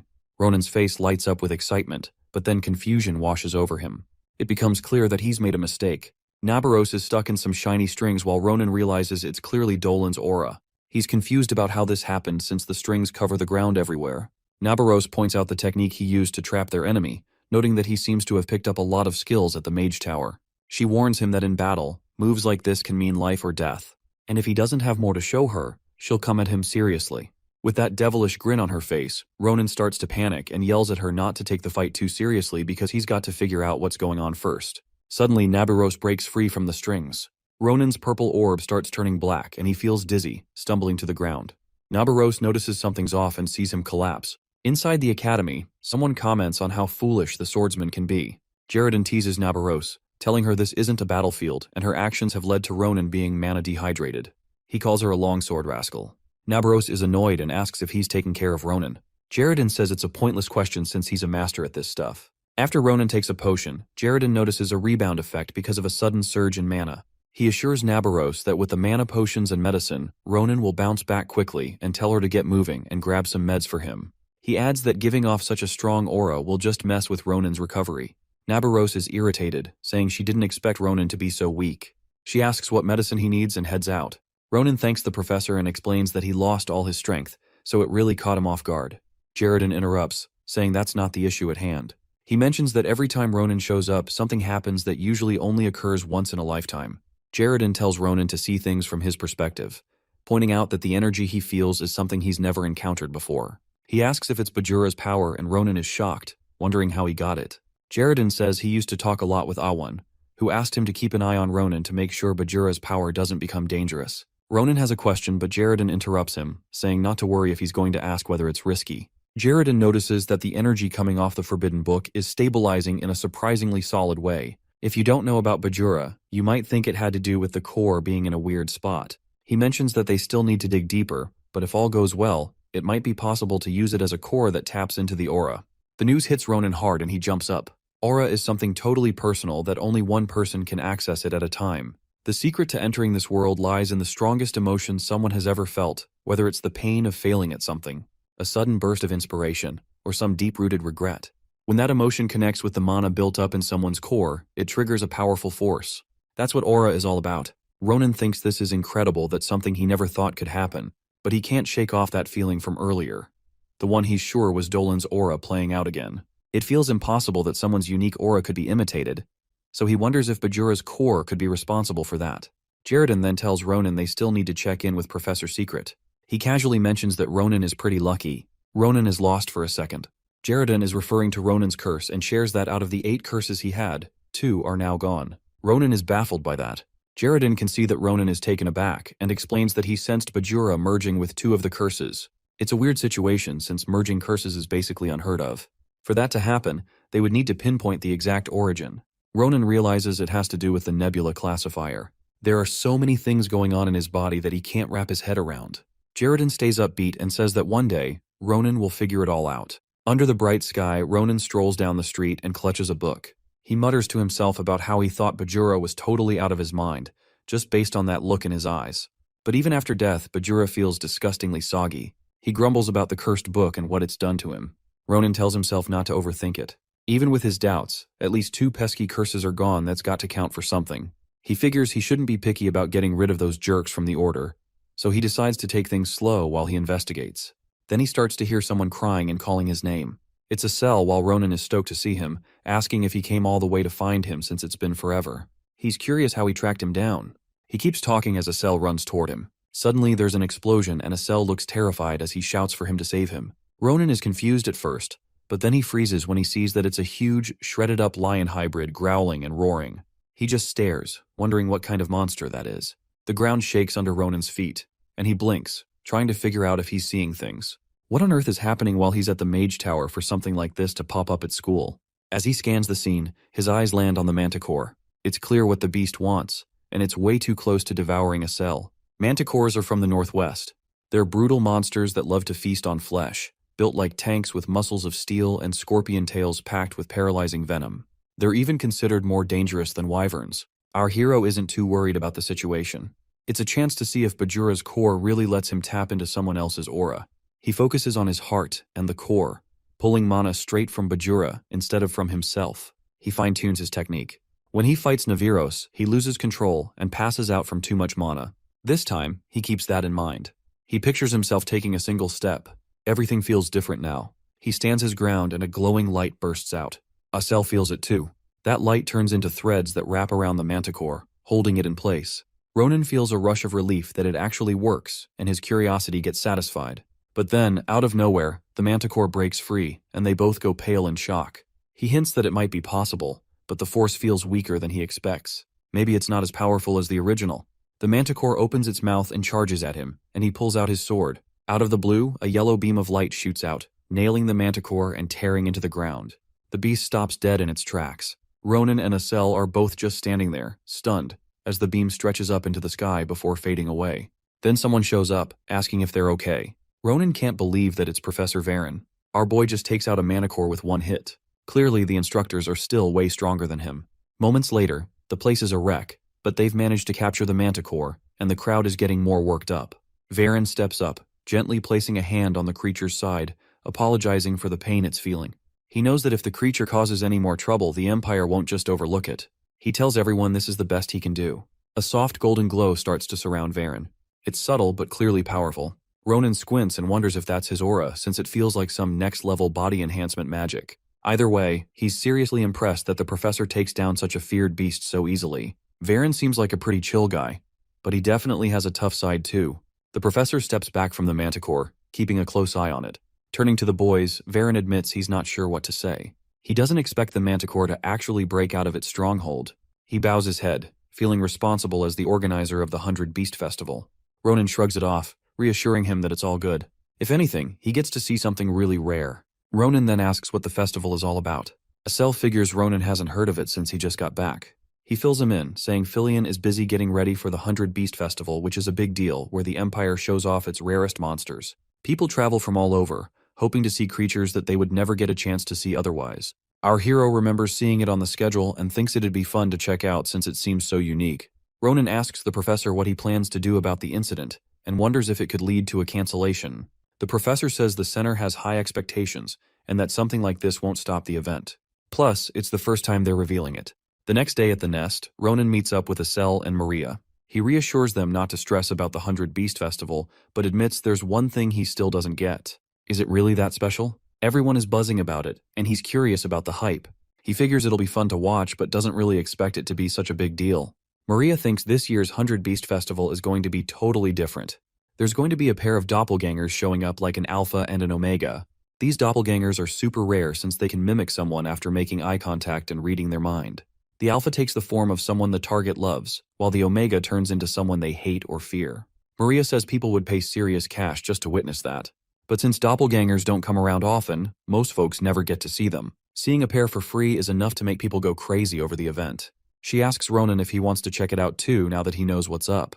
Ronan pictures the alpha turning into Iral and the omega into Aayut, and it kind of annoys him. Still, he thinks it's pretty interesting. He mentions that all kinds of people will be hitting the academy, and when that happens, he's sure Professor Frieren will be swamped because uninvited guests always drop by. Meanwhile, some guys in robes are talking quietly. One of them says the higher-ups have sent their orders. He hands a paper to another guy and tells him to memorize it and take care of it. Our boy nods and says they won't mess it up.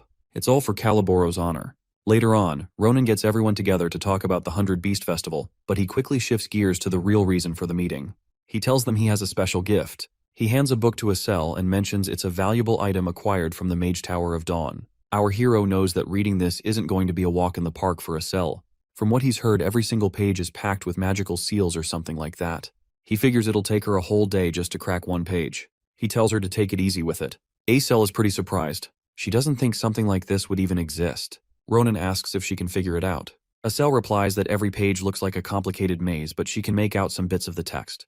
With growing excitement, she says that if she's patient, she'll eventually get through the whole thing. But honestly, really understanding it is another story. The stuff in there is so advanced and complex, it's basically groundbreaking. She compliments Ronan, calling him awesome, and asks how he gets his hands on such a crazy magic book. Remembering how tough it is, Ronan just says it's probably best if she doesn't know. Then, he turns to Maria and tells her to catch up with Professor Frieren whenever she gets a chance. He mentions that there's an exciting opportunity where she could really hit the jackpot. Ronan shares that the professor has finally figured out how to cultivate Sarante's herbs perfectly and is gearing up to start making potions from them, which will be sent all over the Empire. He strongly suggests that Maria's Carabel merchandising should handle the distribution. Ronan thinks Maria probably knows how effective those herbs are, and with her business skills, it won't be long before she strikes it rich. Maria's eyes light up with excitement at the news. Then, Ronan gets up and says he wants to see how much they've both improved. It's been a while, and he admits he has some expectations. Maria grins and says she's all about that and she's got plenty to show him. Ronan encourages her to keep that energy going. He tells her to grab her weapon and follow him because they're about to have a duel. Asel gets up too, but Ronan tells her to stick to studying the magic book instead. He thinks it'll help Asel get stronger and be more effective than training right now. They say their goodbyes and Asel watches them head out. Their chatter light and happy, especially with Maria's bright smile. A flicker of sadness passes over Asel's face. For a moment, she feels like she's drifting away from her. 2 weeks later, at the Galelian building, two people are standing in the middle of the arena. Adashan announces that this is their 514th shot at it. She asks if they're ready. Braum steps into position, and his opponent is none other than our hero. Adashan starts the countdown. At 3, Braum pulls out his sword. By 2, he's already giving off some serious mana vibes. At 1, she blows the whistle. As soon as the signal rings out, Braum races forward, his sword shining with energy. Ronan just stands there, even though Braum is only inches away. Right as the blade gets close, he feels something stir inside him. Braum suddenly stops. His sword doesn't even touch Ronan. It's like some invisible strings are holding him and his weapon back. Braum comments that he can't move and calls it an awesome skill. Ronan lets out a sigh of relief and thanks him for trying. Adashan gives Ronan a high five, saying his mana output is just right, like speed and balance on point. She's really impressed that he hits that level in just 2 weeks. Ronan nods, saying it's all thanks to their help. They analyze his skills and pinpoint what he's missing. They also show him how to fix those little issues. He mentions that Braum uses his full strength, which really helps him concentrate and adds more force to his technique. He keeps quiet about the aura actually belonging to someone else, though. Braum jumps in, saying he learns a ton from Ronan. He's blown away that Ronan doesn't even bat an eye when a sword is right by his neck. That kind of bravery is what every swordsman should have, he says. He thanks Ronan for helping him set a new goal. With a grin, Braum declares Ronan the best club leader ever. Ronan chuckles, liking Braum's energy. Braum decides it's time to train solo for now and tells Ronan to hit him up any time if he wants someone to aim for his neck again. Once Braum leaves, Ronan reflects on all he's accomplished just by tapping into Dolan's aura. But there's still a nagging feeling that something's off. He thinks back to the golden aura of Professor Frieren. No matter how hard he tries, he runs out of mana long before he can even come close to replicating it. He wonders if stronger auras are simply tougher to recreate. Maybe if he catches a glimpse of it a few more times, he could figure it out. But the professor's busy, and asking him to show his aura again might just be a hassle. He's at a loss for what to do. Right when he's deep in thought, someone shows up looking for him. It's Barry, the professor's assistant. Barry seems happy that Ronan remembers him. Ronan mentions he's seen him around before and asks what's up. Barry says the professor has already left and left a note behind. In it, the professor says to ask Ronan for help if anything tricky comes up while he's away. Ronan's surprised the professor takes off with the festival around the corner. He asks what Barry means. Barry explains that some creatures from Theo Hall have gone missing. Not just any creatures, these are the most important ones for the 100 Beast Festival. The doppelgangers. Ronan looks puzzled and asks what that's all about. The three of them make their way to Theo Hall, and all the soldiers give a respectful nod as they pass by. Barry mentions it's been a while since the professor took off. He bolted right after the incident, so it's been 2 weeks already. Ronan furrows his brow, trying to connect the dots, and asks if it ties back to when the manticore broke loose. Barry confirms it is, explaining that the professor thinks something's off about the whole situation, which is why he decided to look into it on his own. Barry has no clue what the professor found out, but he can't shake off the expression on the guy's face. It was the angriest he's ever seen him. The next day, in the stillness of his office, the professor drops a letter on that table Barry mentioned earlier, and then walks out. In the letter, he tells Barry to reach out to Ronan if anything tough pops up. Ronan crosses his arms, letting out a frustrated sigh, saying it's tough after all. The valuable doppelgangers have escaped from their cages and disappeared. Not far off, Adashan is staring at the broken mirrors with a wary look. Ronan turns to her and asks if she's found anything. Adashan thinks the accident wasn't just some random event. Barry feels a shiver at her words, his voice coming out all shaky. She goes on to explain that the cage is specially designed for when doppelgangers change. It's made from this super tough glass alloy, and she figures they get how strong that stuff is without needing a whole lecture. So breaking the cage for no good reason is not possible. She points out that most of the glass pieces are actually on the inside, not outside. There's this faint glow coming from the shards, showing that high-density mana is still hanging around. It's solid proof that something powerful smashed into the glass from the outside and broke it, even though it's made of that super tough stuff. Taking all this into consideration, she thinks it's probably a planned terrorist attack. She suspects someone has been after the doppelgangers from the beginning. Barry looks pretty shaken by what she just said. Ronan, on the other hand, stays quiet, but his mind is racing. He believes the Grand Commander definitely earned her title. Her insight is spot on, and he agrees with her, because without that explanation, nothing about this whole situation makes sense. He's felt uneasy ever since he stepped into the area. He says that if her theory is right, then this is a big deal. He looks around, worried, his voice getting louder as he warns that there are dangerous criminals on campus, and if they don't do something fast, things could get really bad. He turns to Barry and asks if he agrees. Barry doesn't respond right away. Clearly intimidated and looking tense and unsure, Ronan insists they need to start investigating right now.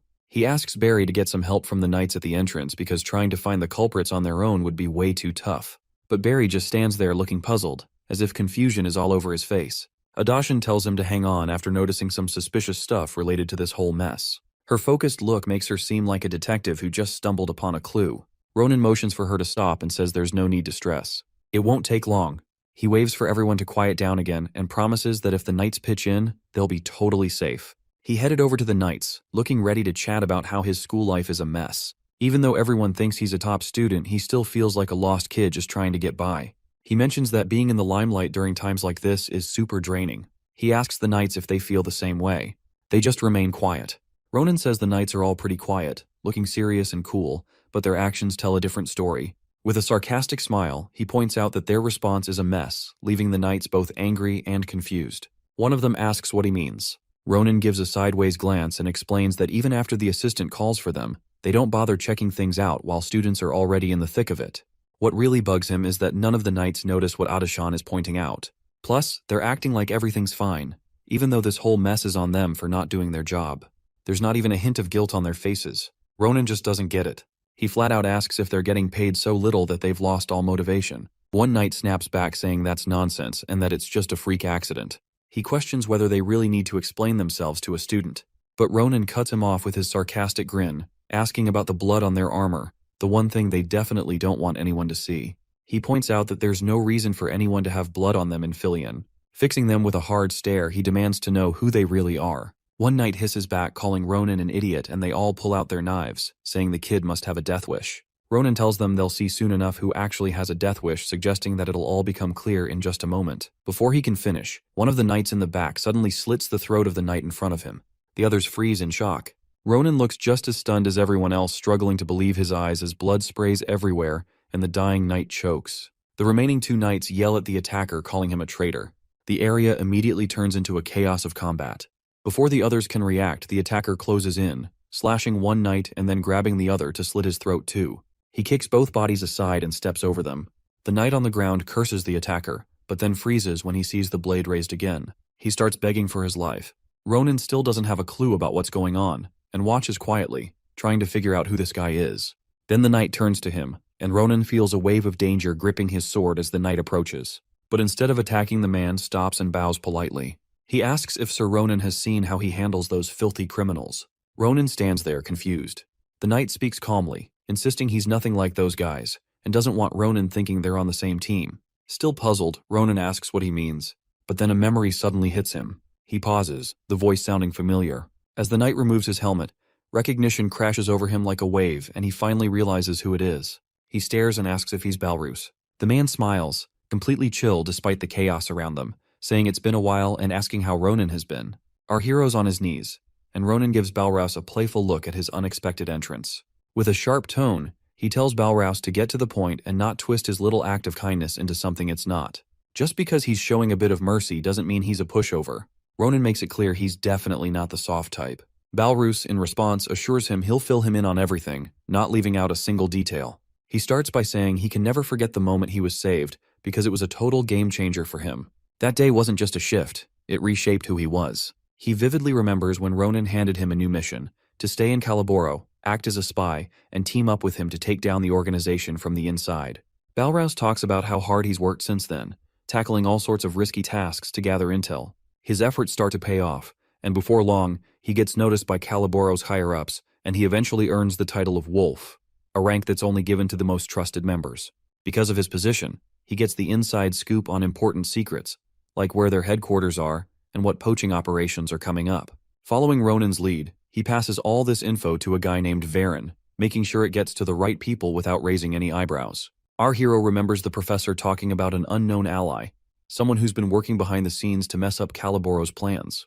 Balrus admits, looking a bit nervous, that he's the one who takes the armor but has no clue where it's actually from. Since he's just in charge of communications, he doesn't know the source of the supplies. He really hopes Ronan will trust him. Ronan can't help but admire how hard Balrus works, but he's curious about why he's keeping things under wraps. Calaboro might be reckless, but they're not dumb enough to go after Fyian, so what's really pushing them to make such a bold move? Balrus explains that lately, Calaboro has become something of a joke. His spying has helped Voren and the Imperial Guards take out almost half of Calaboro's branches. Plus, His efforts to mess up poaching operations have created a ton of chaos, leading to rumors that Calaboro is nearing its end. With a proud grin, Balrus admits he's the one who started those rumors. He thinks the higher-ups are starting to freak out and want to grab back their power. Their desperate plan is to hijack the 100 Beast Festival. Ronan finally gets it. With everyone focused on the festival, snatching the doppelgangers and the stars of the show would be Calaboro's way of saying they still matter. But then he sighs. It all just feels pointless now. He's about to wrap up the operation when Balrus steps in. He tells everyone that the doppelgangers are just the beginning. The real deal is to take control of every species at the festival. To pull that off, Calaboro sends in its elite squad, Arendelle. Just then, the door flies open, and the enemy knights are already taken out. Balrus looks shocked, but our guy stays chill. Adashan walks in grinning. She's glad to see Ronan and confirms what he suspected, that those guys aren't legit guards. After Ronan heads out, she and the team start questioning the captured guys, and their real identities come to light. Since Adashan knocks them all out, getting answers won't be an issue. Ronan gives her props for a job well done, and then turns to Barry with a worried expression, asking what's up. Adashan chimes in, saying she's not sure, but Barry has looked a bit pale for a while now. Ronan is still trying to wrap his head around the fact that there are spies among them, which is not something easy to take in. On the other hand, Barry never expected to see the sweet and gentle Adashan unleash such a fierce side. She tackles all the guards single-handedly like a warrior. Once the dust settles, Adashan spots the guy standing behind Ronan and asks who he is. Balrus introduces himself politely, claiming to be a former henchman of the corrupt Calaboro. He talks with a sort of bold energy, saying he's been given a new lease on life. Then he calls himself Ronan's Blessing and drops his name. Adashan looks a bit confused at the mention of blessing. Ronan tells her he'll fill her in later, but right now they've got bigger issues to tackle. Still shocked, Adashan asks if it's true that Calaboro didn't just put fake knights in one place, but has spread his influence all over. Balrus agrees and explains that the doppelgangers are just a distraction. The real plan is to capture all the different species gathered for the 100 Beast Festival. Since the doppelgangers are the main attraction of the festival, if they go missing, it would create panic and divert everyone's attention. In that chaos, Calaboro plans to take advantage of the security lapses to grab the remaining species. He then drops an important detail.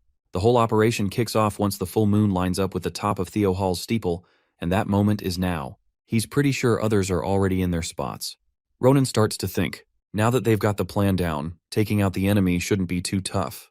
But rushing in isn't the way to go. It's smarter to let Calaboro think everything is going as planned. Let them get too comfy. The smaller threats don't stress him out. What he really can't ignore is Arendelle. Werewolves are part of a tough group of werehumans that's all about the fight. The Woolump tribe is particularly brutal and strong. 5 years back, Arendelle, the deadliest weapon from Calaboro, wiped out the entire Woolump tribe in one night. After that massacre, Calaboro went from being a small-time poaching gang to a seriously feared crime organization with some serious muscle. With Arendelle now in the mix, it's obvious that Calaboro is risking it all. Ronan notices this, and if they're all in, so is he. He tells Barry to quietly tip off the Imperial forces about what's going down. Without looking back, Ronan heads off, promising Barry they'll get the doppelgangers back, no matter what happens. Ronan thinks Arendelle is the kind who likes to show off but knows what he's doing. If he's grabbed the doppelgangers, he must be feeling pretty cocky. That means if they can locate the doppelgangers first, Arendelle will come running straight for them. Ronan is determined to seize that opportunity to finish this fight once and for all. As dusk falls, a guy sits there munching on meat like some wild beast. He has this primal vibe, like a predator just waiting to pounce. Once he finishes eating, he tosses the leftovers away and grumbles about being bored. He's getting annoyed waiting for the prey to bite. Every second feels like a test of his patience. He grumbles that the manticore and the doppelgangers are just distractions. What he really wants is for Frieren to step out of the shadows so he can skin him alive. This time in the forest, 3 people are present and they all look familiar. Adashan captures the animals in the area. Balrus expects her to be great since she's able to deal with the Calaboro gang by herself. But seeing her in action makes him think she is truly extraordinary. He turns to Ronan and asks what he plans to do with the nails. Our hero answers calmly that he is going to use the animals to find the doppelgangers. Let them sense their presence, track their trail, and lead the way. Balrus is surprised to learn that it's even possible. Our hero is confident because the future commander, Adashan, is more than capable. While magic swirls around her hands, she thanks the animals as they listen to her, and the next moment they take off into the forest, guided by instinct and her power. Deep in another part of the forest, a fox is sprinting away, but this is not an ordinary fox, it's the doppelganger Omega Fox. Above it, a bird filled with Adashan's magic flies, silently watching its target. Just as it swoops down to strike, the fox suddenly senses the danger. Its eyes glimmer, and it changes shape. It looks like it's wrapped in a bubble of flesh, and when it comes out, a snake slithers out. The snake launches upward in an instant and attacks the bird. The bird sees it coming, but it is too late and is savagely eaten. That vision is related to Adashan. She quickly alerts our boy that she has found one and points in the direction. She tells them that it's a snake that the doppelganger transformed. Ronan nods and praises her good work, he says with a hint of pride in his voice. He says it has to be the Omega and moves to give the order, but before he can speak, Balraus suddenly dashes forward. "Leave it to me," he calls out. Ronan pauses, surprised by the sudden move. As he rushes toward the snake, Balraus says his past might be shameful, but he's still a wolf of Caliboro, and Ronan doesn't need to waste his time on it, because Balraus believes he's enough to deal with it. And in an instant, this dude really does the job. He manages to grab it. The Omega writhes and twists trying to escape, but it's no use. He holds its neck tightly and tells the snake to calm down since he's not planning to hurt it. Our hero gets annoyed and calls Balraus an idiot. Balraus happily reports that he has resolved one problem, but our boy scolds him for making eye contact with it. He just told him that Omegas transform based on the target's negative emotions, which means fears and terrors included. The realization hits Balraus and instantly his smile fades with a creeping fear. The snake begins to change form. Realizing the part about fears and terrors, Balraus gets worried. The snake turns into Sita. Balraus freezes as the bird lets out a cute sound. He tears up, remembering the agony he endured because of the bird. Then the creature flies away. It heads toward Ronan and grabs his face and looks directly into his eyes. Ronan flinches, surprised by the contact, but before he can react, the creature flies off. Ronan knows this is bad because he just made eye contact with it. He's worried it might transform into someone like a Aayut, which will be annoying to deal with. He clenches his jaws as he needs to catch it before things spiral out of control. Ronan takes off running at full speed. Without looking back, he tells Adashan to take Balraus and track down the Alpha. He'll deal with the Omega himself. Ronan races ahead, already expecting the doppelganger to have transformed, but he doesn't see anyone who resembles a Aayut, and hiding should be impossible with its size. He also finds it strange that there are human footprints, but the mana traces are clearly those of a doppelganger. It makes him wonder who it transformed into. The closer Ronan gets, the stronger the killing intent he feels. He thinks of the guy who gave him the curses. He moves cautiously with one hand, ready to draw his sword at any moment. In his mind, he tells himself that no matter who it is, he'll deal with it. But he can't finish the thought. He freezes as he sees the figure the Omega has transformed into. The sight catches him completely off guard. Blood drips from the enemy's sword. The person speaks in a low voice, saying he can't protect anyone. Our hero watches the guy repeat that again and again. He sees himself saying that he didn't protect anyone. This is Ronan before he traveled back in time. The version he's scared of more than anything else is the one who couldn't save the people he loved. The doppelganger slowly turns to face him, and Ronan stops dead in his tracks. He can't believe what he's looking at. The figure in front of him isn't a Aayut. It's him. The one person he's terrified of is himself. It hits him that maybe that's why there's this mindless killing vibe coming at him. The doppelganger says again that it can't protect anyone. Then it outright blames Ronan, saying he's the reason it couldn't save anyone. Out of nowhere, it lunges at him. Our hero is caught off guard. He quickly deflects the attack with his sword. It's a heavy hit, sending dust and debris flying everywhere. The force of the wind is intense. He remembers hearing that doppelgangers pick up some memories and skills from the people they copy. But this one, it's like he's looking at himself from the past. He realizes that if this version of him fought a Aayut, things are going to get tough. He figures he'll need to create some distance and buy himself some time. Out of nowhere, the doppelganger suddenly lets go and tosses the sword aside. Ronan, completely caught off guard by the move, stumbles and loses his balance. He didn't expect it to let go, and that sudden shift throws him off. Then, the doppelganger grabs his hair and yanks his head back, holding a knife just inches from his throat, ready to slash. Luckily, he manages to block the blade. He scoffs, pointing out how this weak fighting style really is just like him. With a smirk, he tightens his grip, using just the sheath of his sword to fend off the attack. Weirdly, he's actually grateful to the doppelganger. It's making him remember something he thought he'd forgotten. He calls it a damn disciplined soldier, and as a thank you, he jabs it with the sheath. It doesn't go in deep, but it's enough to throw Omega Ronan off. The creature snarls in annoyance while our guy takes a quick step back, ready for whatever comes next. Even though he's keeping his guard up, he barely dodges a blow that almost takes his head off. He realizes that's just how he used to fight. A wild man isn't really different from an animal. Someone who just goes for an attack without thinking. With no real strategy, just trying to stay alive. No finesse, no control, just raw instinct and panic. Ronan knows he can't afford to mess up even once. One slow breath and he's out of the game. He keeps a close eye on the doppelganger as it moves. Suddenly, it drags its sword through the dirt, kicking up a cloud of dust right in his face. The doppelganger looks caught off guard. Ronan squints and asks what's so surprising.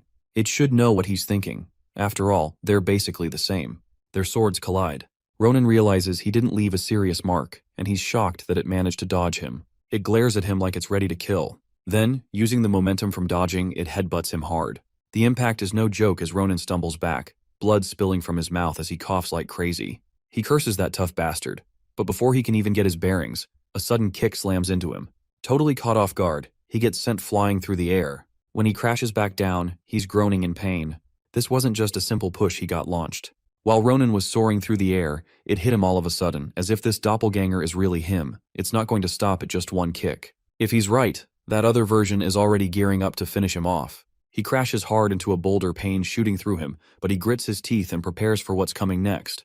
A loud explosion rattles the forest, and smoke fills the air. A blade embeds itself in the stone next to him, barely missing him by inches. He can't help but stare at the blade and think about how close he just came to dying. Anger bubbles up inside him, realizing this Omega version of himself is just way too powerful. He starts to think about a risky move. Maybe if he can make eye contact with someone else, the doppelganger will switch again, and that version will be easier to deal with. But before he can act, someone else steps into view. The guy says their boy isn't the prey he was after. Ronan feels a surge of energy and hopes it's Frieren, but he's let down to see it's just a kid causing chaos in his hunting grounds. The huge, intimidating guy turns to the kid and asks, "Who are you?" "This is Arendelle, the guy we talked about earlier." Our hero picks up on this strong smell of blood coming from him, along with this intense vibe that makes it feel like there's a wild beast right there. It hits him that Balros's description matches him perfectly. That's when he realizes this guy is Arendelle. Ronan doesn't see it coming at all. He always figured they'd run into each other someday, but not like this. The timing is just off. Arendelle asks if he's scared. When Ronan doesn't respond, Arendelle's smile starts to fade as he catches a whiff of something in the air. It's a scent that's faint but familiar, and he realizes he hadn't planned for this. Today was supposed to go perfectly, but now that he's picked up on it, he can't just let the kid walk away. He asks Ronan why he smells like the doppelganger Omega, and Ronan's heart drops. He mutters a curse under his breath.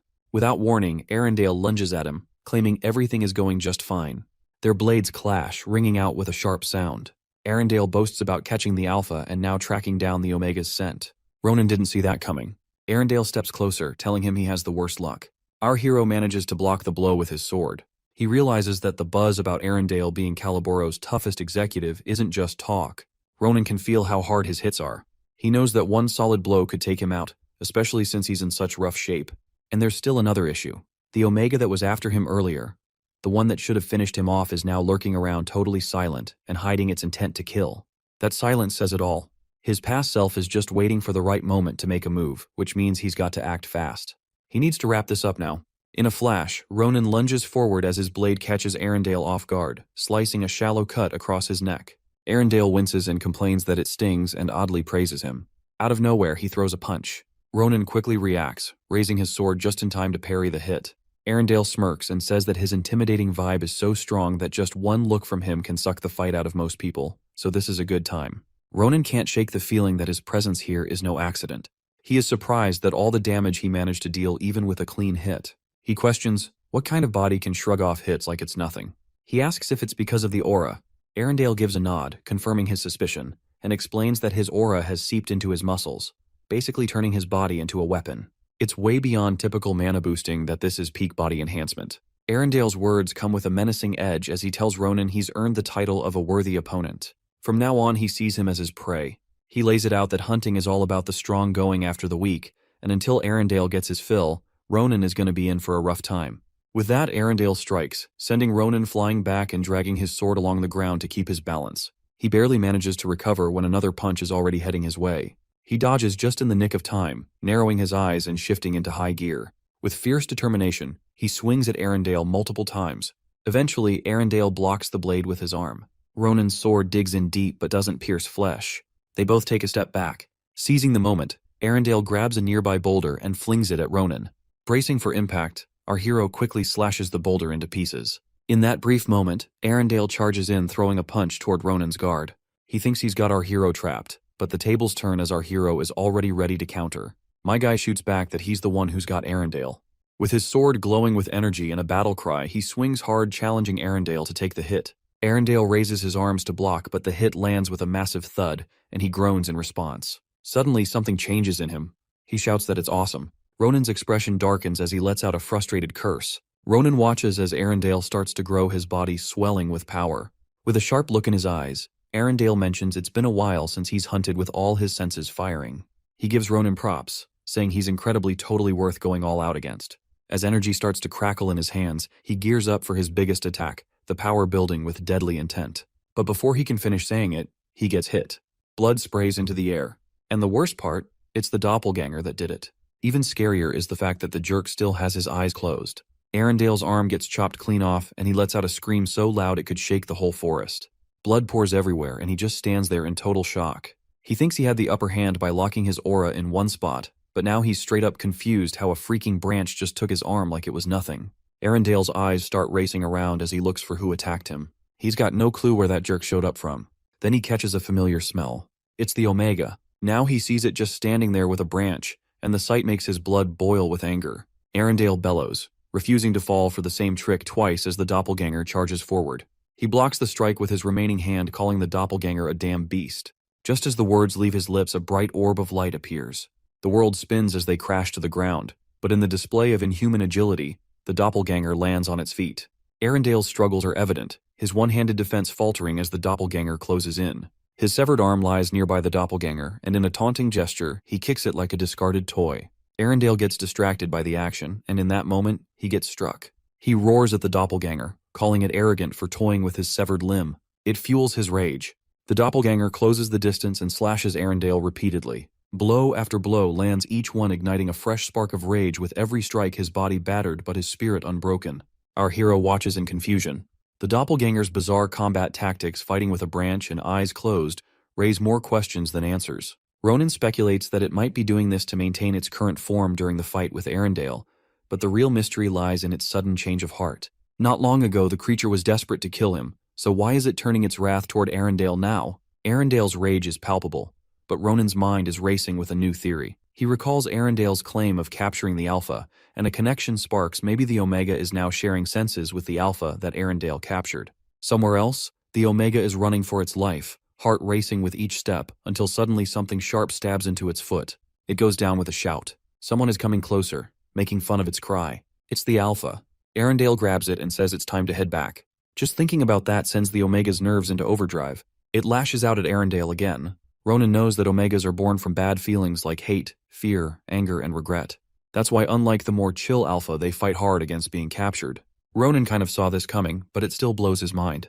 The ground shakes from how hard they're clashing. Arendelle squints, trying to figure things out. The creature looks like it's linked to Ronan, and the thought that it might be his brother sends chills down his spine. Even though it looks young, the doppelganger packs a serious punch. Arendelle realizes if this kid were older, he'd be the one in danger right now. So, he reluctantly forgets his mission to catch the Omega, and decides to focus on staying alive instead. The Omega charges at him again. Arendelle braces himself, knowing that this time, it really wants him dead. He sees that the doppelganger always keeps his eyes closed and thinks it's time to surprise him. He fires off a massive laser beam, leveling the whole forest.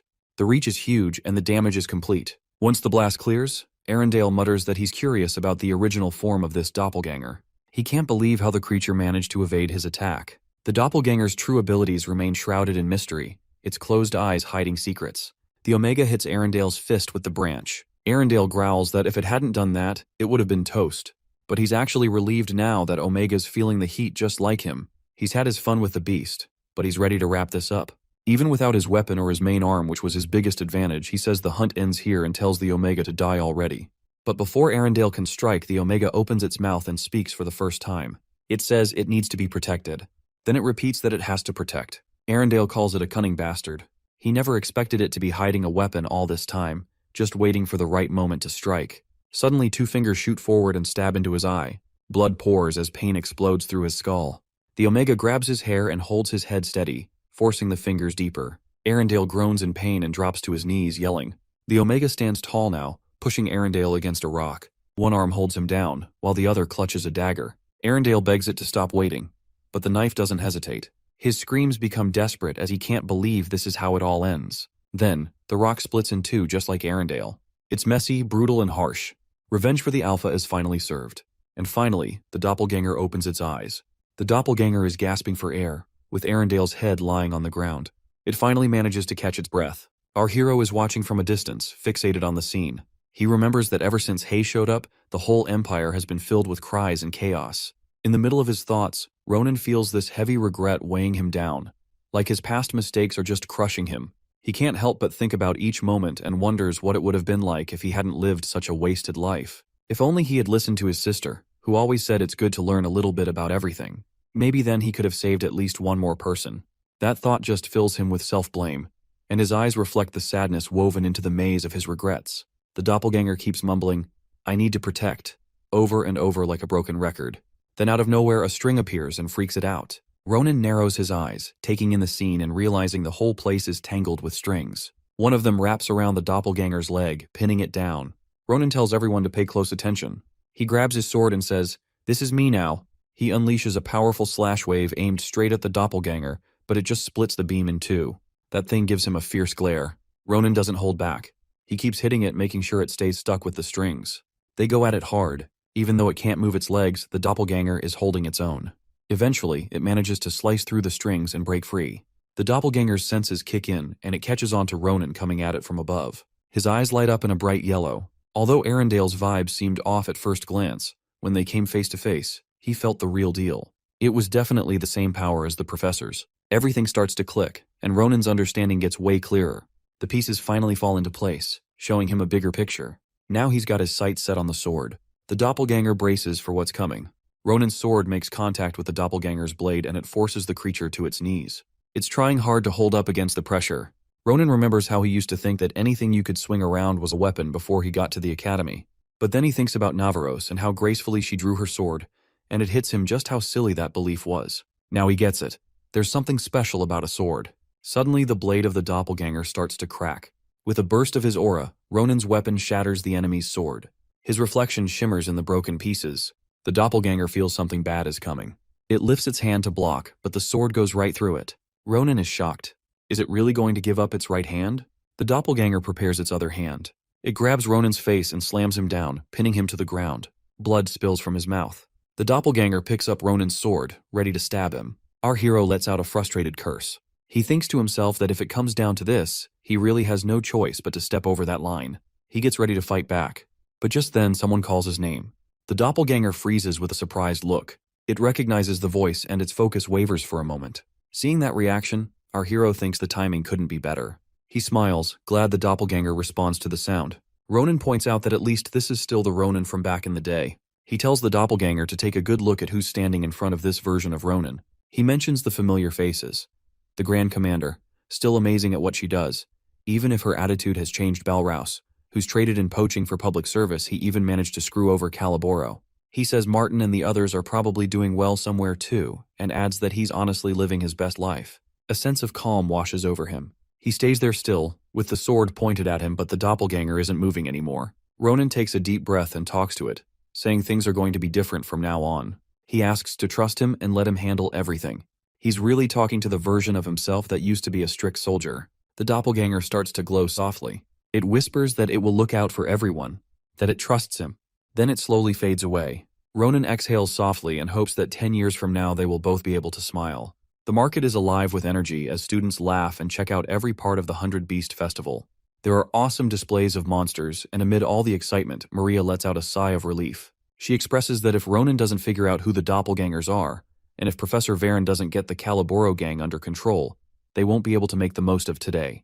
Maria turns to Asel and asks where Ronan is. Asel lets her know that Ronan is in a meeting with Professor Frieren, so he'll be a bit late. He reassures her that Ronan promised he'd join them for the night parade. Watching Maria closely, Asel catches her slight letdown, and she admits it's a bummer because it would have been nice to hang out more with him. Asel is eager to lighten the mood and yells that they should have so much fun that Ronan ends up regretting missing out. Maria laughs at the thought, leans in with a playful tone. She calls Asel cutie and asks if he's ready. His face turns bright red and he stutters out a nervous yes. Maria suggests they go check out the main event of the 100 Beast Festival. She's amazed at how big and beautiful the garden is since it's really impressive. She realizes just how seriously they're taking the whole doppelganger situation. Asel agrees and explains that doppelgangers are super sensitive to their surroundings, which is why they've put so much effort into creating the garden. That sensitivity also explains the limited visitors and the strict security checks. Maria totally agrees, and as she scans the area, she points out something in the distance. She wonders if that creature is one of the doppelgangers. She looks a bit underwhelmed and asks who it's trying to mimic. Asel guesses that the form they're seeing might actually be its original shape. He mentions that he's heard doppelgangers revert to their original forms after a certain time limit on their transformations. He adds that the Omega is probably resting, so maybe this is the Alpha. But then something clicks for Acel, and his eyes widen in realization as he forgot an important detail.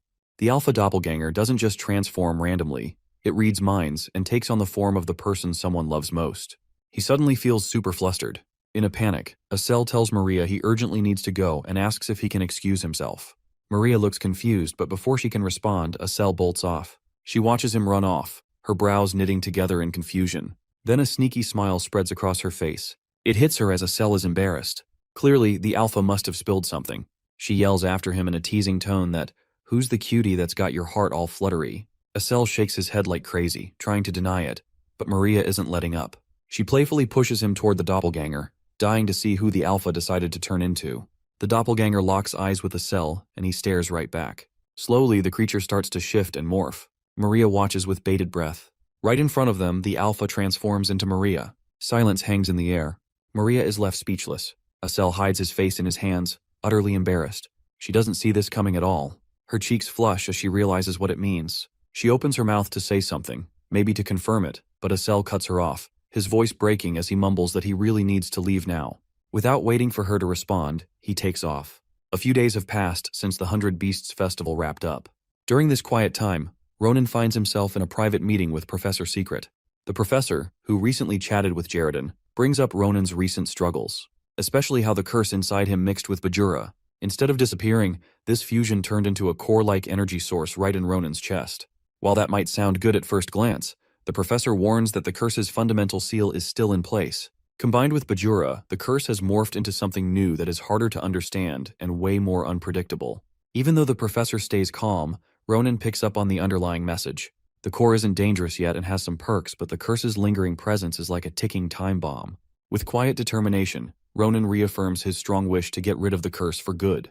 The professor notices a shift in him since a newfound resolve that wasn't there before. Curious, he asks if something's happened to trigger this change. Ronan thinks back to his strange encounter with his older self. He doesn't spill all the details but makes it clear. He has to become complete. He admits he's made a promise he can't break. His words are heavy with meaning, and Professor Secret can see the strength in them. With a faint smile, the professor shares that Ronan has come at just the right time. His research has finally progressed to the point where they can lift one of Ronan's curses. Ronan jumps up, excited to find out what he needs to do. The professor tells him to stay calm. He explains that the process will be similar to what they've done before. Ronan needs to delve into his inner world, uncover the curse and discover its source. To cut it off, he has to face it head-on. But this time, it's going to be tougher. Unlike the last curse, this one has grown and will try to shield itself at all costs. The danger is real, and to keep Ronan's inner world stable during the process, they'll need a lot of mana. And more importantly, a suitable catalyst. The professor reassures Ronan that managing the mana is doable. The bigger issue is finding the catalyst. Then he asks if Ronan knows about a place called Dinehar. Ronan, taken aback by the mention of that infamous spot, confirms he knows all about it.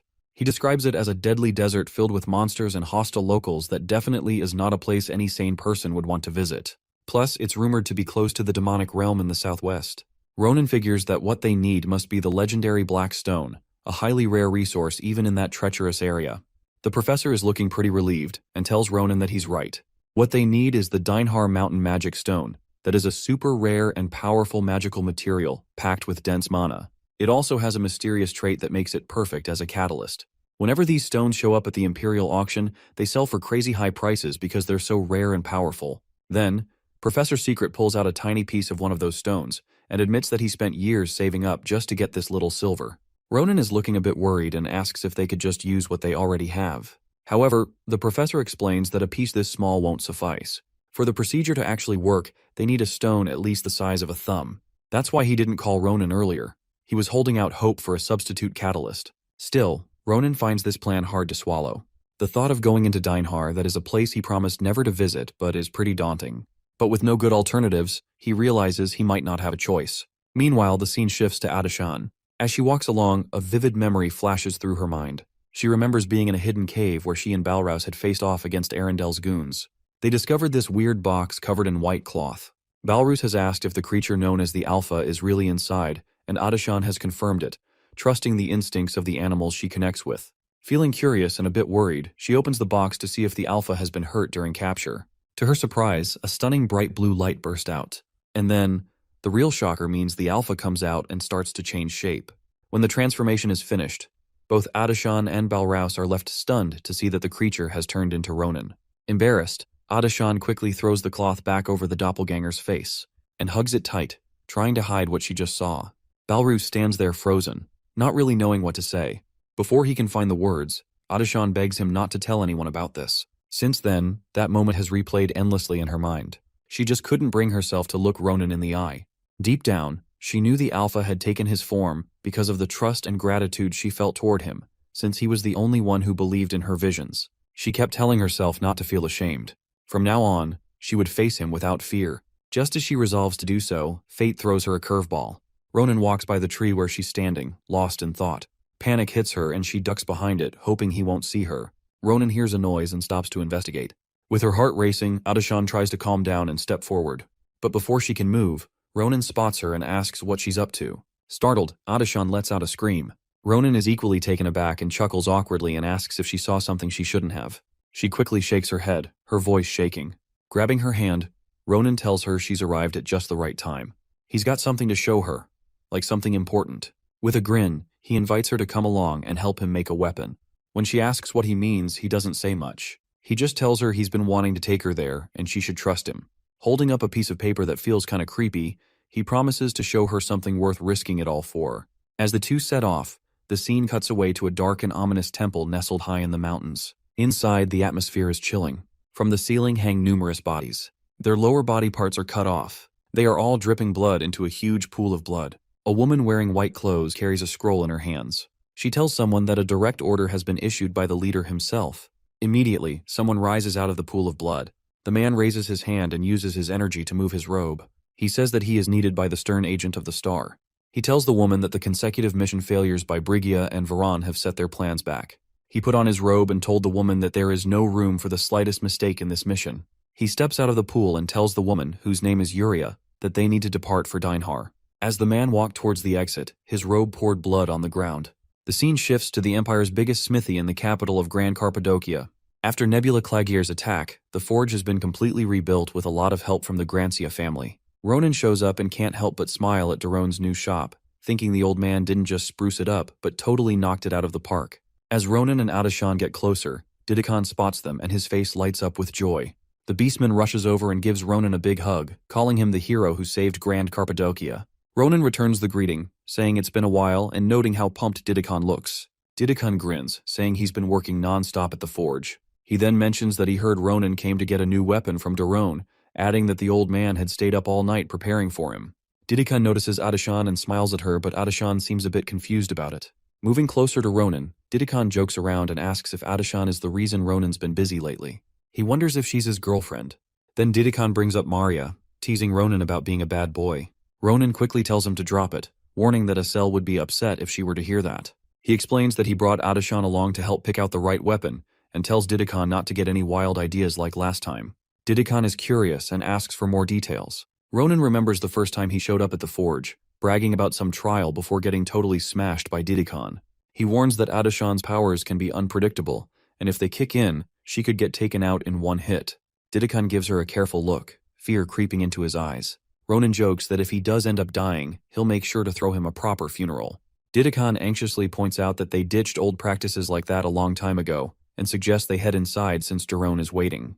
With a nervous smile, Didikon asks Adashan if she wants to follow him in. She wonders why he's so nice all of a sudden. Trying to hide his nerves, Didikon kicks the door open, and announces their arrival to Daron, claiming it's the long-awaited return of Ronin. Before he finishes, a hammer gets chucked at his head by someone who angrily reminds him to stop kicking the door. Adashan asks Ronin if this is the guy he mentioned, and Ronin confirms it with a smile. Daron, who is the old blacksmith, gives Ronin a warm welcome and says he got the message and made all the necessary preparations. He lays a blueprint on the table, proudly claiming it came after countless sleepless nights. It's for a new weapon.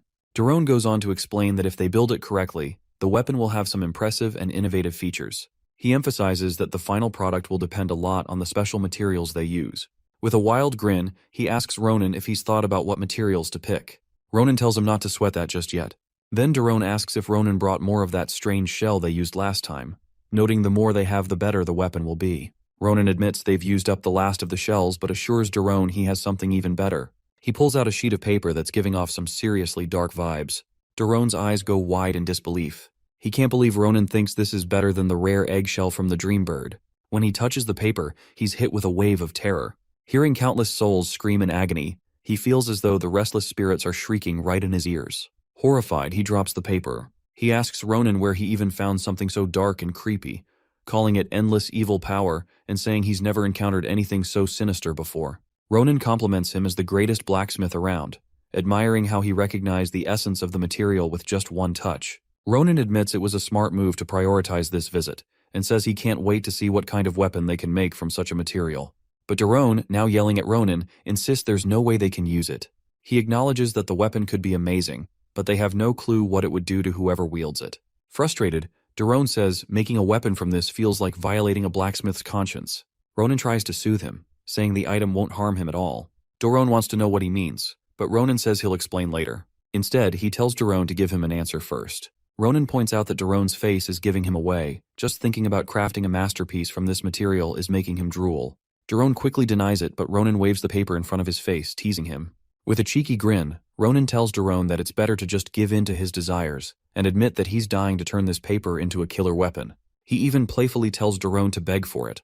Daron yells in frustration at the request, but eventually, Ronan heads out from the smithy. Didikon, who's been waiting outside, is surprised to hear his master scream and asks Ronan what he brought that made Daron act like that. Ronan responds that it's something that will blow his mind when he sees it. Curious, Ronan asks Didikon where Adashan is. Didikon mentions she's surrounded by other blacksmiths who are trying to explain why a weapon other than a sword might work better for her. He adds that she's probably having a tough time right now. Ronan spots something hanging around Didikon's neck and asks about it. Didikon proudly lifts up a device that looks like a camera and explains it's a space-time storage and playback device. He says it can capture any moment and play it back with just a button. He calls it a masterpiece and asks Ronan what he thinks, even offering to let him try it out. Ronan asks if it actually works, and when Didikon assures him it does, he grins and asks to borrow the device for a bit, mentioning it would be perfect for luring someone to Dinehar. Later that night, Schlieffen is walking somewhere when a figure pops out of the woods and asks if he's planning to train at this hour. Schlieffen wonders if something's up and then recognizes Ronan, teasing that he must be on a mission to catch up on all the sparring he missed. Ronan tells Schlieffen it's good to see him, but he's not there to spar. Instead, he raises his hand and asks if Schlieffen will team up with him, explaining he's heading somewhere pretty dangerous and he can only take Schlieffen with him. Schlieffen brushes it off, saying it's nonsense and that he's not interested unless it involves sparring. He adds he barely has time to train. Ronan pushes a bit harder, asking if he's sure he won't regret passing on this. Just then, a bright light suddenly shines from Ronan's clothes and Schlieffen's eyes widen in shock. He asks if what he's seeing is what he thinks about him. The scene shifts to Carlisle, a rough desert area in the southwestern United States. Ronan and Schlieffen stand on a cliff, taking in the dry landscape below. Ronan comments on how scorching hot it is, and admits he never thought he'd come back to such a blistering place in his lifetime. He's brought Sita along for the trip and turns to Schlieffen, saying he's honored the kid chose to tag along. Clearing his throat, Schlieffen says Carlisle seems like a great spot to get some real combat practice. With a serious look, he asks Ronan if he's going to keep the promise he made, and wants to know if he'll get something from him once their journey wraps up. Ronan grins and reassures him, pulling an item from his bag. He insists he's a man of his word and reveals a luxurious piece of bait, quickly correcting himself to call it a special gift. Schlieffen's jaw drops as he sees the photos of Iril, struggling to believe Ronan has them. Ronan chuckles, his expression taking on a playful tone as he holds up the pictures. Schlieffen's heart races as he stares, begging to take a closer look. But Ronan tells him to hold off on the excitement until after their journey, reminding him that they still have a few days of travel ahead before they reach Dinehar. Then Schlieffen warns Ronan that Carlisle isn't as quiet and barren as it looks. He comments on the strong smell of blood in the air and the scattered remains of bodies around them. Ronan agrees, explaining that this place is where those who fail to grab the Dinehar Mountain's magic stone end up. Some try again, but most just settle down and become bandits. He tells Schlieffen that if they run into any bandits, it's best to wipe them out completely. Schlieffen asks if they'd be doing the world a favor by getting rid of these criminals. Ronan nods that they would. Suddenly, Schlieffen draws his sword and energizes it with his power. He tells Ronan he sees about 30 enemies nearby and swinging his sword, releases his energy which rockets past Ronan straight towards their foes. Ronan wonders why Schlieffen is going all out with his sword chi. As he watches the energy stretch far away, it starts to fade and a brilliant blue light fills the air. To his surprise, a powerful tornado forms out of nowhere, slicing through the bandits who scream and cry out for help. Turning around anxiously, Ronan asks Schlieffen what just happened. Schlieffen explains that some bandits managed to slip past the initial attack, so they'll have to take care of the rest themselves. Ronan is all surprised and asks if Schlieffen really picked up on the bandits' movements from that far away and hit them first. He wonders if that's even a thing. Schlieffen clarifies that he simply stretches his senses using mana, describing it as a basic way to manipulate energy. He then asks Ronan if he can do something similar. Ronan doubts Schlieffen really gets what he's saying. He remembers that Schlieffen's attack seemed like normal sword chi but turned into a tornado right before it hit. Ronan finds it hard to believe that Schlieffen actually compressed the Stormblade into a concentrated sword chi and launched it like that, especially since Schlieffen had trouble with this technique the last time they went at it. He starts to wonder just how much better the kid has gotten. Even though he sometimes questions Schellen, moments like these make him think that this talented prodigy might one day reach the top of swordsmanship and become the legendary sword saint. Just 5 minutes before Schlieffen's swordstorm makes its move, a bandit is watching Ronan and Schlieffen from a distance through a telescope. This guy sees Ronan showing Schlieffen the photos and figures that the two are perfect targets for a heist. This bandit is known as Scout Pip and is part of the Red Desert Bandit Gang. Pip pulls out a walkie-talkie to let his boss know that there are 2 armed boys up ahead who are alone. He asks what they should do. The leader, a large man named Can, replies that it appears some noble young masters are out for some sword training. His crew smirks at this news. Can thinks it would be a fitting welcome to chop off the boys' limbs and send them back to their families as ransom. He grimly adds that they'll drain the families dry before tossing them to the sandworms. As the Red Desert Chief, he tells his crew to gear up since it's time to get back to business. Just then, Can notices a blue light in the air and feels a sharp energy rushing toward them. Looking up, he sees the sword chi turn into a wild storm. He quickly grabs his shield and tells his guys to take cover behind him. Despite their attempts to protect themselves, a few bandits get ripped apart by the sudden attack. Pip gets knocked back by the tornado and ends up on the ground, stunned by what just happened. He raises his telescope again, hoping to figure out if the boys activated some magic scroll. But when he glances at the cliff, Ronan and Schlieffen seem to have vanished. Puzzled, Pip is pretty sure they were just there. Out of nowhere, Ronan pops up beside him and stabs him through the head. The boys are already standing over the fallen scout. Ronan pulls out his sword and beheads Pip. He tells Schlieffen he was right about there still being a lot of trash to deal with. Some of the remaining bandits shudder in fear at the sight of Ronan. He grabs a blade hanging from his waist and remarks that this might actually be a decent chance to test something out. Schlieffen wants to help out, but Ronan insists he can handle it. He figures the guys they're up against are the perfect test subjects for his new weapon. Schlieffen mentions he's been feeling something off for a while, asking Ronan if it's coming from his new gear. Ronan thinks Daron must have really outdone himself this time. He's excited to see how it performs and jumps around, saying Schlieffen is lucky to be his first audience. He smashes the ground during his landing, kicking up a massive cloud of dust. One of the bandits can't believe Ronan is actually approaching them despite their numbers. He yells that they need to take him down quickly. Just as he says that, Ronan swings his blade and the man suddenly has a hole in his chest. His buddies are frozen in shock.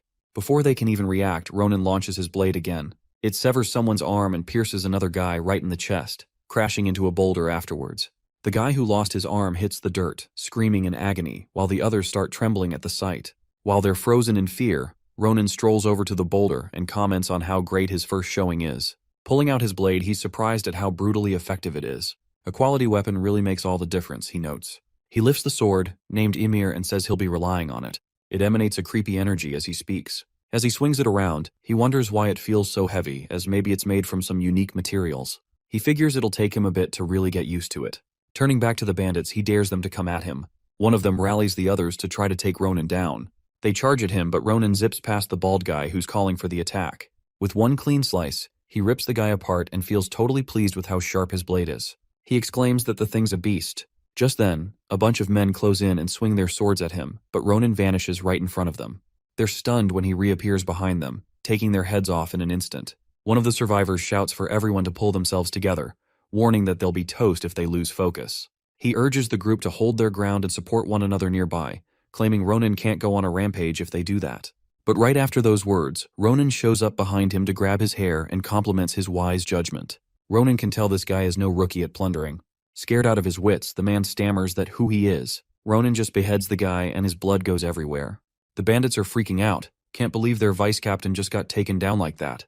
Ronan disappears, and then suddenly they're all losing their heads. Ronan's taking down bandits left and right, but then he senses something's off and dodges the leader's attack. The guy's got a huge shield and is clearly not happy about Ronan's presence. Ronan asks if he is the leader. Can's all like that, which makes him think he can take on the Red Desert of Carlisle.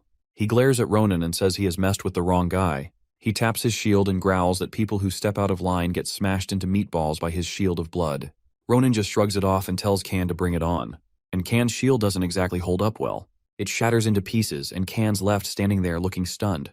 Ronan asks if he's okay without his shield and Kan's still trying to wrap his head around what just happened. He trails off how he can even do this. Kan yells for his men to retreat and they take off. Ronan's a bit surprised Kan made the smart call to bail, but he knows they'll just go back to causing trouble if he lets them live. So he's all like it's time to clean up the trash for good. He's got one more trick up his sleeve that is Ymir's ability. As Kan's running, he starts thinking about Ronan's origins and decides to gather more men for a full-on attack. But before he can get far, Ymir lands in front of them. Kan's certain it's Ronan's dagger and wonders if it was an accident. Suddenly the dagger's aura kicks in called as the spiderweb and it immobilizes the bandits. They're stuck, unsure what's happening. Ronan strolls up, saying Daron's the best man.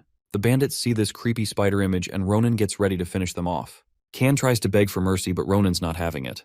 He takes them down, no questions asked. After the battle ends and the bandits are all taken down, Schlieffen asks Ronan about his weapon Ymir and comments on how impressive its features seem. Ronan accepts the compliment and explains that Ymir is capable of channeling different mana techniques for long-range attacks, which helps add unpredictability in battle. As he looks at the fallen enemies, Schlieffen wonders aloud if a weapon like that needs some rare materials to function. Ronan remains tight-lipped, mentioning that it's a top trade secret he can't share, though he hints that the weapon holds several fascinating components. What happens next takes a strange turn. All the blood from the dead bodies flows towards Sita, who drinks it all at once. Ronan acknowledges Sita's rapid growth and notes that his vampire powers are clearly evolving. He jokes that Sita must be doing more than just enjoying his time with Ophelia, and guesses he might even surpass Ronan if he keeps this pace. Just as Ronan prepares to continue speaking, Schlieffen cuts in with another question, and catches him slightly off guard. He brings up a restraint technique he sensed earlier during the fight, remarking that it felt unlike the usual battlefield energies. He expresses his certainty that the aura resembled the traitor Dolan's, and questions why Ronan would possess something so similar. He pushes for answers, clearly troubled by what that might mean. Ronan is not thrilled by Schlieffen's perceptiveness and jokes that he doesn't appreciate how sharp the kid's instincts are. He then tells him that they have a long journey ahead, and promises to explain everything along the way. That night they sat in silence by a fire. Schlieffen reflects on what Ronan must have gone through in his fight with Bajura, and says the situation sounds even worse than what Sion described. Ronan agrees, and gives credit to Daron for helping him develop the skills that ended up saving his life. The topic shifts when Ronan asks about Schlieffen's sister, curious to know if she has recovered. Schlieffen says the experts from Grancia have checked on her and assured him she is stable. He grits his teeth slightly, and admits that to his sister, Ronan and Elizabeth are like heroes for saving her. He adds that his sister sees Akalucia as a real sister now, although it seems to be a one-sided feeling. Still, he hopes that this might help mend the rift between the two families. Schlieffen hesitates as if he wants to say something else. Ronan notices and asks him directly. Schlieffen mutters with a bit of embarrassment that it's nothing much, just a simple thank you for saving his sister. Ronan smiles and says the gratitude means a lot. But right after, he grins mischievously and pulls out some pictures of a girl. In a teasing tone, he says that he still isn't ready to hand them over. Caught off guard, Schlieffen grows flustered and demands to know what Ronan thinks of him, insisting he's not someone who goes back on promises. He accuses Ronan of being playful even in emotionally heavy moments. Before Ronan can respond, a sharp cry from an eagle rings out that shatters the quiet night. The bird crashes nearby, prompting Schlieffen to ask whether this is the start of a monster attack. Ronan doubts that and suspects it might simply be a fallen bird, so he moves in to take a closer look. As they approach the downed creature, Ronan wonders if it might be a rock bird that is the type used for transportation in Dinehar. He finds it strange that such a bird would appear injured out here. Schlieffen steps closer and says he senses a child nearby. Sita quickly responds, channeling healing magic into both the rock bird and the child. A soft blue glow surrounds them as the magic takes effect. Slowly both the bird and the child begin to stir. The child is still half unconscious and starts recalling traumatic memories. He remembers being on a battlefield in flames with his older brother, who is yelling at him to escape. His brother says that this rock bird is the last one left. The child's name is Thunder, who hears his brother urging him to help fight back, but the older sibling insists that he must be smart and survive instead. Tears stream down Thunder's face, but his brother keeps urging him to flee as enemies approach. A sudden explosion rocks the area, and the brother becomes aware of how close the attackers are. Out of the firestorm emerges a monstrous beast, and on top of it stands a woman who calls them insects, leeching off the land of stars. She vows to exterminate them and wears a belt soaked in blood. One of Thunder's comrades cries out for him to run, but before he can escape, the woman slays the comrade on the spot. The older brother tells Thunder to hang on, saying they'll try to stall the enemy while the rock bird flies him away. As the bird lifts off, Thunder screams for his brother as the pain of separation hits hard despite the chaos around him. Thunder suddenly snaps awake, panicked and disoriented. He looks around in confusion and alarm. When Ronan and Schlieffen approach to check on him, he becomes terrified. He yells at them to stay away and calls them monsters, demanding his brother back. He swings his arms wildly in desperation. Ronan gently catches Thunder's hands and assures him in a calm voice that they aren't his enemies and mean him no harm. Thunder's eyes fill with fresh tears as he asks who they are. Ronan quietly tells him that it's safe to talk now and that they won't hurt him. Deep down, Ronan senses that whatever path lies ahead, this boy is about to drag them right into the thick of it. Our hero sits with the kid, just waiting. Finally, the kid speaks up. He tells a wild story about how 2 nights ago, monsters crawled out of the ground. He can't shake the image of those huge creatures from his mind. He explains that on his family's land, the villagers are gearing up to face a cloaked figure. The warriors step up, sensing something's off. But when the monsters charge in, a cloaked woman with a strap and a fierce look joins the fight, and the villagers don't stand a chance. She slices through them with brutal ease. They all go down, drenched in blood, without even putting a scratch on her. Ronan is stunned. He can't believe they went down so easily. He's always thought of the warriors here as tough fighters, raised in the harsh desert to protect their tribe. People say their strength rivals the elite knights of the empire. He remembers his past life, how he struggled against them. What should have been a 3-day mission turned into months because of their skills. But now, they're up against an enemy they can't even touch. He asks what those intruders are, and Thunder replies that they never had the chance to find out. They were taken down before they could do anything. All he knows is that the creatures are wrapped in white linen, which leaves both of them shocked. Thunder explains that these things have strange powers that make them nearly impossible to fight. They call themselves the ones who welcome the arrival of the stars. Schelfner and Ronan get super serious, their minds both jumping to one name, Nebula Clagier. Thunder thanks them for patching him up and promises to repay them if he makes it out alive. He says he's going to rescue his brother and warns them to turn back if they don't want to get killed. Our hero tries to step in, asking if he's really going back to Dainhar alone. But the kid just shrugs his hand off his shoulder and insists he is. He's a warrior of Dainhar. He won't back down and refuses to drag others into this mess. Then he adds, honestly, both of them look way too skinny and weak. If they follow him, they'll definitely end up dead. That comment gets under the skin of both our hero and Schelfner. The kid continues, saying he doesn't want them to die for no reason. He tells them to head back to their own land before they get caught up in something that's way over their heads. Just then, a huge lizard monster pops up behind him, ready to attack. As its claws swing down, Schelfner jumps in and blocks the blow. In that split second, our hero grabs the kid and yanks him out of danger. Things get real. The monster lets out a low growl, its body looking heavy and armored. In the swirling desert, they realize it's a beast made of iron. Schelfner squints, saying he might not be strong enough, but he still pulls out his sword. The kid freezes up. He recognizes this creature as one that followed the cloaked woman, and he can't figure out why it's here now. Our hero takes a quick look at the monster and comments that it seems to be after the kid. He grumbles that those cultist jerks really deserve some credit for sending something like this. The kid panics, insisting they need to get out of there. That monster single-handedly took out dozens of warriors. Then suddenly the beast disappears. It starts zipping around at crazy speed, leaving behind blinding streaks of light.